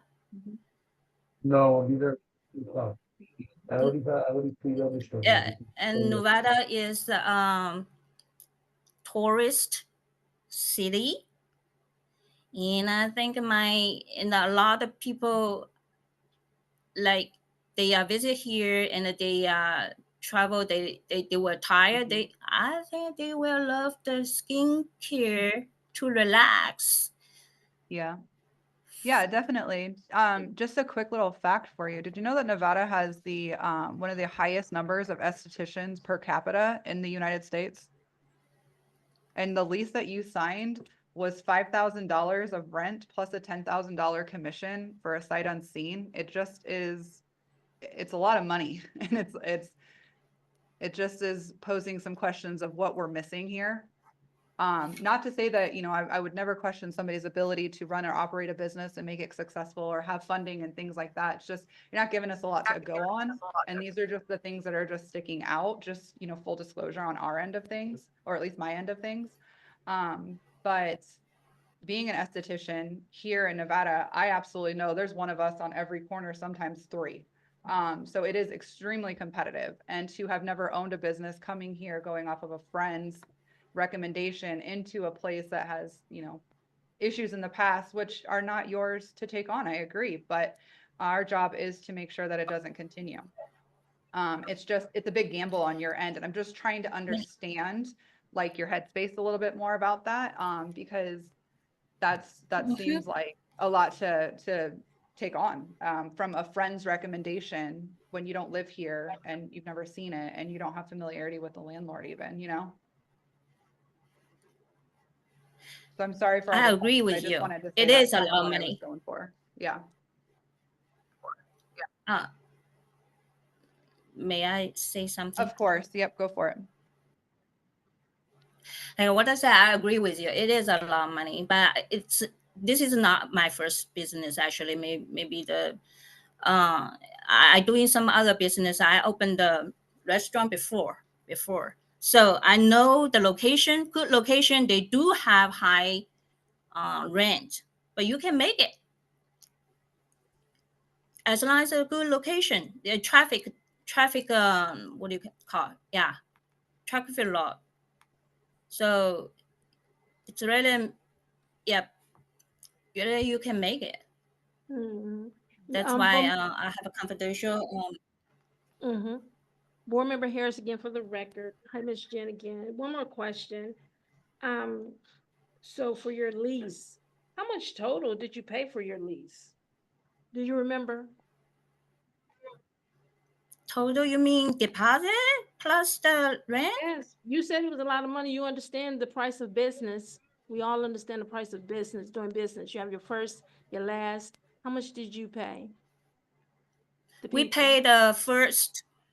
We paid the first. I paid the first. The first month rent plus 2 month deposit. Mm-hmm. It's your total of what you thinking? Roundabout. Around 15,000. Okay. Thank you. And I would like to add something. Obviously, she's locked into a lease. The issue of whether her business fails or not is really a business issue. The issue of whether she's going to adhere to all the regulations is obviously the issue that is in front of us today. I am very confident in saying that Ms. Feng will adhere to all the regulations and run her business in an upstanding manner. If the business ends up failing, that's not because of the cosmetology board. That would be because she's in a location with a lot of competition. But just because there's competition doesn't necessarily mean that the cosmetology board should deny her the opportunity to start a business as long as she's otherwise qualified. She has an esthetician's license. She doesn't know anything about the prior solicitations, and she's certainly not a prostitute herself. So I just want to put on the record, I think she should have the opportunity to attempt to make a success of the business.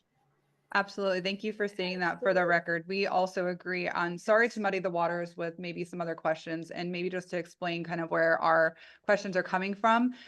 You know, when you have a large price point hanging over your head like that, and you don't have a business plan in place, and you haven't run the numbers, and you don't have, you know, familiarity with the location based on never being here and not being from here, it can resort into taking on adverse or illegal activity, which we know and do you know, kind of hear on a board meeting basis. So that is why those questions were being asked, and the you know, kind of the inquiries were being put out there. So sorry if that was, you know, unclear. It was never meant to you know, make it be assumed that her business success was something the business, or, you know, the board is concerned with. It was only just to kind of align with, you know, is this a possibility that illicit activities could be a future problem here again, as it has, you know, the last few years? So that's kind of where my thought was coming from, and the numbers kind of were hanging me up a little bit there, because, you know, you have a lease, so you have we have a document here that shows that the landlord does go after people that do not fulfill their lease also. So, you know, to have somebody come here with a son, a family, not really have ties here, not have a clientele here, just friends, you know, it can potentially lead into illegal activity. It's not that far down the road to assume. I can But understand. it is not going to be something that we hold to her. Of course, we're gonna do our due diligence and make the best decision based on the regulations of the cosmetology, board. So that was just something that was needing to be addressed as far as getting an idea of who Miss Fang is and her whole story. That's all. Okay, I understand and appreciate that. Yeah. I of course. would say that she is willing to adhere to whatever conditions, including the inspections, if she refuses an inspection or anything along those lines, would be a reason for the board to take action without having to have hearing. Madam Chair, Steve McDonald for the record. As Ms. Jin Feng is a new owner, has no tie to the prior owners. We would recommend the same conditions that were on the last petition that Mr. Gowdy just represented. Okay. All right, so board members, that is on the board, or I'm sorry, on the floor to be discussed. If we have more questions, comments, concerns, we can go ahead and do so. We can also make a motion. Again, there's a lot of similarities between this petition and the last petition, so, I think, again, it just makes sense to have those same conditions put there, if we were to approve this, in my opinion, so. Do we have any more questions for Ms. Fang or Mr. Gowdy? And if not, any questions for board staff? This is board member Moreno. I have a question for board staff. Is there other establishments like this in that center that you know of?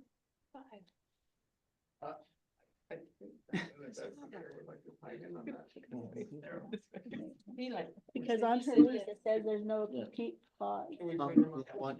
Want the inspector to Yeah, come please, talk to you yeah, about can we that put the area? inspector? That way we can get an idea of the location, just for the record.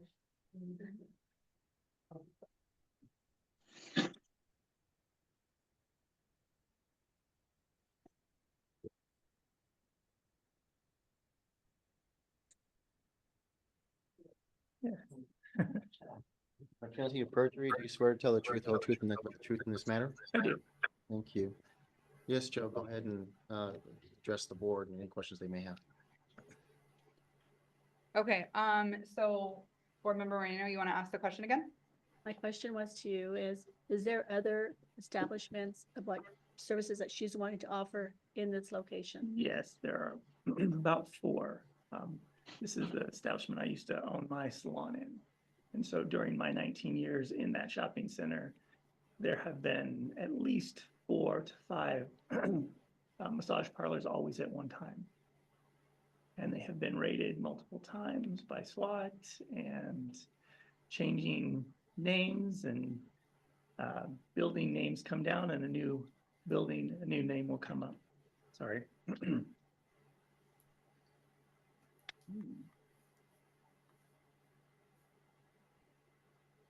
Okay. Thank you. And how long, for the record, how long ago was your business there? It's still there. I sold still it there. at the first of the year. Yeah, it was there. Had it for 19 years Okay, so you have expertise on speaking on this. with the landlord and all. I mean, I don't know if this is even allowed, but it just very much feels like somebody called her, told her of this, and it feels like a little bit of a setup, if anything, if she truly is not aware of it. But yeah.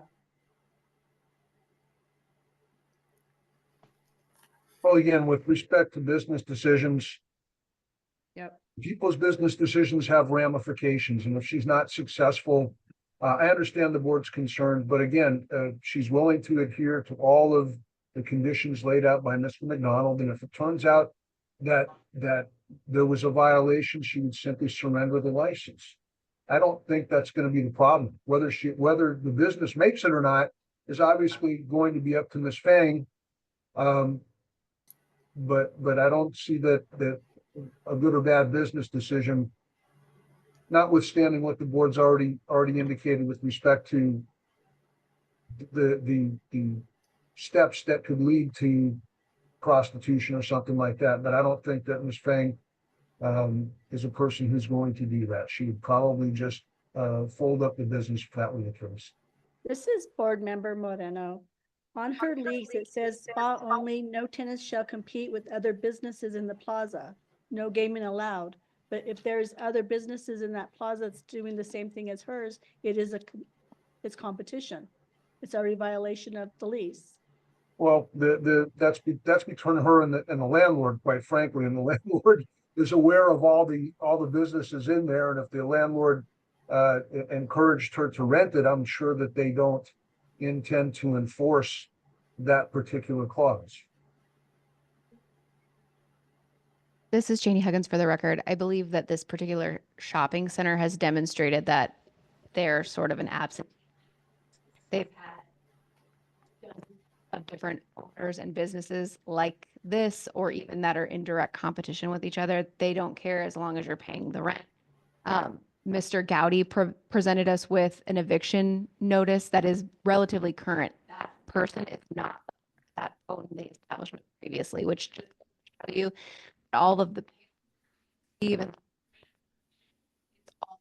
I'm sorry, you're cutting in and out, and around. I can't hear what it is you're saying, Ms. Huggins. For whatever reason, your microphone is cutting in and out. My apologies. We're just stating that the landlord that owns this particular complex appears to be an absentee landlord. They're not aware of what's actually going on at the premises. They don't seem to be affected by either illegal activity occurring in these businesses or businesses that are in direct competition with one another. That is all I had to say. Thank you. Okay, and that may well be true, and of course, there are remedies for that, and that is, of course, that Metro could cite the landlord for nuisance if Metro were to decide to do that. The landlord would have ramifications that flow from it. Again, this is a business decision that my client, not knowing about the prior solicitation activities at that location, but she's now locked into a lease. I think that notwithstanding all of the things being equal, give her a chance on the probationary period to prove that, number one, she can adhere to the rules, and number two, she can make a success in the business. Yes, thank you. I agree. I think we really have to do a good job of separating the business part of it from, you know, what we're here to do today. And I think a good way to do that would be to offer the conditions similarly to what we did with the previous petitioner. And again, just trust that Ms. Fang is going to do her very best to, you know, be an upstanding business owner and do the right thing, even if it is something that is going on around her, just to, you know, lead by example. And we're going to trust that our inspectors are going to do a really good job of going in there and making sure that if there is an issue, that it gets addressed expeditiously, and board staff can be, you know, leaned on if and when necessary. But again, all of this falls on the responsibility and the shoulders of Ms. Fang. We're here as a resource and as a courtesy. So as long as those stipulations can be, you know, acknowledged, I think that I would be okay with voting similarly to how we did with the last petition based on the similarities of the case. I'm sure Ms. Fang would accept the conditions. Madam Chair, we'll have Lauren read those conditions for this agenda item. Thank you. This is Lauren Gossage for the record. The conditions are that the initial license of the establishment is going to be for 2 years only. The conditions for the duration of the 2 years of the license are that if any inspections are refused, if the establishment is open without a licensee in charge, if there is massage services being performed in rooms that are designated for cosmetology services, if there's any arrests or event numbers from LVMPD, that the establishment owner must voluntarily surrender the establishment license. If the establishment owner does not voluntarily surrender the establishment license, then the establishment owner will be subject to disciplinary action by the Nevada State Board of Cosmetology. Okay, are we ready to go, or do we have more questions?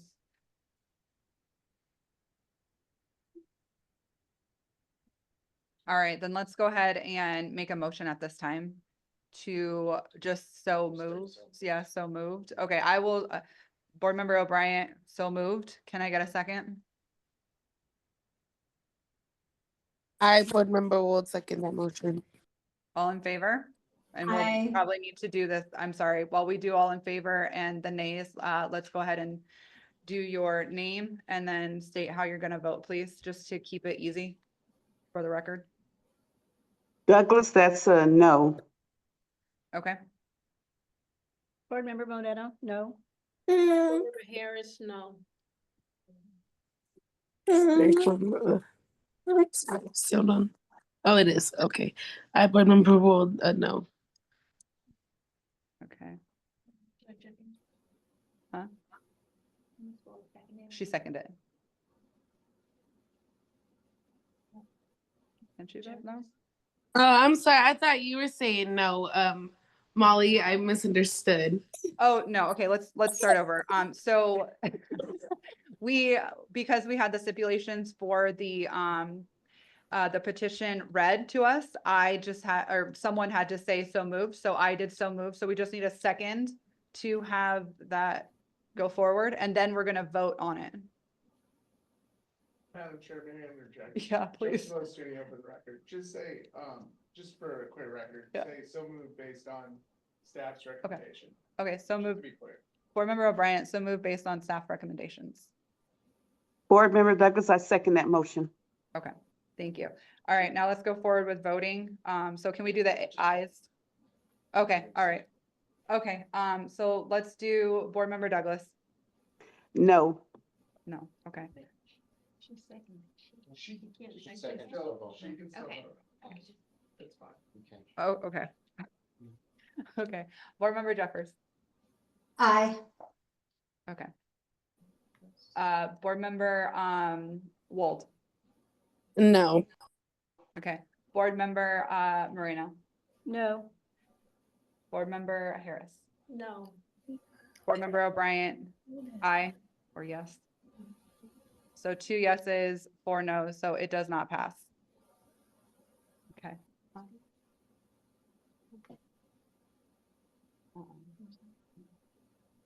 We got all the votes, right? I didn't miss anybody. Yeah, it's okay.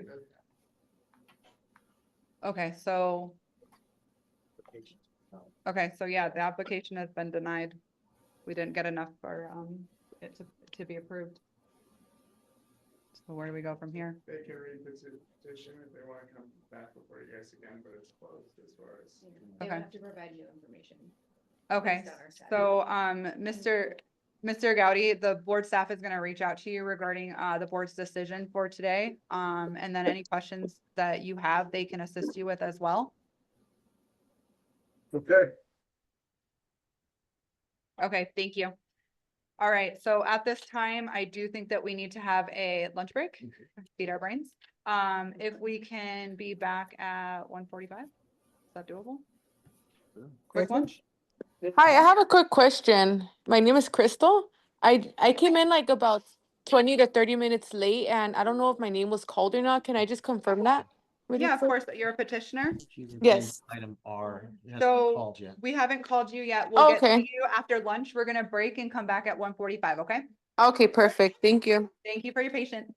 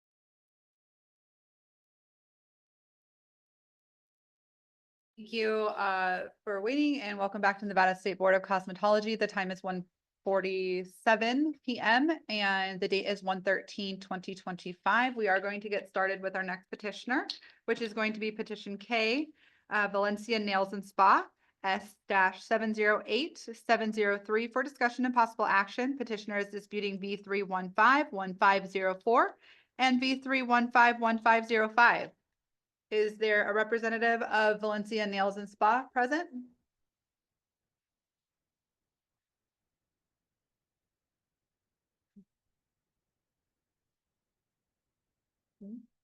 She's gonna go to the April meeting. All right, so it doesn't look like we have anyone available for this petition. However, did we have an opportunity to go through OneHub and review the documents as a board? Were there any comments, questions about this? Would we like to hear from board staff on the presentation? Yeah? Okay, can we get a quick run through for the presentation from board staff? Thank This you. is Janie Huggins for the record. Valencia's Nails and Spa is. Nope, okay, thank you.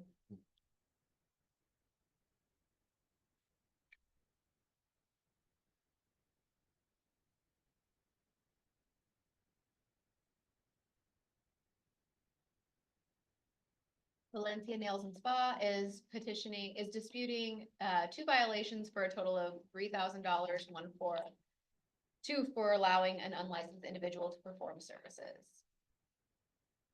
This is a copy of the violation report on which they were cited, and they have two citations here for allowing an unlicensed individual to perform services. On the date of the inspection, May 22nd, 2024, these individuals were found by the inspector performing services. You can see her, there's one here, and then there's another individual back there. Neither of them had licenses. I believe this female is the owner who has been found working unlicensed in the establishment on several different occasions. These are some of those occasions, the inspection photos from when she had been found previously, in April of 2024, March of 2024, and December of 2023. Thank you. And we also have the inspector available if you have any questions for her. Okay, great, thank you. All right, board, do we have questions, comments on this?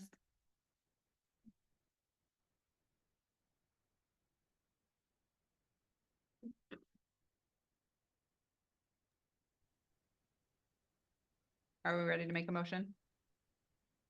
Yes, we are. All right, let's go forward with that, please. This is Board Member Douglas. I would like to hold up the fines for license number S-708703. Member Harris, I second that motion. All in favor? Aye. Aye. Any opposed? All right, motion carries. Moving forward to our next petitioner, petition I, Dominique Fernandez. Oh, I'm sorry. Fernandez, yep. C-53052 for discussion and possible action. Petitioner disputing V3151615, and I believe she's on here. Yes, there she is. Hi. Ms. Fernandez, yes, thank you. Could you raise your right hand and we'll get you sworn in? Awesome. Oh, hello, Dominique. Hi. Hi, under penalty of perjury, do you swear to tell the truth, the whole truth, and nothing but the truth in this matter? Yes. Thank you. Okay, so right now we'd love to hear from you about your petition. Okay, so I am petitioning for a refund or reduction of some sort because I believe I received a fine for a limited liability. And then I received a fine for maybe there was a lapse in the license, I believe. The last year and a half or so, well, first of all, I'll be accountable as far as the address, the information was being sent to. I did not update that, but that wasn't, it wasn't correct.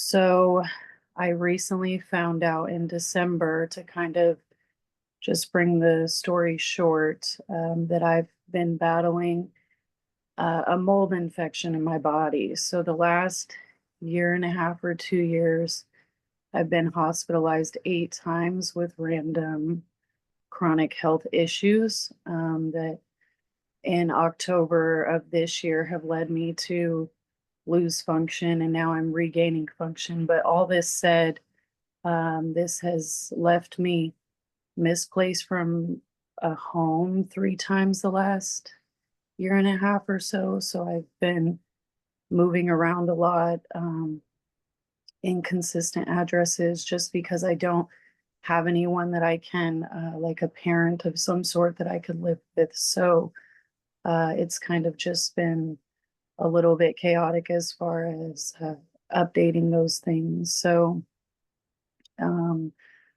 I have now recently received a diagnosis as of December. I got December 1st, my ability to walk on my own again. So it's been an adjustment. Oh, and also I was sorry to backtrack a bit. I was released, and then I went down to update my license.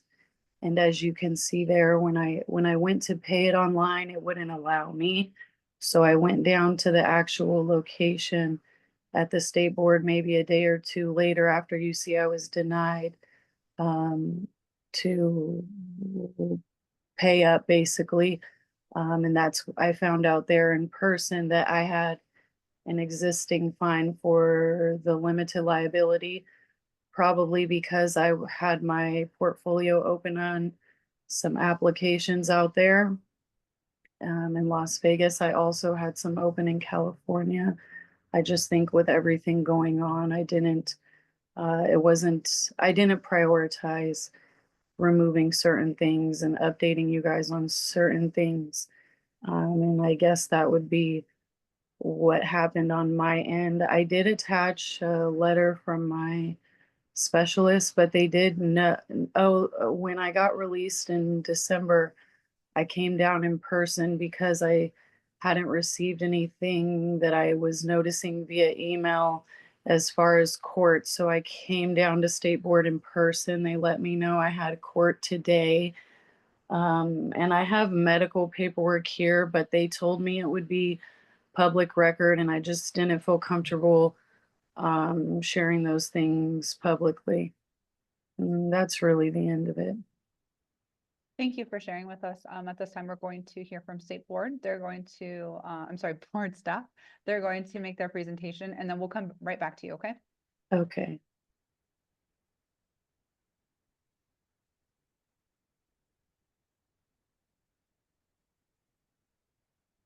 This is JD Huggins for the record. This is a copy of the doctor's note that she provided, the simplified version of what she provided regarding her medical condition. So this is a petitioner's supporting document. This was previously put into OneHub. And then our presentation for her violations is she has petitioned to dispute one violation, which is for practicing with an expired license or registration. This is a copy of the citation that she received, which was for a total of $700. She was also cited for practicing in a location not authorized by the board. This is a copy of her licensing information from the date that she was cited, which shows that at the time she held a cosmetology license as well as a limited license to practice limited services outside of a cosmetological establishment, both of which were not current. On the date that she was cited, she was found offering services through a company called Priv, which basically offers outcall services to come to your hotel or your home to do various services, including, blow dries, makeup, etc. She did initially have the proper licensing to offer those services, but they were both expired. Therefore, she was not allowed to practice outside of a licensed establishment or at all because she had an expired license. These are some screenshots from the Priv website showing like the time frame of reviews that she had been doing these services. That kind of coincide with the citation violation and show that she had been offering these services outside of that expiration period, or inside of it rather. She has since renewed, and we have since gotten Priv into compliance, so they know to have all of their folks get limited licenses, and they have modified their advertisements to be in compliance with our laws and regulations. And so I think now she's just asking for consideration on the citation for her expired license. And if you have any questions, you can let me know. Madam Chair, Jeff? Steve McDonald for the record, just for clarification on Priv, I don't know if anybody heard about it. Priv is like Uber. Mm. You get on their website and Priv is an app. Mhm. You use the app to locate services. And that's how the petitioner was getting business, was through Priv. We work with Priv. They didn't know that they have to have their people licensed and all that kind of stuff. So they're on compliance, and they're making sure that their people that use their services Mhm. are in compliance as well. So that's the background on Priv. Okay, cool. Thank you. Thank you. And then clarification on limited license, that's not all encompassing. That's just individually issued per location, correct? Yes, Madam Chair, I'll let our CECO explain the differences between limited license and a regular license. A limited license, this is Janie Huggins for the record, would allow a licensee to do some limited services. There's different timeframes that we allow, either 1 year or up to, I believe, 5 business periods of 10 periods or less. So they are allowed to do very limited services outside of a licensed establishment. The intent of this, I believe, when the law that created that license type came about, was to allow like in-room services at hotels, because they're not within the confines of the establishment.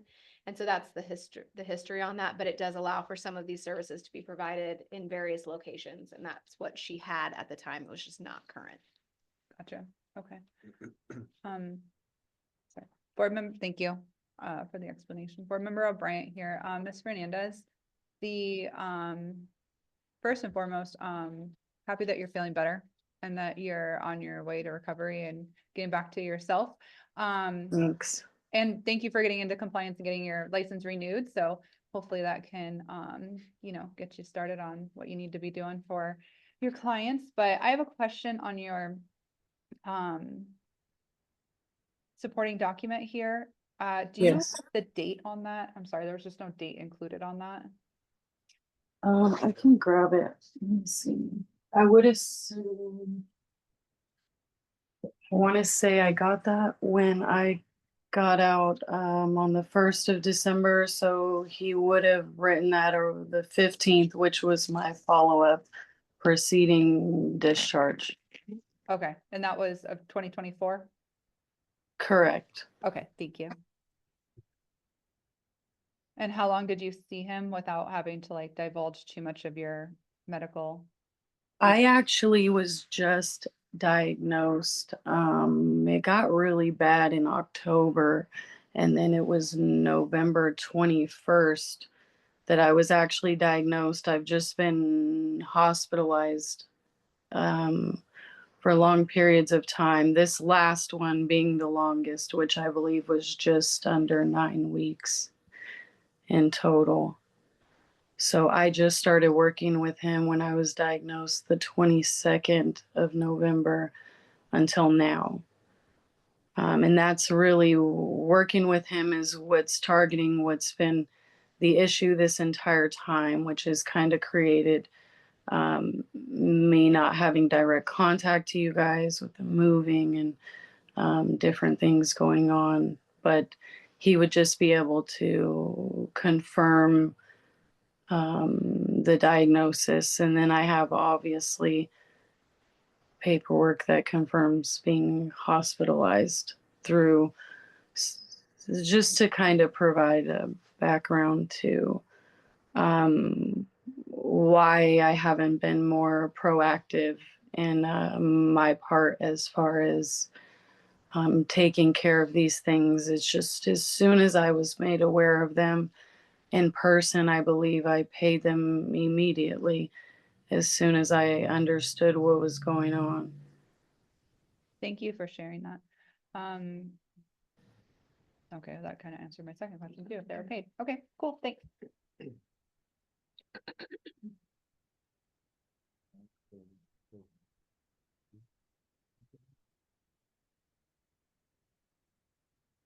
How long have you been struggling with your, the medical side of things for you? This most recent situation has only been in the last like year and 8 months or so. Okay. But it's gotten really, really tough the last year. So just with the bouncing around, going from just completely fine to, we'll say I'm in the hospital for 2 weeks and then I'm okay for 2 months and then I'm in there for 9 days and then I'm okay. So it's just gotten really tricky to have normalcy with anything and keeping things up to date that probably should have been taken care of. Sure. Thank you again for sharing. Do we have any other questions, comments? Do we want to?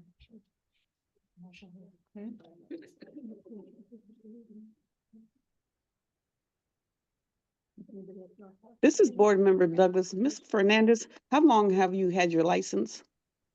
I believe 12 years. Okay, and I'm asking you that because on your petition, I did not report because I wasn't practicing. Right. I wasn't practicing because I've been really sick. So it's just been really the focus for me was working on my physical health, not financial health, if you will. So when I went in there to update everything, I had full intentions of going back to work thinking that I found a solution. And the solution didn't prove to be a solid solution, but temporarily when I thought it was, I returned to board to pay things up. And that's when I was made aware that I had existing fines and needed to be paid prior to updating my license.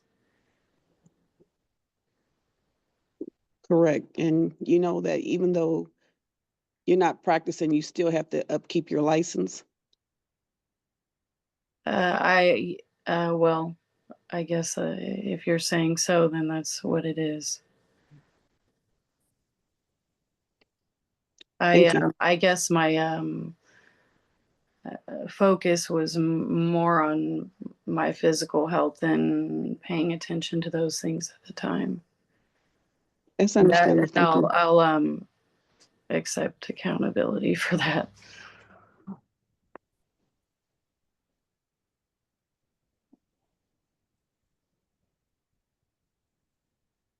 Board Member O'Brien, board staff, the violation report shows that there was 2 citations issued and they were both paid already, based on what she had already said, but we're only considering, or she's only petitioning the first one, right? Okay, correct, and she is Madam in Chair. compliance at this point. Yes. And the goal of the board is to get everybody in compliance, Yes. right? Yeah, I would be okay with waiving it, in this scenario, especially under consideration of the health. I am very aware that, that mental load that takes on a person. So I would be okay with that in this circumstance, especially considering, the expedited manner that she went into getting into compliance and fixing that once she was aware. I think that her mind might have been on other things and it's easy to get distracted. But obviously we do want to emphasize the importance of, putting those numbers in your phone or your calendar or whatever you can, just to make sure that you stay up on it. It's, the licensee's job, of course, but I Absolutely. think in this circumstance, it would render the opportunity to, waive it, considering. Madam Chair, Steve McDonald, sorry to Mhm. interrupt the board's deliberation here. Sure. We have no objection to that at all, due to the circumstances Mhm. of Ms. Fernandez. But I also want to let the board members do know that we notify the licensee, means the establishment as well as the individual, starting at 90 days before. We do it every month. It goes to the information that they've given us, like their email. That's how we notify them. If it gets kicked back, we'll send it physically to them, a renewal notice, to let them know that, hey, your license is about to expire. So for every 30 days. So it starts at 90 days ahead of the expiration date. And then another 30 days, you'll keep doing until you actually renew. After it expires, we don't notify you anymore after that, because by law, that's what we're required to do, is 90 days ahead of time, and we do it every month. So they get at least three notices. So I mean, I think that's pretty good. Mhm. And especially if it gets kicks back, Mhm. the email is bad, we'll send it in writing to the address that is in our system that they provided us. So, but in Ms. Fernandez's circumstances, the staff has no objection to waiving the fine. Thank you. It's appreciated. So right now, we just need to come to a decision as a board if that's gonna be what we do, or if we uphold it. So, are there any other comments, questions for either board staff or, Petitioner Fernandez? Well, considering I Oh, have, I'm so sorry. I was talking to the board. sorry. No, but if you have something that you want to say, please go for it. Sorry, I thought, I No, don't it's know okay. why I thought I heard Fernandez. Well, I haven't worked in 3 months now because anyways, to cut to the chase, I don't have a firm address. So as far as um, how anything proceeds from here, how do you guys propose? Would I be able to make contact with you there at the office? Yeah, absolutely. Once the board makes a decision on your petition, board staff will reach out to you, and you can always reach out to them as well, via phone or come down here in person, and we can get your, details for best way of contacting you. And that can be kind of how you go forward until you get something more permanent, as far Okay. as like either an email or a location for that. Okay. But right now we just need to deliberate and make a decision on your petition. I understand. Okay, thanks. Board staff or members, board members. Are we ready to make a motion? Do we want to deliberate a little more? This is Board Member World. No, I think that what you said, Molly, about the health and just empathizing is all very fair and valid, and just upholding the violation. Thank you. Any other comments or deliberations?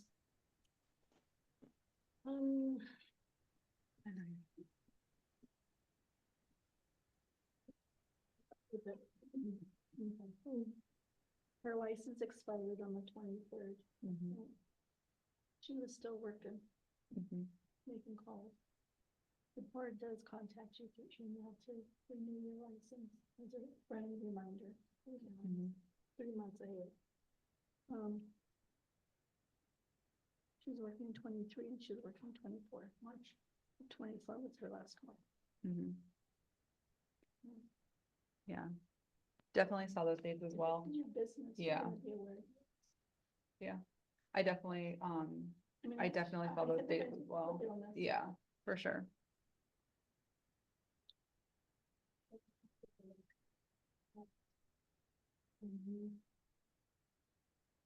Yeah, good points, good points.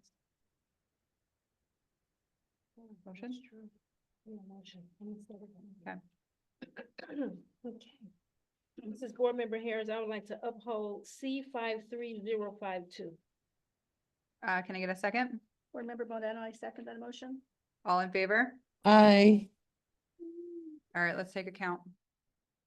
All right, all in favor, please state your name. Douglas, aye. Douglas. Board aye. Member Wold, aye. Douglas, okay, Wold, aye. Go ahead. Board Member Modano, aye. Board Member Moreno, aye. Board Member Harris, aye. Board Member Harris, aye. Board Member All of- Jeffers, aye. Jeffers, aye. Okay. Any opposed? Nay. All right, it carries. So, You voted nay, right? I did. That's what- Board Member O'Brien, nay, yeah. All right, motion carries. So we did vote to uphold the citation and the fee of $200. Do we have contact details for her? We do now. Okay, so the board has ways of contacting you, so they're gonna reach out regarding the decision. And if anything needs to be updated, just contact them with those details so that they know how to get a hold of you, okay? Great. Thank you guys so much. Thank you for your time. You as well. All right, moving on to petition M. On Q, on behalf of Van's Special Nail Care, S-11797 for discussion and possible action.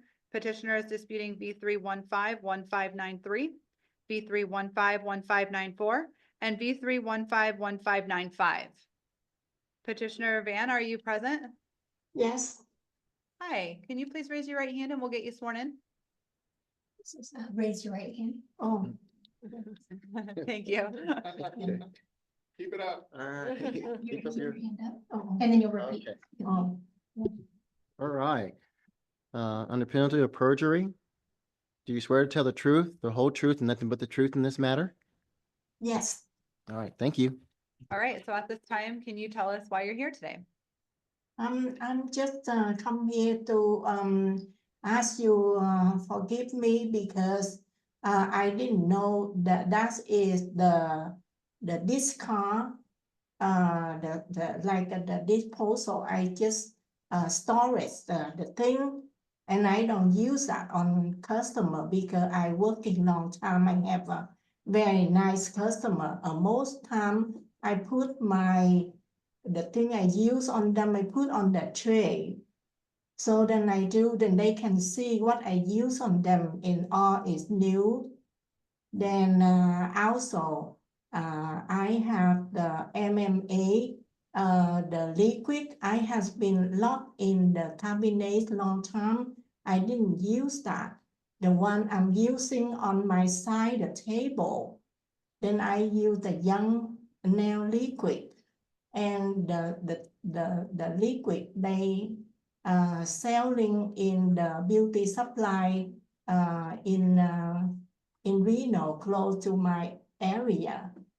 So then I just my problem is I don't reuse things. I should throw away, but the shopping I working, they have the green bean really high. We have to put in. Then I'm too short, so I just once a while I will have my son come and take that away. So then that my problem. I didn't throw that right away. So then I just come and ask you forgive me. Thank you. At this time, we'll hear from board staff. They'll make their presentation and then we'll come back to you, okay? Yes.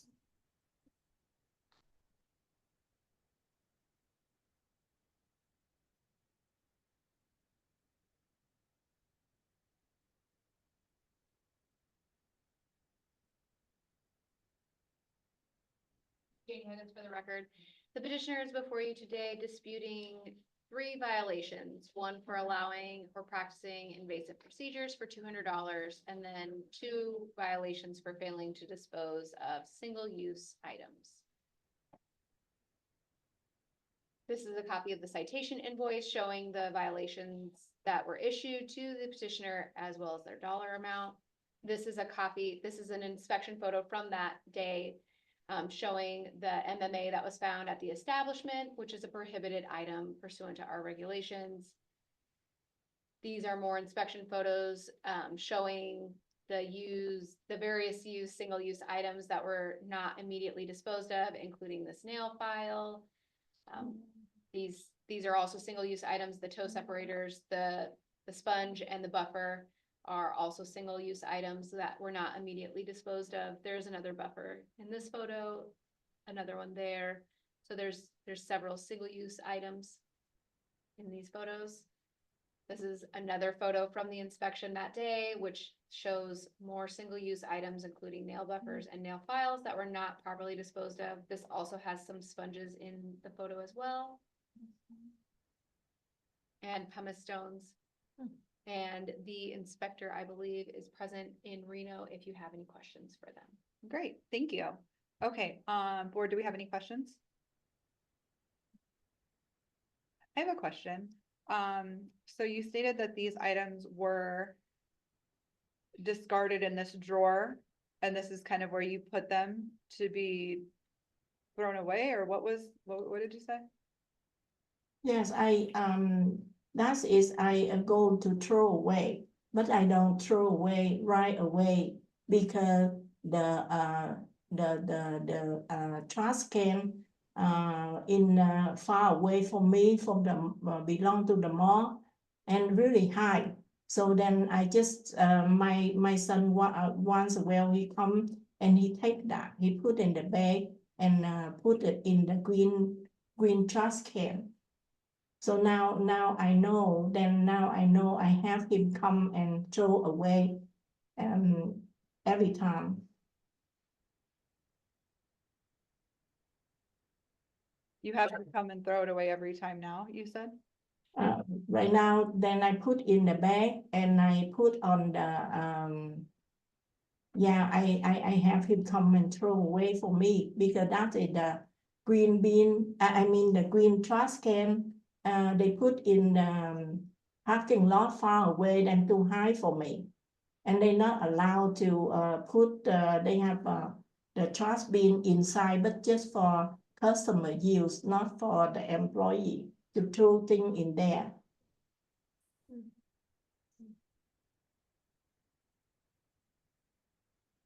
So the items in these pictures, they're being thrown away? Yes, I don't reuse because my customer has been take care long time and they very picky.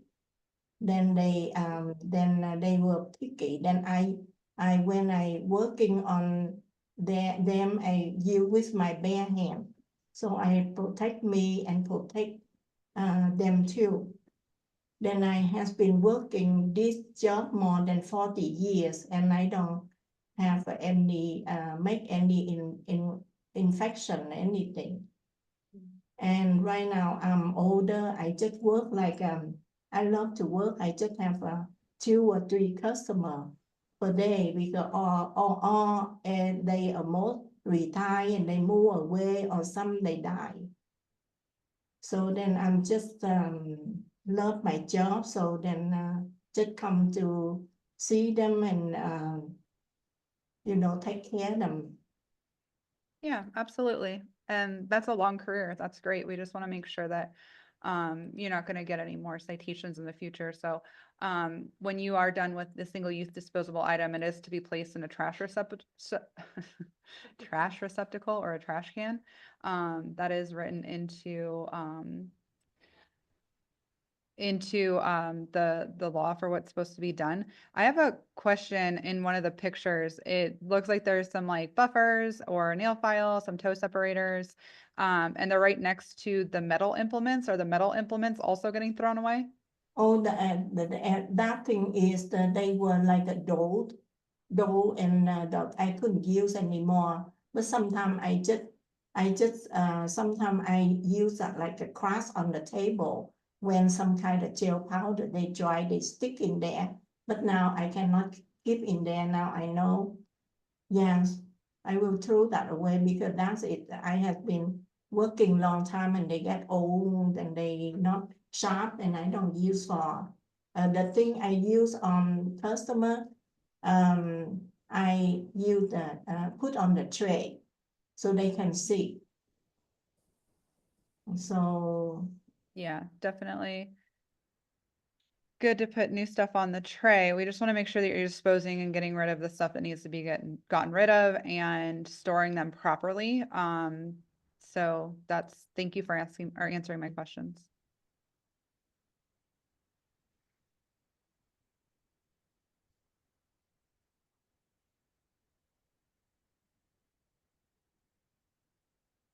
This is Board Member Harris. I just have one question. So you do understand now that single use means just that single use. You're gonna throw everything away once you use it. That's porous. The Yes, buffers, the files, the yes, separate. And take all your used dull yeah, implements home and discard, and not to keep them in a drawer. And you have to have a clean drawer as well. You understand that now? After 4 years? yes. And at that kind of most time, I just like put on the side and the tray sometime I put like a support the one next to me to just like at the table because the spa chair and I couldn't do putting on the floor. But I have the clean tray, then I have everything I using customer on the tray so they can see that. And my customer, they like kind of picky and they watching everything and they trust me. Mhm. Okay, well, thank you. I yield back to the Madam President. This is Board Member Moreno. This is the second time you've had this violation? She's asking if it was the second time you've had this violation, because it shows second offense. Were you warned before or had another violation? I never Never? have Oh, before, never. Yeah, I was gonna ask the same thing. This is Board Member Jeffers, because it does say the second offense. So I didn't know if there was like a warning or previous.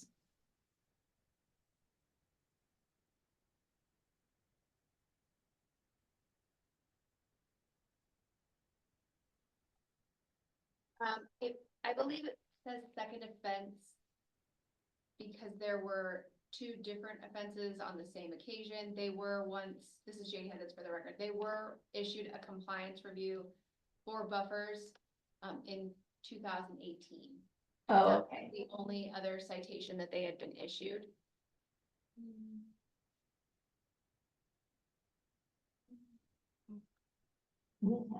Yeah, so in 2018. Are there, Board Member O'Brien here, are there any trash cans in your salon? We have the one, in my shop, I have three person working and they independent. And they have their own little trash can. Then we next to the sink and we have a little big one. Then customer use wash their hand and put in there. We don't put some kind of smell. Yes. Yeah, no, that makes sense. Where are you putting like your fingernail clippings and your tips like that you take off and stuff? I don't see those in this drawer. Are those going in the trash can? We have the like the paper on the table if I nails. So then I cut the fingernails and I take off have a cotton and have a nail polish and I roll that I put on the little trash can next to me. Then they have the lid. Yeah. Well, good. I would just maybe think, I think we need a bigger trash can. All of this needs to go in there. Yeah, for sure, for sure. Okay, thank you so much. Do we have any more questions?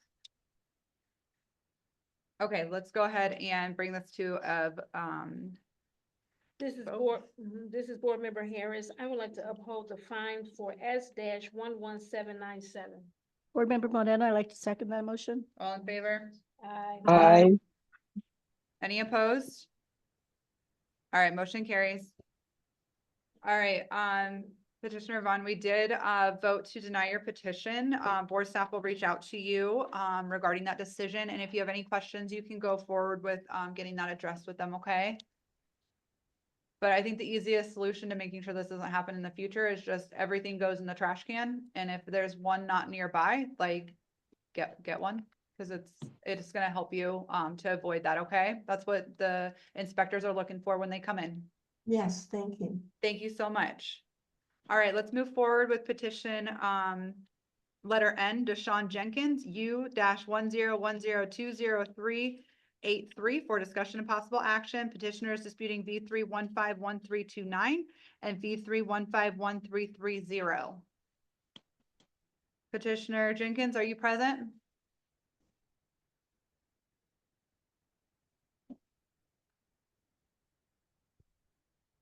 All right, let's go ahead and pull that up on OneHub. Did we all have an opportunity to review this? Yes. Yep. Yes. Do we have any questions? No, ma'am. Do we need to hear from board staff? Yes, ma'am. All right, let's go ahead with the presentation, please.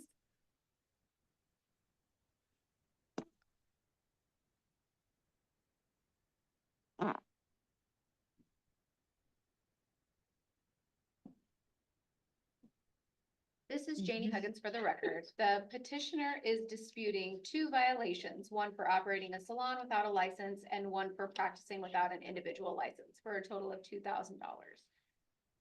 This is a copy of the petitioner's petition and their supporting letter, and a copy of the citation invoice relating to those the 2 violations in dispute. In addition to that, the petitioner has also been issued several other violations in total of $9,000. This is a screenshot from their Instagram account showing hairstylist, hair services, and it goes on to demonstrate various hair services, including braiding, Las Vegas braids, Las Vegas braider,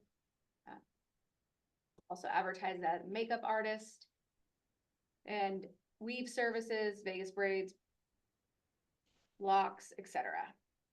These are some more photos from their Instagram, including some that are clearly in the background of a residence. This is another Instagram photograph that is pointing to a booking website that the petitioner has. This is some screenshots from the booking website explaining that they're Deshaun, they're looking forward to becoming your hairstylist. Feel free to text at this number. This is how you would book an appointment with them. Up into putting in your credit card information.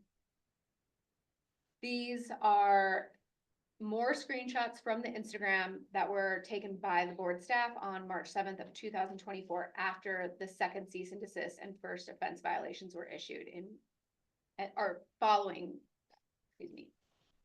These were taken in March 7th, and then this led to us issuing the second cease and desist and the first offense violations.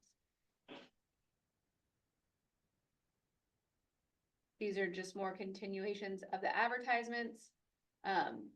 Because there are different tags in here, like Atlanta and California, we pulled some photographs from Zillow of the residents that the citations were going to, just to verify that the posts that we were tagging and documenting were occurring in this residence in Nevada, to ensure that it wasn't a post that had come from another jurisdiction.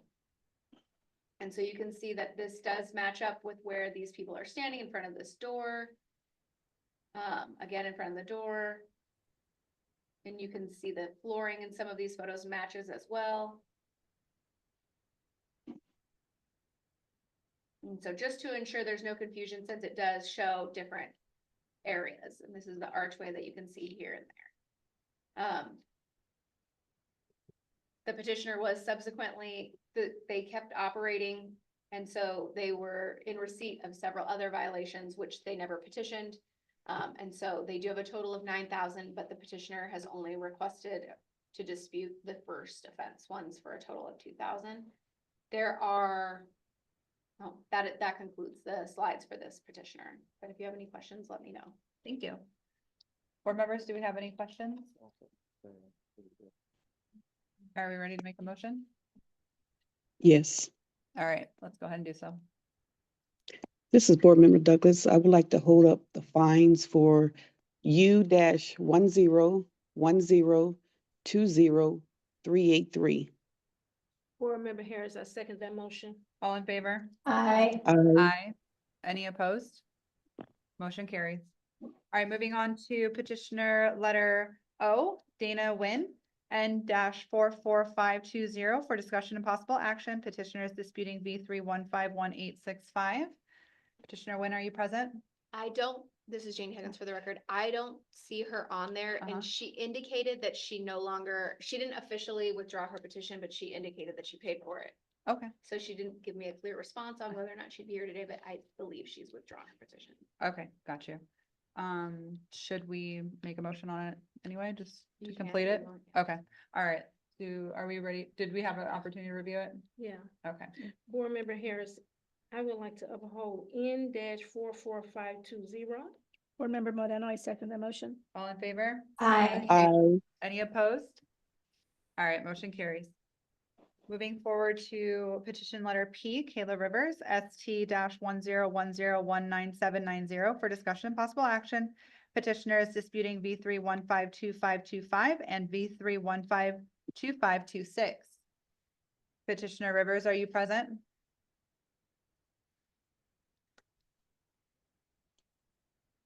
Ooh.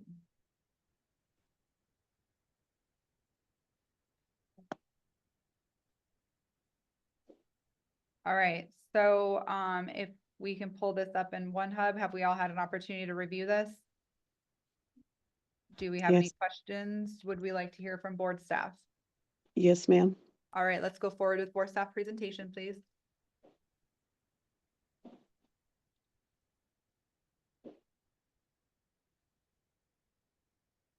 Jane Higgins for the record. The petitioner is disputing two violations. One is for operating a salon without a license, third offense, and one for practicing without a license, also the third offense. This petitioner is before you, has petitioned these violations. I believe her intent was to ask for mercy because of the dollar amount. She initially was cited by the board staff for being a breeder without a license, and then I believe has now and since enrolled in cosmetology school, so she will have to pay the citations before she can obtain her cosmetology license. Her first cease and desist was sent to her on March 30th of 2023, followed in April by a second cease and desist and first offense violations. And then the third cease and desist, second offense violations were issued to her in October of 2023, and then a fourth cease and desist and third offense citations were sent to her back in May of 2024. This is a screenshot of her Instagram where she advertises for services, mostly for hairstylist services. These are some more of her advertisements. These are some photographs of where she works inside an establishment or at her home. Her policies for cancellations or scheduling or running behind, and then some demonstrations of the work that she's provided to. This is from her booking website, and this was found in April of 2023 and shows some of the services that you can book. At the time, I believe she was offering a lot of wig and braiding services. This shows you what you can book with her and some more photographs of her work.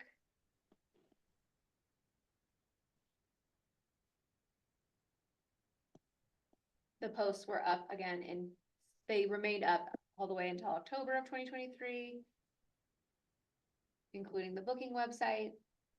And then these were from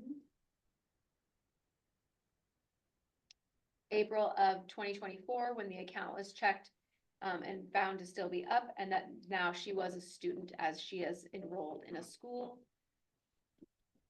So now that she's a cosmetology student, she's learning other services, so she's advertising for these as well. And her booking website is still up and available for people to book the services on.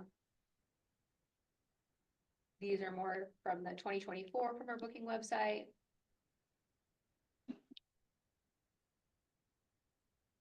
And that is all we have for this petitioner.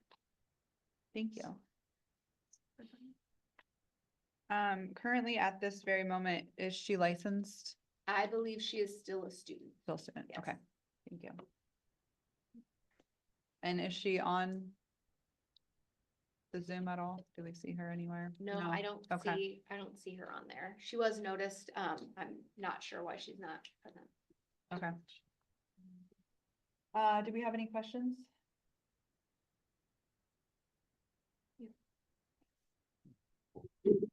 Madam Chair, Yes. she's enrolled as a Euphoria student. This is Lauren Gossage for the record. She's on her second retake of her theory exam. Okay. Okay. Okay, and this is Janie Huggins for the record. So this is, her third offense. She has already paid the other violations, that were issued to her before I believe she enrolled as a student. So this would be the last bit for her to settle up once she gets licensed, to get licensed. Okay.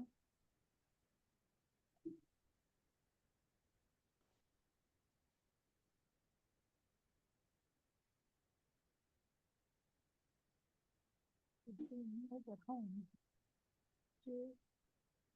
Not school.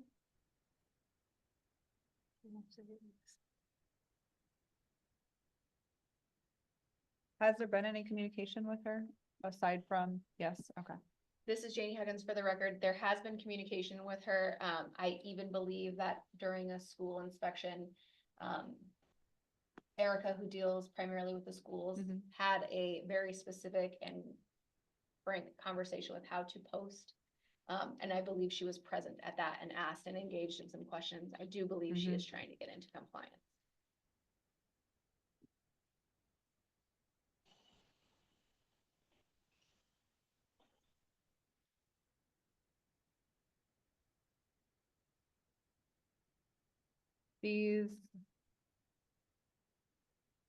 The citations that we're looking at right now, you mentioned that some previous ones had been already paid for. Can you give us a time frame or a date frame for these ones in particular? What are we looking at here? They were all issued in mid 2023 and they Okay. were paid for in around the same time. It looks like they were all paid for in October of 2023.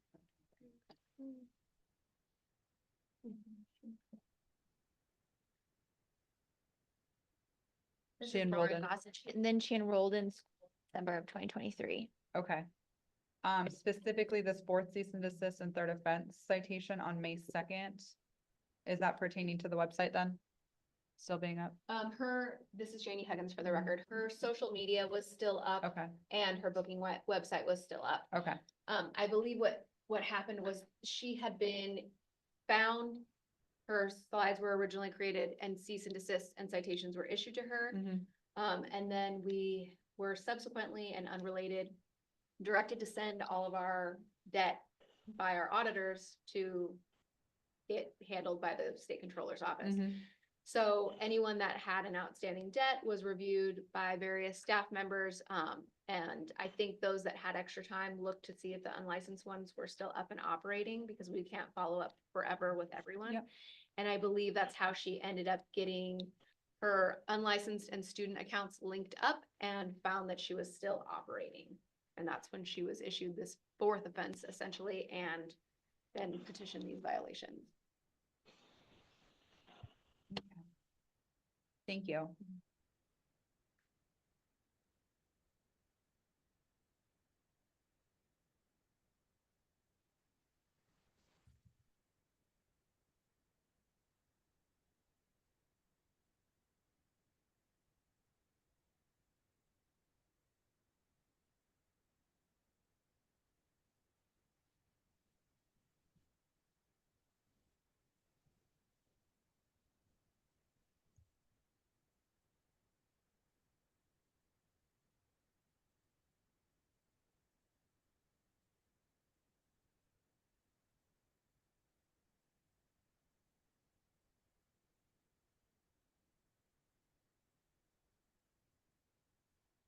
Okay, board, how are we feeling? Yeah. Uphold. Yeah. She's not here to defend herself. Yeah. Yes, can we get a motion? Okay, this is Board Member Harris. I would like to uphold Rivers ST 1010197990. It's Board Member Douglas. I second that motion. All in favor? Aye. Aye. Any opposed? Okay, motion carries. Let's move on to petition letter Q, Ebony Barksdale, U-101014803 for discussion and possible action. Petitioner is disputing V3152496 and V3152497. Petitioner Barksdale, are you present?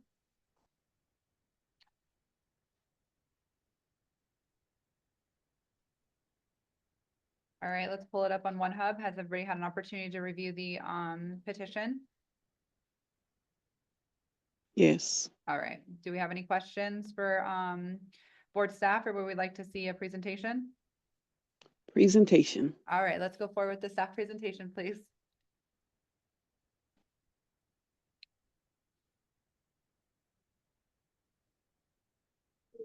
Jamie Huggins for the record. The petitioner is disputing 2 violations for the second offense of operating a salon without a license and an individual practicing without a license.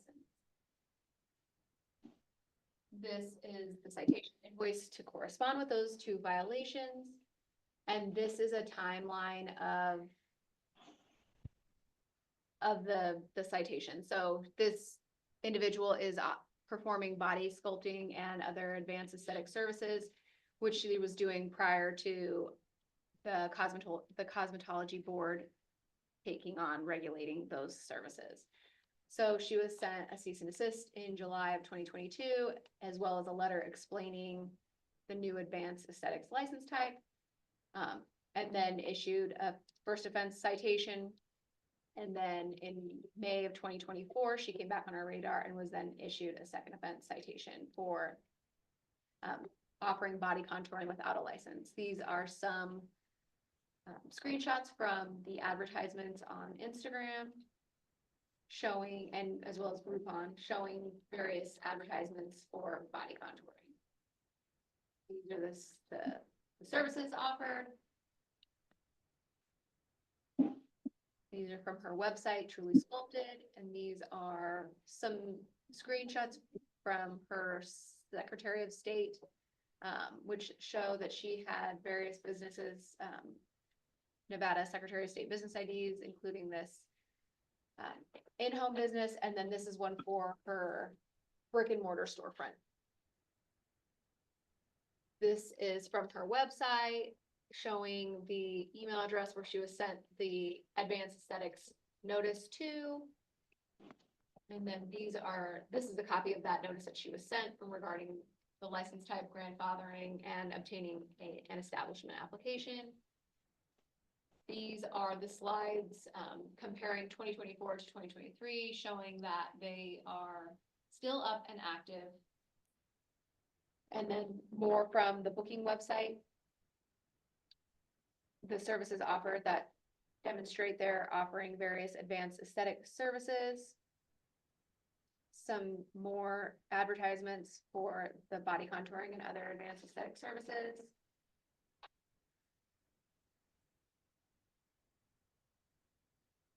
And then another screenshot of the account from May 2027 showing no change in the booking website, or excuse me, the advertisements. And that is all we have for this petitioner, but if you have any questions, you can let me know.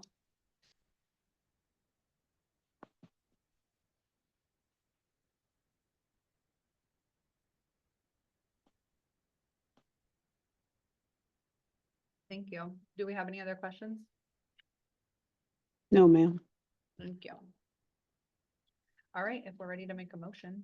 This is Board Member Harris. I would like to make a motion to uphold petitioner U-101014803.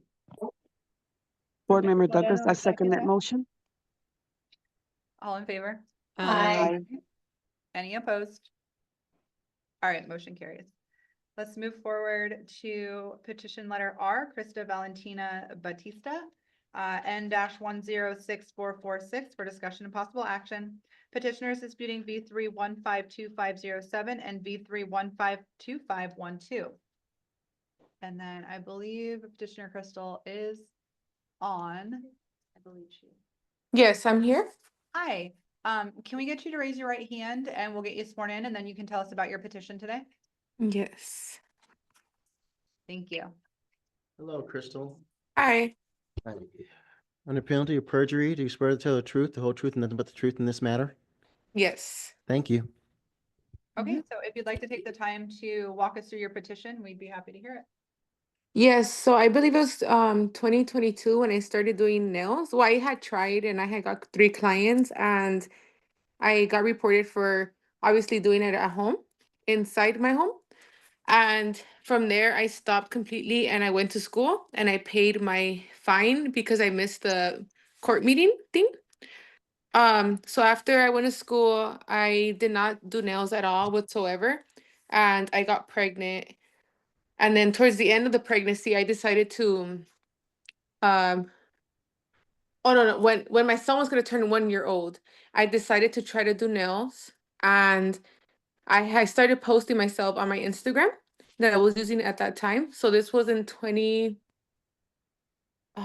what was 20 last year, I believe it was, when I got these citations. So I was posting on my story just to see if like anyone would like to like come after like a full over a year that I had stopped doing nails. And I guess since I was licensed, I just kind of just tried again. And I was also just trying to get some kind of money just for my son's first birthday party. Um, I didn't, I wasn't able to get no clients because since I wasn't posting anything for over a year, like no one, like everyone kind of forgot about me, that I was doing nails at that time. So, um, days later after, or weeks later after I had posted those stories that I was receiving clients, I received the citations in the mail. And so I completely stopped posting on my Instagram. Um, and then, well, I just been waiting to see if there's a way I can get those dropped because I mean, I don't do nails and I'm just a stay-at-home mom, like full time only. Thank you. Yeah, that's all I Good. have to say. Okay, thank you. Hmm. At this time, we'll hear from board staff. They'll make their presentation and then we'll come back to you, okay? Okay. This is Janie Huggins for the record. The petitioner is disputing a violation for practicing in a location not authorized by the board for $500 and a second offense violation for operating a salon without a license. This is the citation invoice that goes with those 2 violations they're petitioning. In July of 2022, the petitioner was scheduled at a board meeting to petition 2 offenses relating to operating a salon without a license and an individual practicing without a license. She, I believe, was not present and the violations were upheld. She eventually paid those violations, went on to receive her nail technology license, and she is now a licensee. This is a screenshot from the at-home business from 2024 showing the Nevada Secretary of State. This is the social media account. I believe this is her private one, and then it links to the nail page. These are the stories that she is referencing when she's just spoke to you now about posting stories, where she's talking about various clients relating to her son's first birthday party. And then these are screenshots from the nail page, which were pulled on April 30th of 2024. So these are setting up for nail appointments. And then this is from her TikTok account of the same name, linking back to her email, which are also advertising for various nail services, including setting up for a pedicure bowl. This is an email sent to the licensee from board staff requesting her work location, so we can verify that these posts tie up to a licensed establishment. And the response was that she did not have a work location. And that concludes our documents for this petitioner, but if you have questions, you can let me know. Okay, thank you. Can may I say something? Absolutely. So I seen that videos when my son came out. So that's what I do full time now. I just only do full time TikTok as a stay-at-home mom. So I just create mom content. And it's been for maybe almost a year already that I've been doing that. And then what was the other also the email with me saying I don't have a work location. That was recently sent to me, and it's because I don't have a work location for nails. So I just wanted to clarify that. Thank you. Appreciate that. Mhm. All right, so at this time, I'm going to ask the board members, do we have any comments or questions for Petitioner Batista?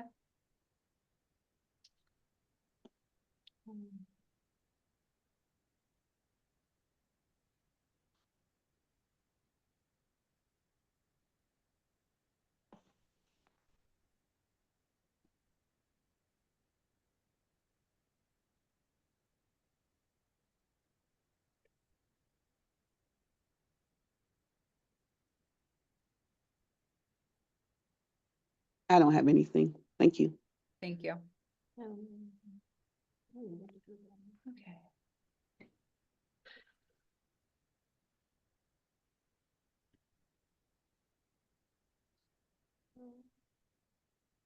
This is Board Member Moreno. Is there a reason why you're not working in a in a nail salon or hair salon? Yeah, it's just because it's been hard with my baby. So it just made it easier for me to just create content as a mom and just doing things with him throughout the day. And I just I don't really have the, how do you say it? Like to be able to get a little daycare or even like for me to feel comfortable to leave him with someone. So my husband's the one that works and I just stay at home.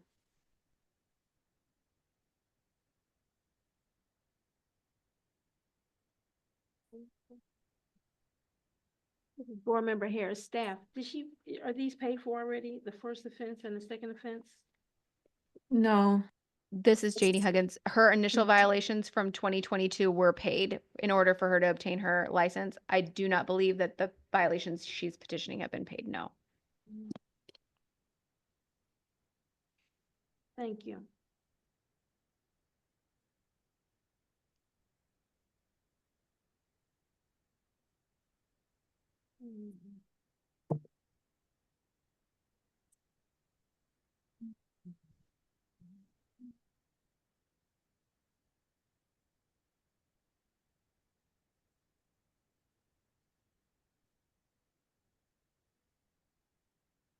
I mean, the photo, Board Member O'Brien here, the photos that the board staff presented, I mean, definitely look like you have a home salon going on. Advertisements would indicate that as well. Is there anything that you can offer us or give to us as details as to explain these photos or videos or anything like that to kind of help your case a little bit more? Because right now, I mean, it looks like you did purchase a pedicure chair and a pedicure bowl. Yeah. It looks like you have stories, you know, kind of indicating that you had a first appointment, a second appointment, and then, you know, some personal video or photo of you and your son before your next girl, and then your last appointment of the day. You know, the DM to book is obviously a huge red flag as well, set up for appointments, like all these kind of things are indicating that there is some activity going on here a little bit further than just like content creation for a page. So just if you can maybe offer something in that, we can kind of consider that before we make a motion. Yeah, of course. Thanks. So those three girls are actually my close friends that I have that live close to my other home I used to have. We sold that home and now we're in a new home, and that's why I don't have like no workplace at all. The other question was, oh, the pedicure bowl. That sold right away. I never got to like use it, and I can probably find like the message where I actually sold it, everything, the bowl and the pedicure chair. I sold it on OfferUp because I never started the pedicures.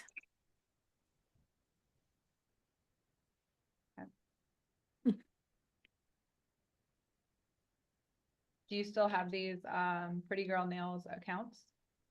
It's on there, but I have not used it since I've just been focusing on my main account, which is just like the mommy content. Mm-hmm. But it's on there, but I haven't posted anything.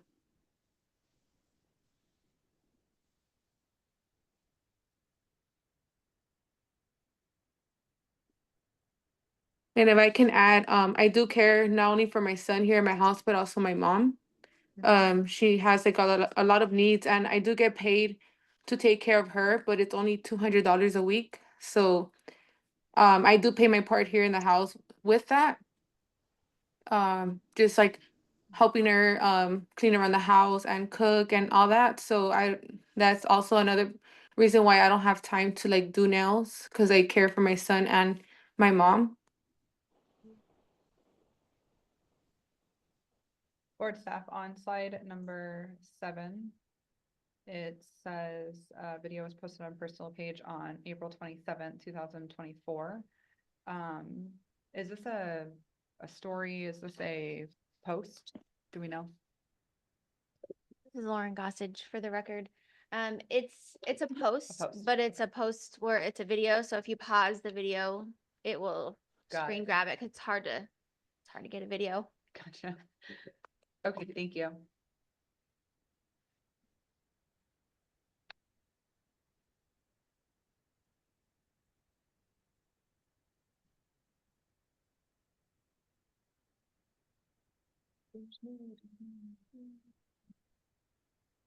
Definitely. This is gives a question me- from board member Moreno for the plaintiff. You still have that post, your page up for that Pretty Nails LV? Yeah, it's still there, but I don't use it. I honestly don't even know what was the last post or like what's on my bio or anything like that. This is Janie Huggins for the record.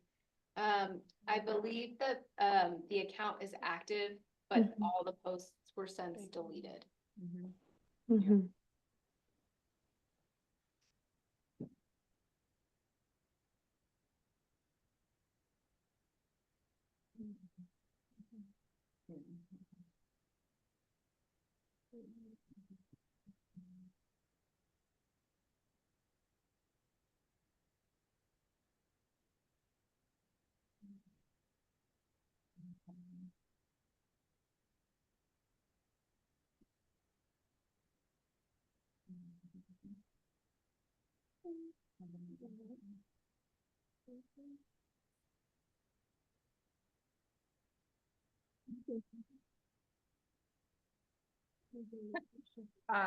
But board member O'Brien, petitioner Batista, when's your son's birthday?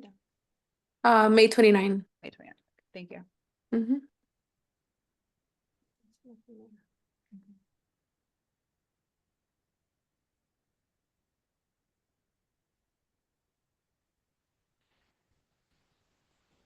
Okay. She has 2 of them. She don't.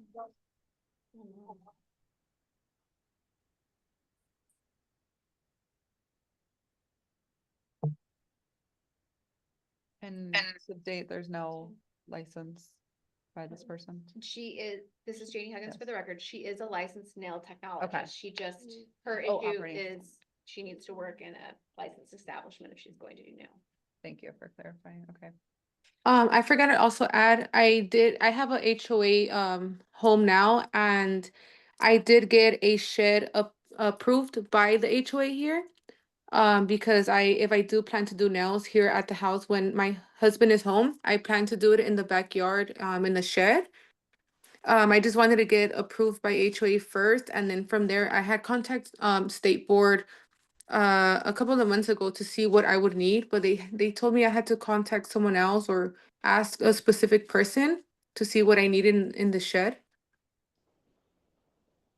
Yeah, there'll be certain things that needs Mm. to have like plumbing, entrance consideration, bathroom, those type of things. So yeah, you can look online for our regulations as well, and it gives you kind of a detailed list to what that would look like, but also you can reach out to board staff and kind of go over that also.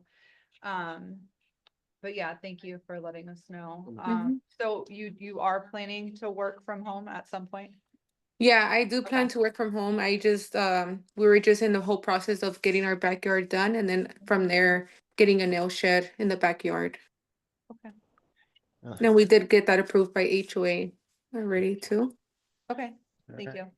Steve McDonald for the record, just like I did before, earlier in our agenda. Uh-huh. When someone's trying to do a at-home business, and not only you have to contact the state board, but you also Mhm. must contact the local government, means the city of North Las Okay. Vegas.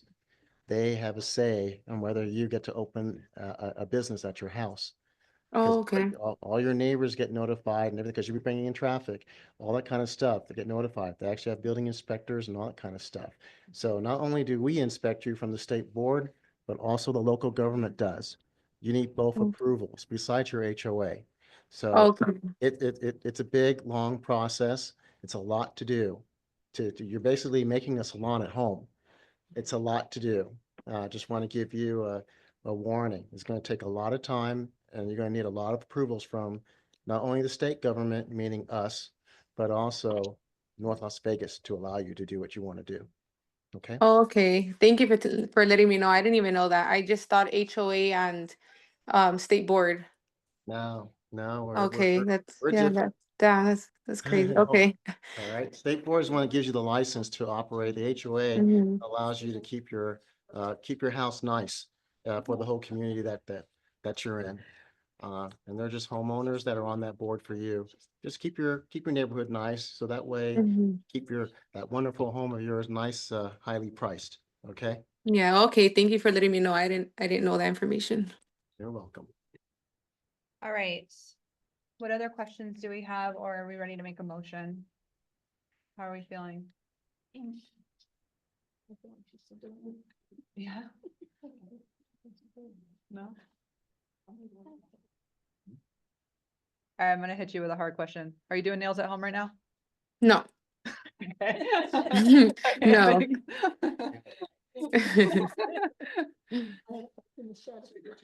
What about in the shed? Are you doing it in the shed right now? No, I don't have a shed yet. I'll show you Can my take us backyard. outside? No, I'm just kidding. I'll take you outside if I have to. All right, we're getting silly because it's late in the day. All right. Okay, so. You wanna do a reduction, like just a little small reduction? Yeah, okay, feeling like it. I mean, she came on, she gave us her time. She was here all day, like, about a little bit. She is like, she's trying to get in compliance. Sounds like she's already checked with HOA. She needs to do a couple other due diligence things, so. Okay, all right, so let's make a motion, please. Okay, this is board member Harris. I would like to uphold the citation with a reduction of 50% for petitioner N-106446. This is Board Member Moreno. I second that motion. All in favor? Aye. Aye. Any opposed? All right, motion carries. Petitioner Batista, what happened was we did uphold the citations. However, we did offer a 50% reduction in the fine cost. So the board staff is going to reach out to you regarding that. And if you have any questions about anything else, you can always reach out to them as well. Okay. Okay. All right. Well, best of luck to you. Thank you. Uh-huh. I did. Did I say opposed? I did. Oh, did girl. I told you it's late in the day. All right. Thank you so much for your time today. Thank you. Thank you. Okay, let's move forward. Don't take me back. Okay. I was like, I have a specific.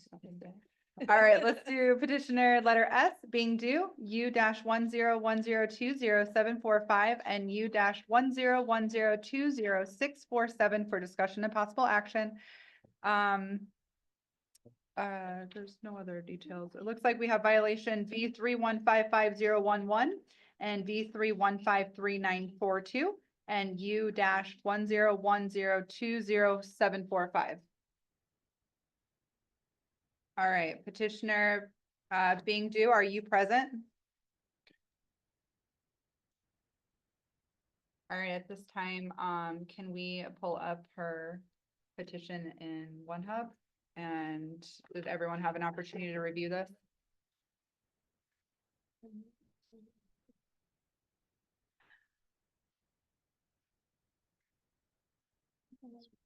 Yeah, let's do a staff presentation at Yeah. this time.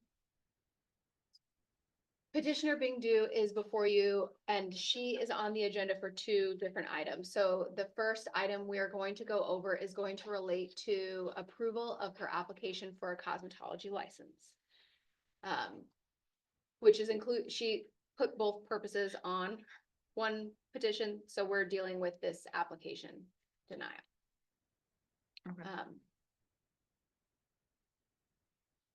This is a copy of the license verification from the the California cosmetology website, showing that her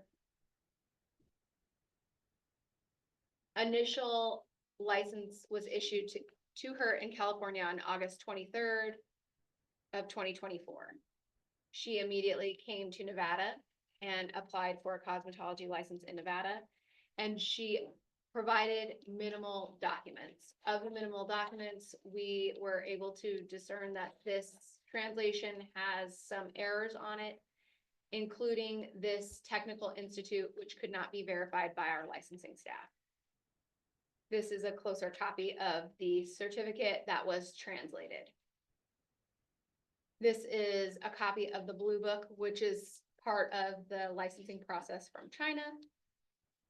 This is a copy of her Blue Book from, I believe, 2009 to 2010. This Blue Book could not be verified with using the numbers that we would normally verify a Blue Book. That is what we have for her licensing, application, and denial. We essentially couldn't verify any of the documents that she used to obtain a license. But if you have questions for that, I will direct them to Bertha, who is over the licensing. So she is on if you have any questions, and if not, we can go to the next portion of her petition. Any questions? No? Okay, let's go forward. The next portion of the petitioner's request is to dispute two violations. One is for an individual practicing without a license or certificate, first offense, and then another, because she was found operating inside an establishment again. So she was issued a total of 2,500 in violation. This is a copy of one of the citation reports that was issued to her in July of 2024. And this is an inspection photo of her found in July of 2024, where she was found, I believe, on this occasion to be the only one inside the business. The business is only licensed for aesthetics, so there's no other business that operates out of there. She was also found in another business where she was also, I believe she didn't let anyone in for us to verify that she was the only one, but again, she has been found inside two establishments. She has no license. At the time of the July citation, she never indicated that she was licensed for cosmetology in another state. We were aware that she was not licensed in Nevada. She mentioned that she had a aromatherapy certificate to us and the other enforcement officers that were present when that violation was issued. She was also found and not cited on May 9th inside the same business that she was in July. There were customers coming in and out of this business. As you can see, these are her feet. This is the patron that walked in during the inspection. This is her while the inspector was there. She did provide us with her ID.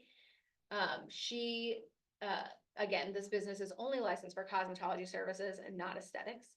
And I believe that her purpose for being there, she said, was to clean the business. I believe she also wrote that on her petition. She has also been found there by Las Vegas Metropolitan Police Department, as well as City of Las Vegas Business Licensing Enforcement Officers. So she's been found inside this location for a number of visits. Because she has repeatedly said that she is only inside the establishment to clean. Yet each inspector that has been able to go inside the establishment has issued numerous citation violations or sanitation violations, including hair buildup inside showers and drains. There's insects and debris on the floor. We believe that there to be animal feces on the floor as well. This is some debris on a sheet that was on a bed. This is some buildup and debris inside of a towel warmer. These are some women's underwear that are rolled up on like a supply cart that was found inside of a treatment room. And these are just to show you that there's a sanitation issue inside the establishment, so it is unlikely that she is there for the purposes of cleaning the establishment. And if you have questions relating to the violation she was issued, you can direct those towards myself. And that's what we have for this petitioner. Thank you. With pleasure. All right, do we have any questions?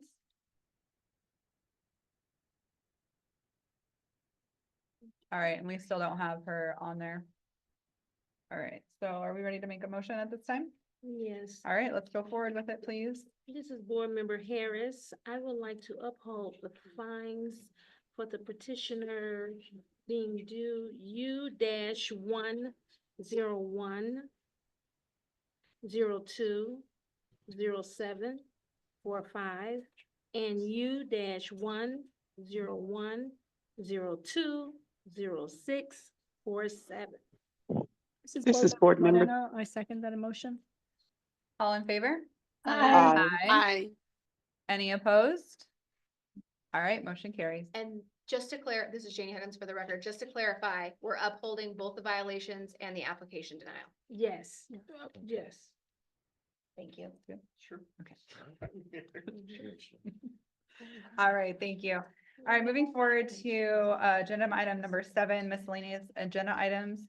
We'll go to letter A, Executive Director Stephen McDonald, Board Operations Overview for discussion only. Executive Director Stephen McDonald will give a brief overview of the board operations. Yes, thank you, Madam Chair. Steve McDonald for the record, and I'll emphasize the brief part of your statement because I know it's been a long day.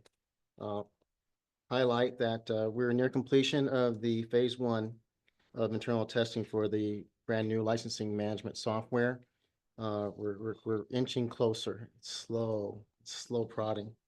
We sent out the 3rd quarterly newsletter. That's our education letter. We do emphasize some of the things that we're seeing out there, as well as, questions that people may have. We do tell them to go to our website, look for the announcements, and that's where you'll get most of your good information besides the newsletter. We're still in the compliance department. We're still, inspecting at least 4 times a year, every establishment, and with our compliance efforts.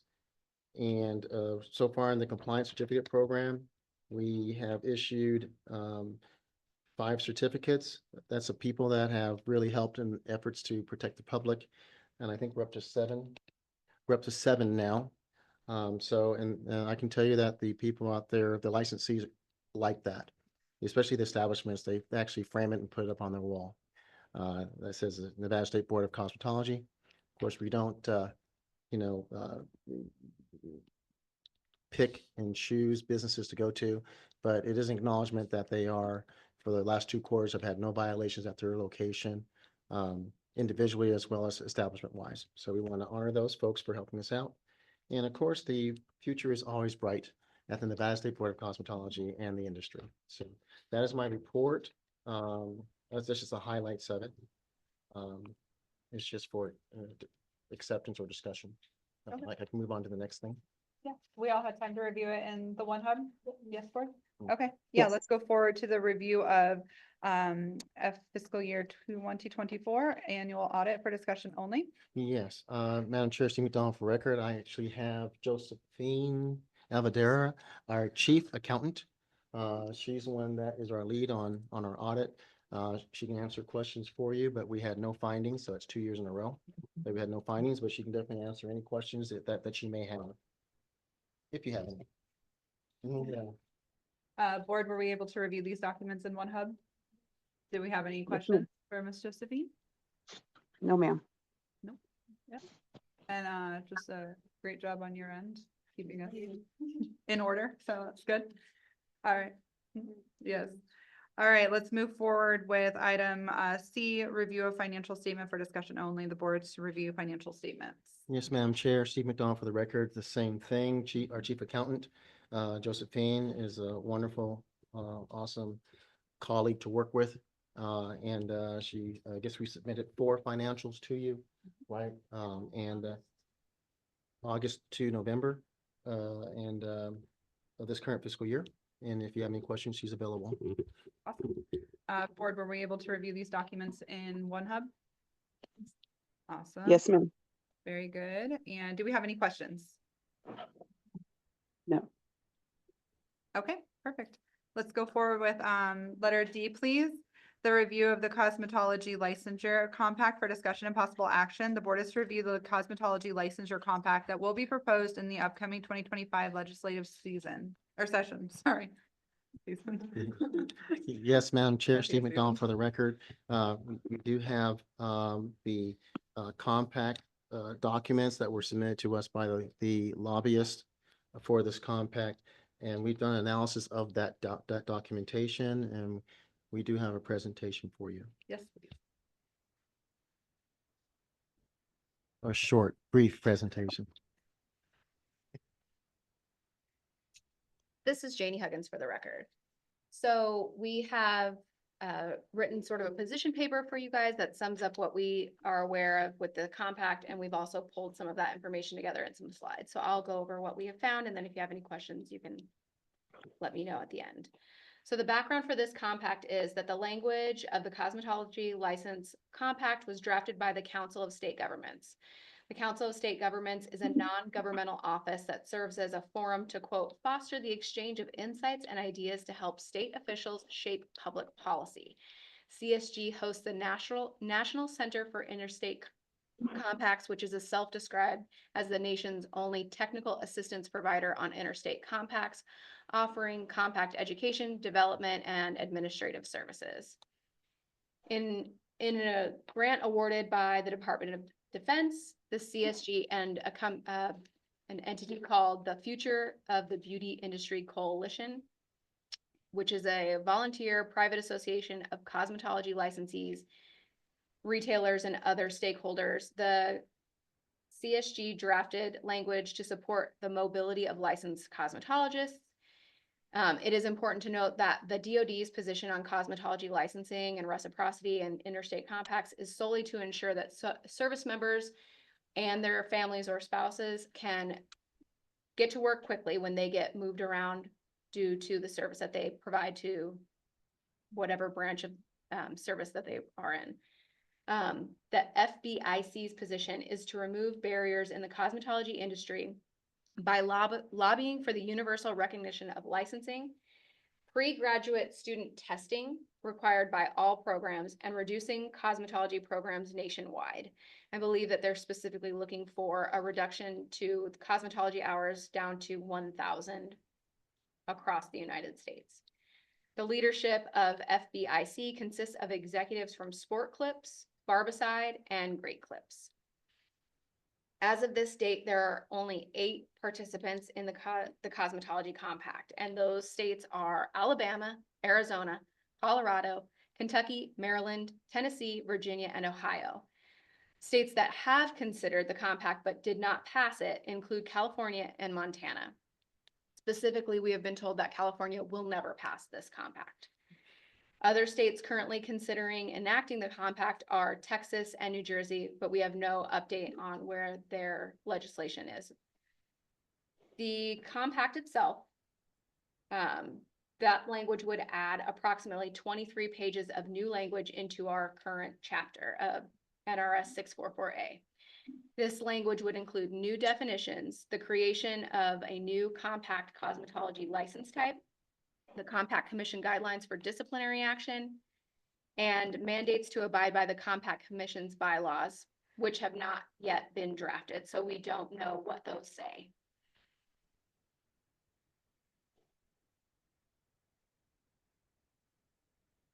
The bylaws will be written and approved by the Compact Commission, which at this time would be made up of the 8 states that participate in the compact. The cosmetology compact will initially only be available for the cosmetology license and no other license types. If other compacts are contemplated, Future compacts would need to be individually enacted for each different license type. If passed, if the cosmetology compact is passed, it is likely that the Nevada State Board of Cosmetology will see additional compacts per license type in future legislative sessions. According to CSG, the legislative language for the cosmetology compact as drafted and proposed by CSG shall not be modified by the legislature. It must be accepted and passed as is. The full language of the cosmetology compact is available for you guys to review in OneHub under the item number 7D_CSG licensure compact packet. The language of the cosmetology compact provides a framework for what is essentially a traveling license and not a national license. Compact licensees must apply for and receive, quote, multi-state license that is issued to them by their, quote, home state. Once issued, the multi-state license will grant that licensee the ability to travel into a partnering state and work freely in any of the compact states. However, if the licensee moves from their, quote, home state and becomes a resident of a new home state, they must obtain a new license in that home state, regardless of whether that new state is a participant in the compact or not. To apply for a compact multi-state license, a licensee would need to meet the licensure requirements already set forth by that state's Board of Cosmetology. The home state maintains the ability to follow its program hour requirements and required exams for an initial licensee.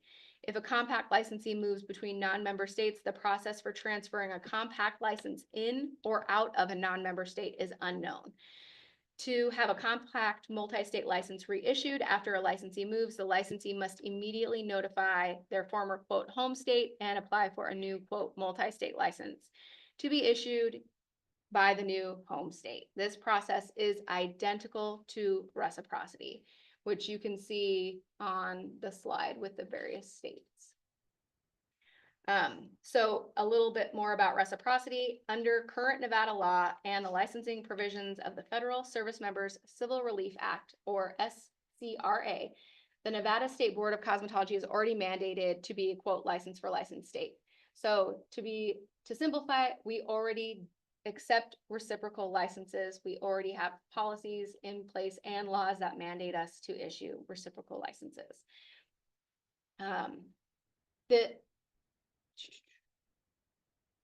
And additionally, we do this with all license types, so it's not exclusive to the cosmetology license.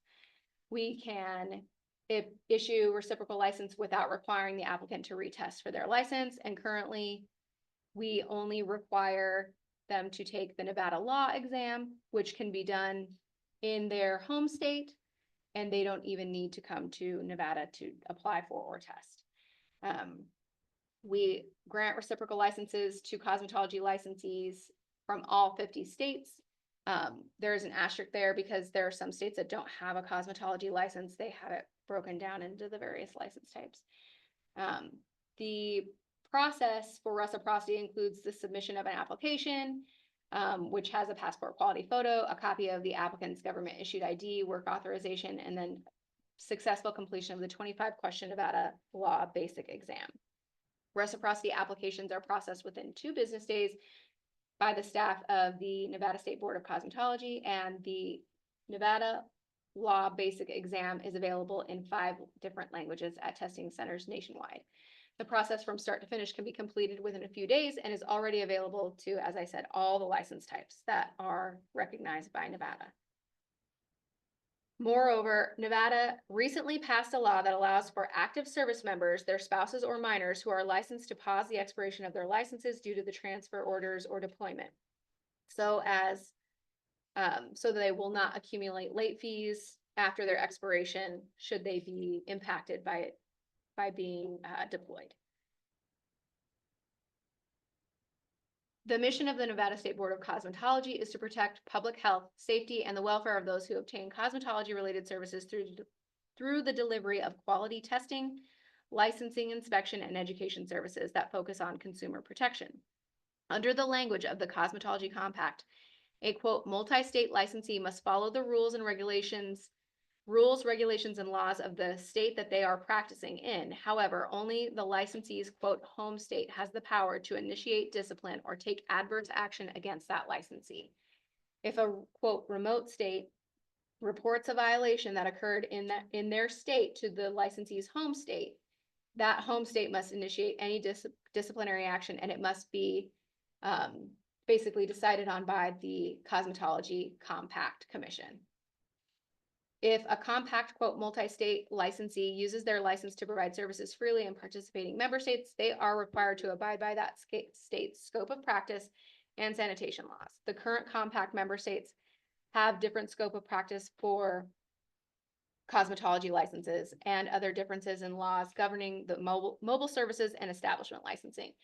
As an example, one of the most notable differences is that several of these compact states do not include eyelash extensions in the scope of practice for a cosmetologist.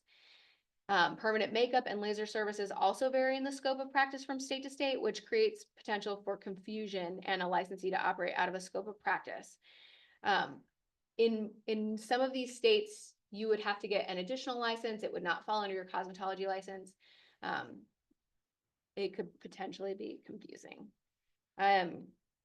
So regarding some of the data and the resources, although the compact is active, no cosmetology compact licenses have been issued and no member states have been able to confirm how the compact works in their respective states.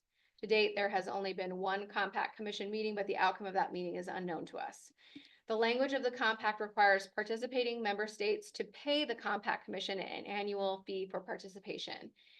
At this time, that fee amount is unknown, but it has been speculated by California that it would be approximately $10,000 annually paid into the commission by the board.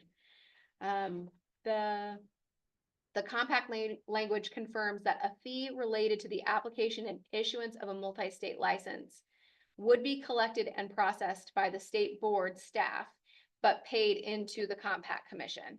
The state would be responsible for staffing costs and material costs relating to processing and issuance of compact licenses. The language of the compact suggests that the State Board of Cosmetology can decide ultimately if they want to implement their own fee that they would retain. However, such a fee would need to be established in our laws separately and would require approval through the legislature in a future legislative session. The language of the compact creates a compact database that will include an applicant's identifying information, licensure data, information relating to investigations and/or discipline.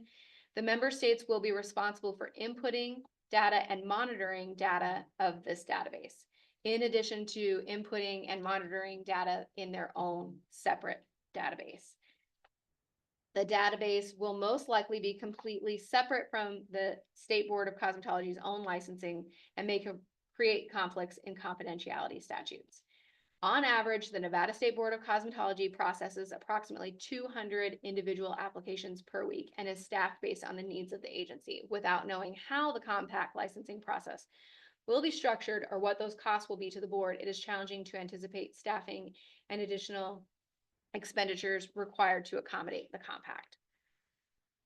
The Nevada State Board of Cosmetology falls within the general purview of the Nevada Department of Business and Industry, as recently enacted in the 2023 legislative session. It must be noted that the language of the Cosmetology Compact has the potential to conflict with proposed legislation slated to be heard in the upcoming 83rd legislative session, including the use of administrative services, budgets, and disciplinary processes. We are unaware of any positions that have been made on the Cosmetology Compact. Our conclusion on this is, unfortunately, there are several unknowns at this point. We do understand that the underlying premise of the DoD is to grant service member. The premise of the DoD grant under the Service Members Civil Relief Act was to assist active duty service members, their spouses, and minors in getting licensed rather quickly after they have transferred due to orders. As stated above, in Nevada, we process reciprocity applications, especially for active duty armed forces and their spouse or minor children within 2 business days, as typical for all reciprocal applications. Further, if the active duty service member is deployed and transferred out of state, they may pause the expiration of their license at no cost to them. Here in Nevada, we are unaware of a supply shortage of student graduates at our schools or cosmetologists coming into Nevada to fill jobs, or a work shortage in demand for the services in the cosmetology industry. The only shortage deficit that we have been made aware of relates to the quality of graduates or licensees, which is monitored in Nevada through the Nevada State Board of Cosmetology's regulatory authority over Nevada cosmetology schools and curriculum. So ultimately, we can't provide very much information because not much information is known. But if there are any questions about the compact, I'd be happy to answer them now. Madam Chair, Yep. Steve McDonald for the record. As you can see, we've done our analysis of the compact based upon what was provided to us. There is a bill that's been introduced by Assemblywoman Torres. That is the compact bill. So it is going to be heard this session. We just don't have the text to it yet. So we have what their lobbyists gave, and that's what you have in your packet, but we don't actually have the actual bill, the bill language. And as Janie had alluded to earlier, the way that the compact commission is supposed to work is that the legislature can't change the language. So it's supposed to be passed as is. So if the legislature sees fit to change the language, then we're not going to be a member of the compact because it has to be exactly what's been passed by other states. At least that's what was clear in their handout to us. So there's really 4 options here. We put on here, actually, I'll give you 5 options for a discussion of possible action. You don't have to act at all. It's your choice as a board, or you can support it, you can oppose it, or you can be neutral on it. So you have those 4 options. And here's another option. If you want us to invite the lobbyist who sent this to me, Rosti, I can have her come before you and make a presentation on the document that you have in your hands, because that's what she gave me. So you actually have 5 options there. And I'll let you deliberate. Thank you. Thank you. So Board Member O'Brien here, we've had a chance to review this in our One Hub, right? Everyone did. So we got to read through it, and then hearing it out loud was nice as well. I've actually read through this a couple times at this point now. And the one thing that was definitely repeated and kind of made me kind of reflect is that it sounds like we already had this. There's no real need for this. And not a need that's big enough to like cut our hours from what we require them to be. The people that are on the board or involved in it are, you know, I don't know how to say this nicely, but it's, you know, people that have nationwide that would benefit from it. So while we obviously are a state that has, you know, an Air Force base, an active military base here, we already do a good job of ensuring that those members of our community are expeditiously granted, you know, licensure to work here. And like it was stated in the presentation, there's really no shortage of work available or workers available. So when I was reviewing it personally, I just didn't see a benefit to it. There's no real need to offer up this much more verbiage and red tape and having to go outside and just have another system to deal with. It doesn't make sense. If anything, I think other states should be emulating what we're doing here, and not kind of putting us all into one little thing. So that's just my 2 cents on it. If anybody else has anything that they want to say on it, and then we can make a motion to how we want to vote for it. Did anybody have any questions about it? I didn't. Thank you. Yeah. Oh, she said didn't. Oh, Yeah, I said I didn't. I was like, this is a long pause. No, I said I didn't. Right. She said I didn't. Okay. I didn't. Okay. Is there anything that we want to discuss with the person? I don't see anything to discuss. Yeah, I don't really see anything to discuss. It's just a number. Yeah. Yeah. Our board staff does pretty good. Yeah, I have, And they know I mean, when 2 it days is. of processing, I mean, how much quicker can we get? Yeah, right. And you know, way in advance, when maybe Mhm. ship someone. Yeah. So. A large concern for me also is the fact that some licenses include certain services and some don't. So like, Ms. Huggins said, it would definitely cause some confusion, I think, and some, I think it would actually delay in some instances too, as to how to get that person licenses that they need to operate here in Nevada. Did you have something for it? Sorry. And Madam Chair, I just wanted to say, Steve McDonald, for the record, we're gonna try and lower that down to 1 day, instead of 2. Nice. We're gonna try to keep going faster. Yeah. Yes, as you've raised some questions about the scope Mhm. and how other states do it versus how we do it, Mhm. where we all don't match. And, you know, if it's not a 1-to-1, and the way what Congress passed and what President Biden put in was that it needs to be substantially the same. The scope of the license needs to substantially be the same for that service member. They were more focused on the Department of Defense, Armed Forces. What has gone, I guess, kind of snowballed here is that this grant with the people that are involved are trying to make it broader than what the intent of the actual grant was for, which is really for the military because it comes from the Department of Defense. Mhm. It was mainly for the military, but wow, they've made it go a little broader now, more than the military. They want it for everyone. So I think that's where we're headed. Yeah. And so just wanted to point that out for your deliberations. Okay. It's still, again, you know, you have 5 options here that I've laid out for you.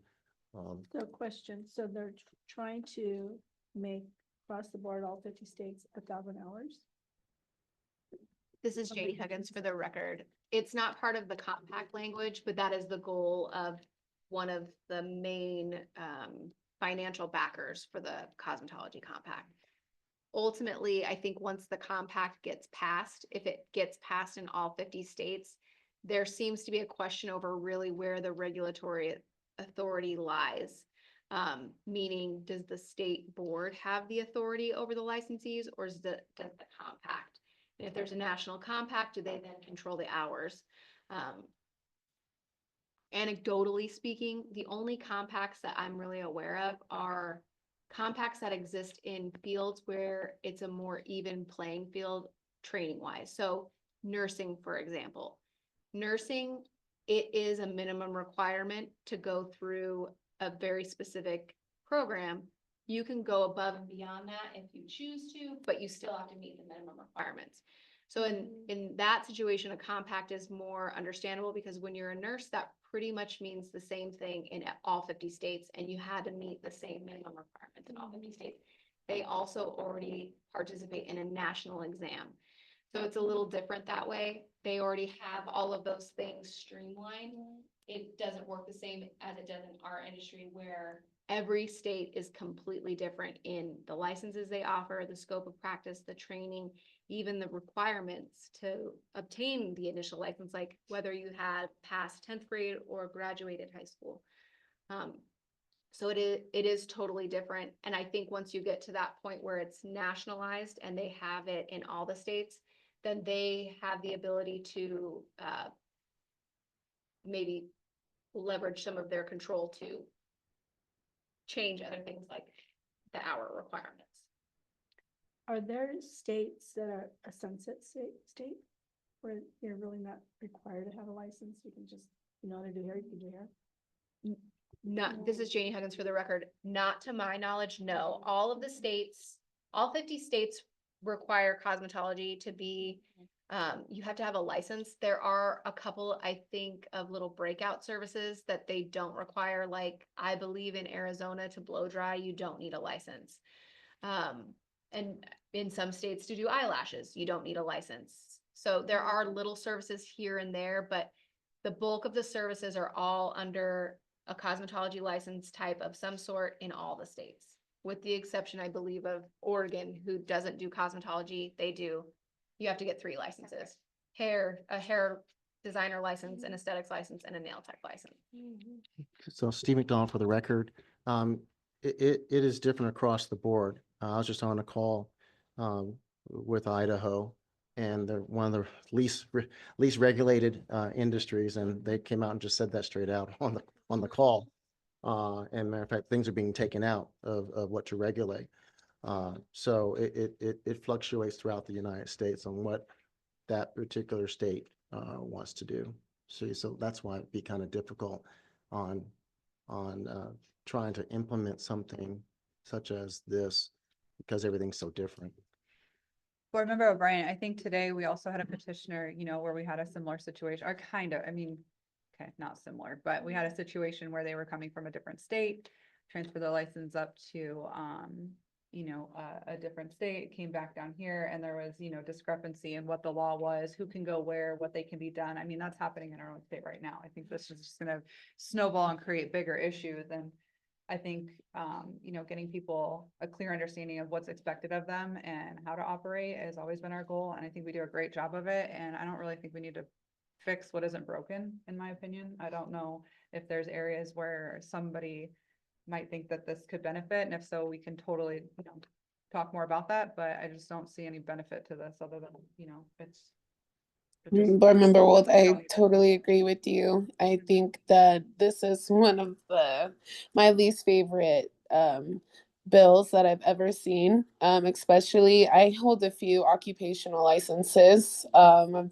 with real estate, this, and then also nursing. Well, I'm about to become a nurse. However, I can only imagine how much of a nightmare, more of a nightmare it would be trying to navigate only like a small amount of people who don't know everything about what we need, because we have licensees who wait to talk with us for almost a year. And imagine if we didn't know the answer to their question, or we didn't really have much perspective. I agree. I think it just causes more problems, because all these years, these states have chosen to do everything individually. And now we're like, you know, we saw with the SB 291 bill that they tiered out the license into a license that they've never heard, but then they have master esthetician in Utah. And, you know, it just turns into a really big mess.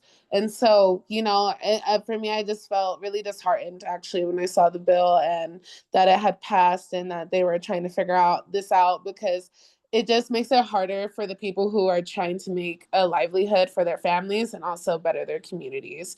So I'm always about like less gatekeeping and making things easier for licensees so they have easier points of contact and connection. So I totally agree. I don't really find this beneficial. I never have. Yeah, same page, definitely. Our board staff does a wonderful job of getting everything expedited in and out, and they're even gonna do it faster according to Executive Director McDonald. That's great. This is Janie Huggins for the record. I believe if the stars align, they often process those applications same day. The process is very quick for anybody to receive their initial license. That's our goal, is to get people licensed. This language does not even discuss processing times or dictate that an application must be processed. So if there is an issue somewhere in any of the states with reciprocity or processing times or people being able to obtain a license quickly, this isn't going to solve that problem, because it's not going to mandate that any state do anything in any specific time frame. Steve McDonald, for the record, especially the larger states, Texas, you know, they have large populations. And so, yeah, probably it would take a little longer there. It takes us 1 to 2 days because we're a small state population wise. So we can process things pretty quickly. But other states, Illinois, where you have a large population, it's hard to process that stuff. You need staff, and, you know, I'm not going to disparage other executive directors in other states, but you know, because they probably do have a lot more issues to deal with when you're doing that kind of large population. New York, that kind of thing. Yeah, for sure. Well, what do we need to do at this point as a board? Well, as a board, you have 5 options here. You can take action to take no action. That's one option. The other option is to either support the compact, oppose it, or stay neutral on it. And the 5th one is to invite the lobbyists to come and speak to you. Okay. Board members, do any of you have any desire to have a lobbyist come in and speak to us regarding this compact? No. No, okay, so that's off the table. In my personal opinion, I would like to see our board take some action of some sort, whether it would be to get behind it or to, not oppose it, thank you. Is everybody okay with doing that? Yes. Yeah, I am. Okay, so it would just be like another motion, right? Okay, so can I get a motion, please?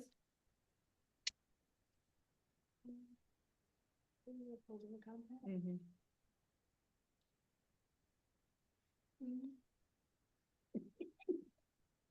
Okay, this is Board Member Harris. I would like to set a motion to oppose the licensure, the review of the cosmetology licensure compact. This is Board Member Douglas. Go ahead. This is Board Member Douglas. I second that motion. All in favor? Aye. Any Aye. opposed? Sorry, any opposed? All right, motion carries. We did oppose that compact.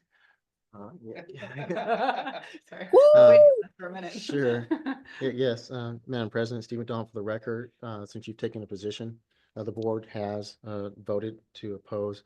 When I am talking and testifying before the legislature, I will let the legislature know that the board is taking a position of opposition. Thank you. Feel free to share all the wonderful things that you do for why we oppose it. All right, thank you so much. All right, that concludes item number 7. So we'll move on to item number 8, comments from the general public for discussion only. The board will entertain comments from the general public for any item that is related to the Nevada State Board of Cosmetology. Member of the public can call into the meeting to make public comments by dialing 1-720-707-2699 and entering 886 3769-8031 per the meeting ID. Comments are limited to 3 minutes or less, and no discussion or action can be taken during public comment. Do we have any public comment at this time?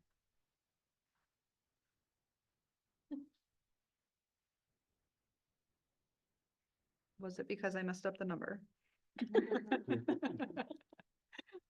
All right, let's move on to agenda number 9, comments from board members for discussion only. The board will entertain comments from the board members for any item that is or is not on the published agenda and is related to the Nevada State Board of Cosmetology. No action can be taken on a matter unless it is included in an agenda. Comments should be limited to 3 minutes or less. Do we have any public comment board member comment at this time? No? Anything from the north? All right. All right, then I'm going to call for adjournment. The time is 3:49 for January 13th, 2025. And thank you all for being here. Thank you, board members, for coming. Thank you, board staff, for your hard work. Thank you. And I want to say Happy New Year on behalf of the board staff. Thank you. Thank you. Happy New Year. Bye-bye. Bye-bye. Bye.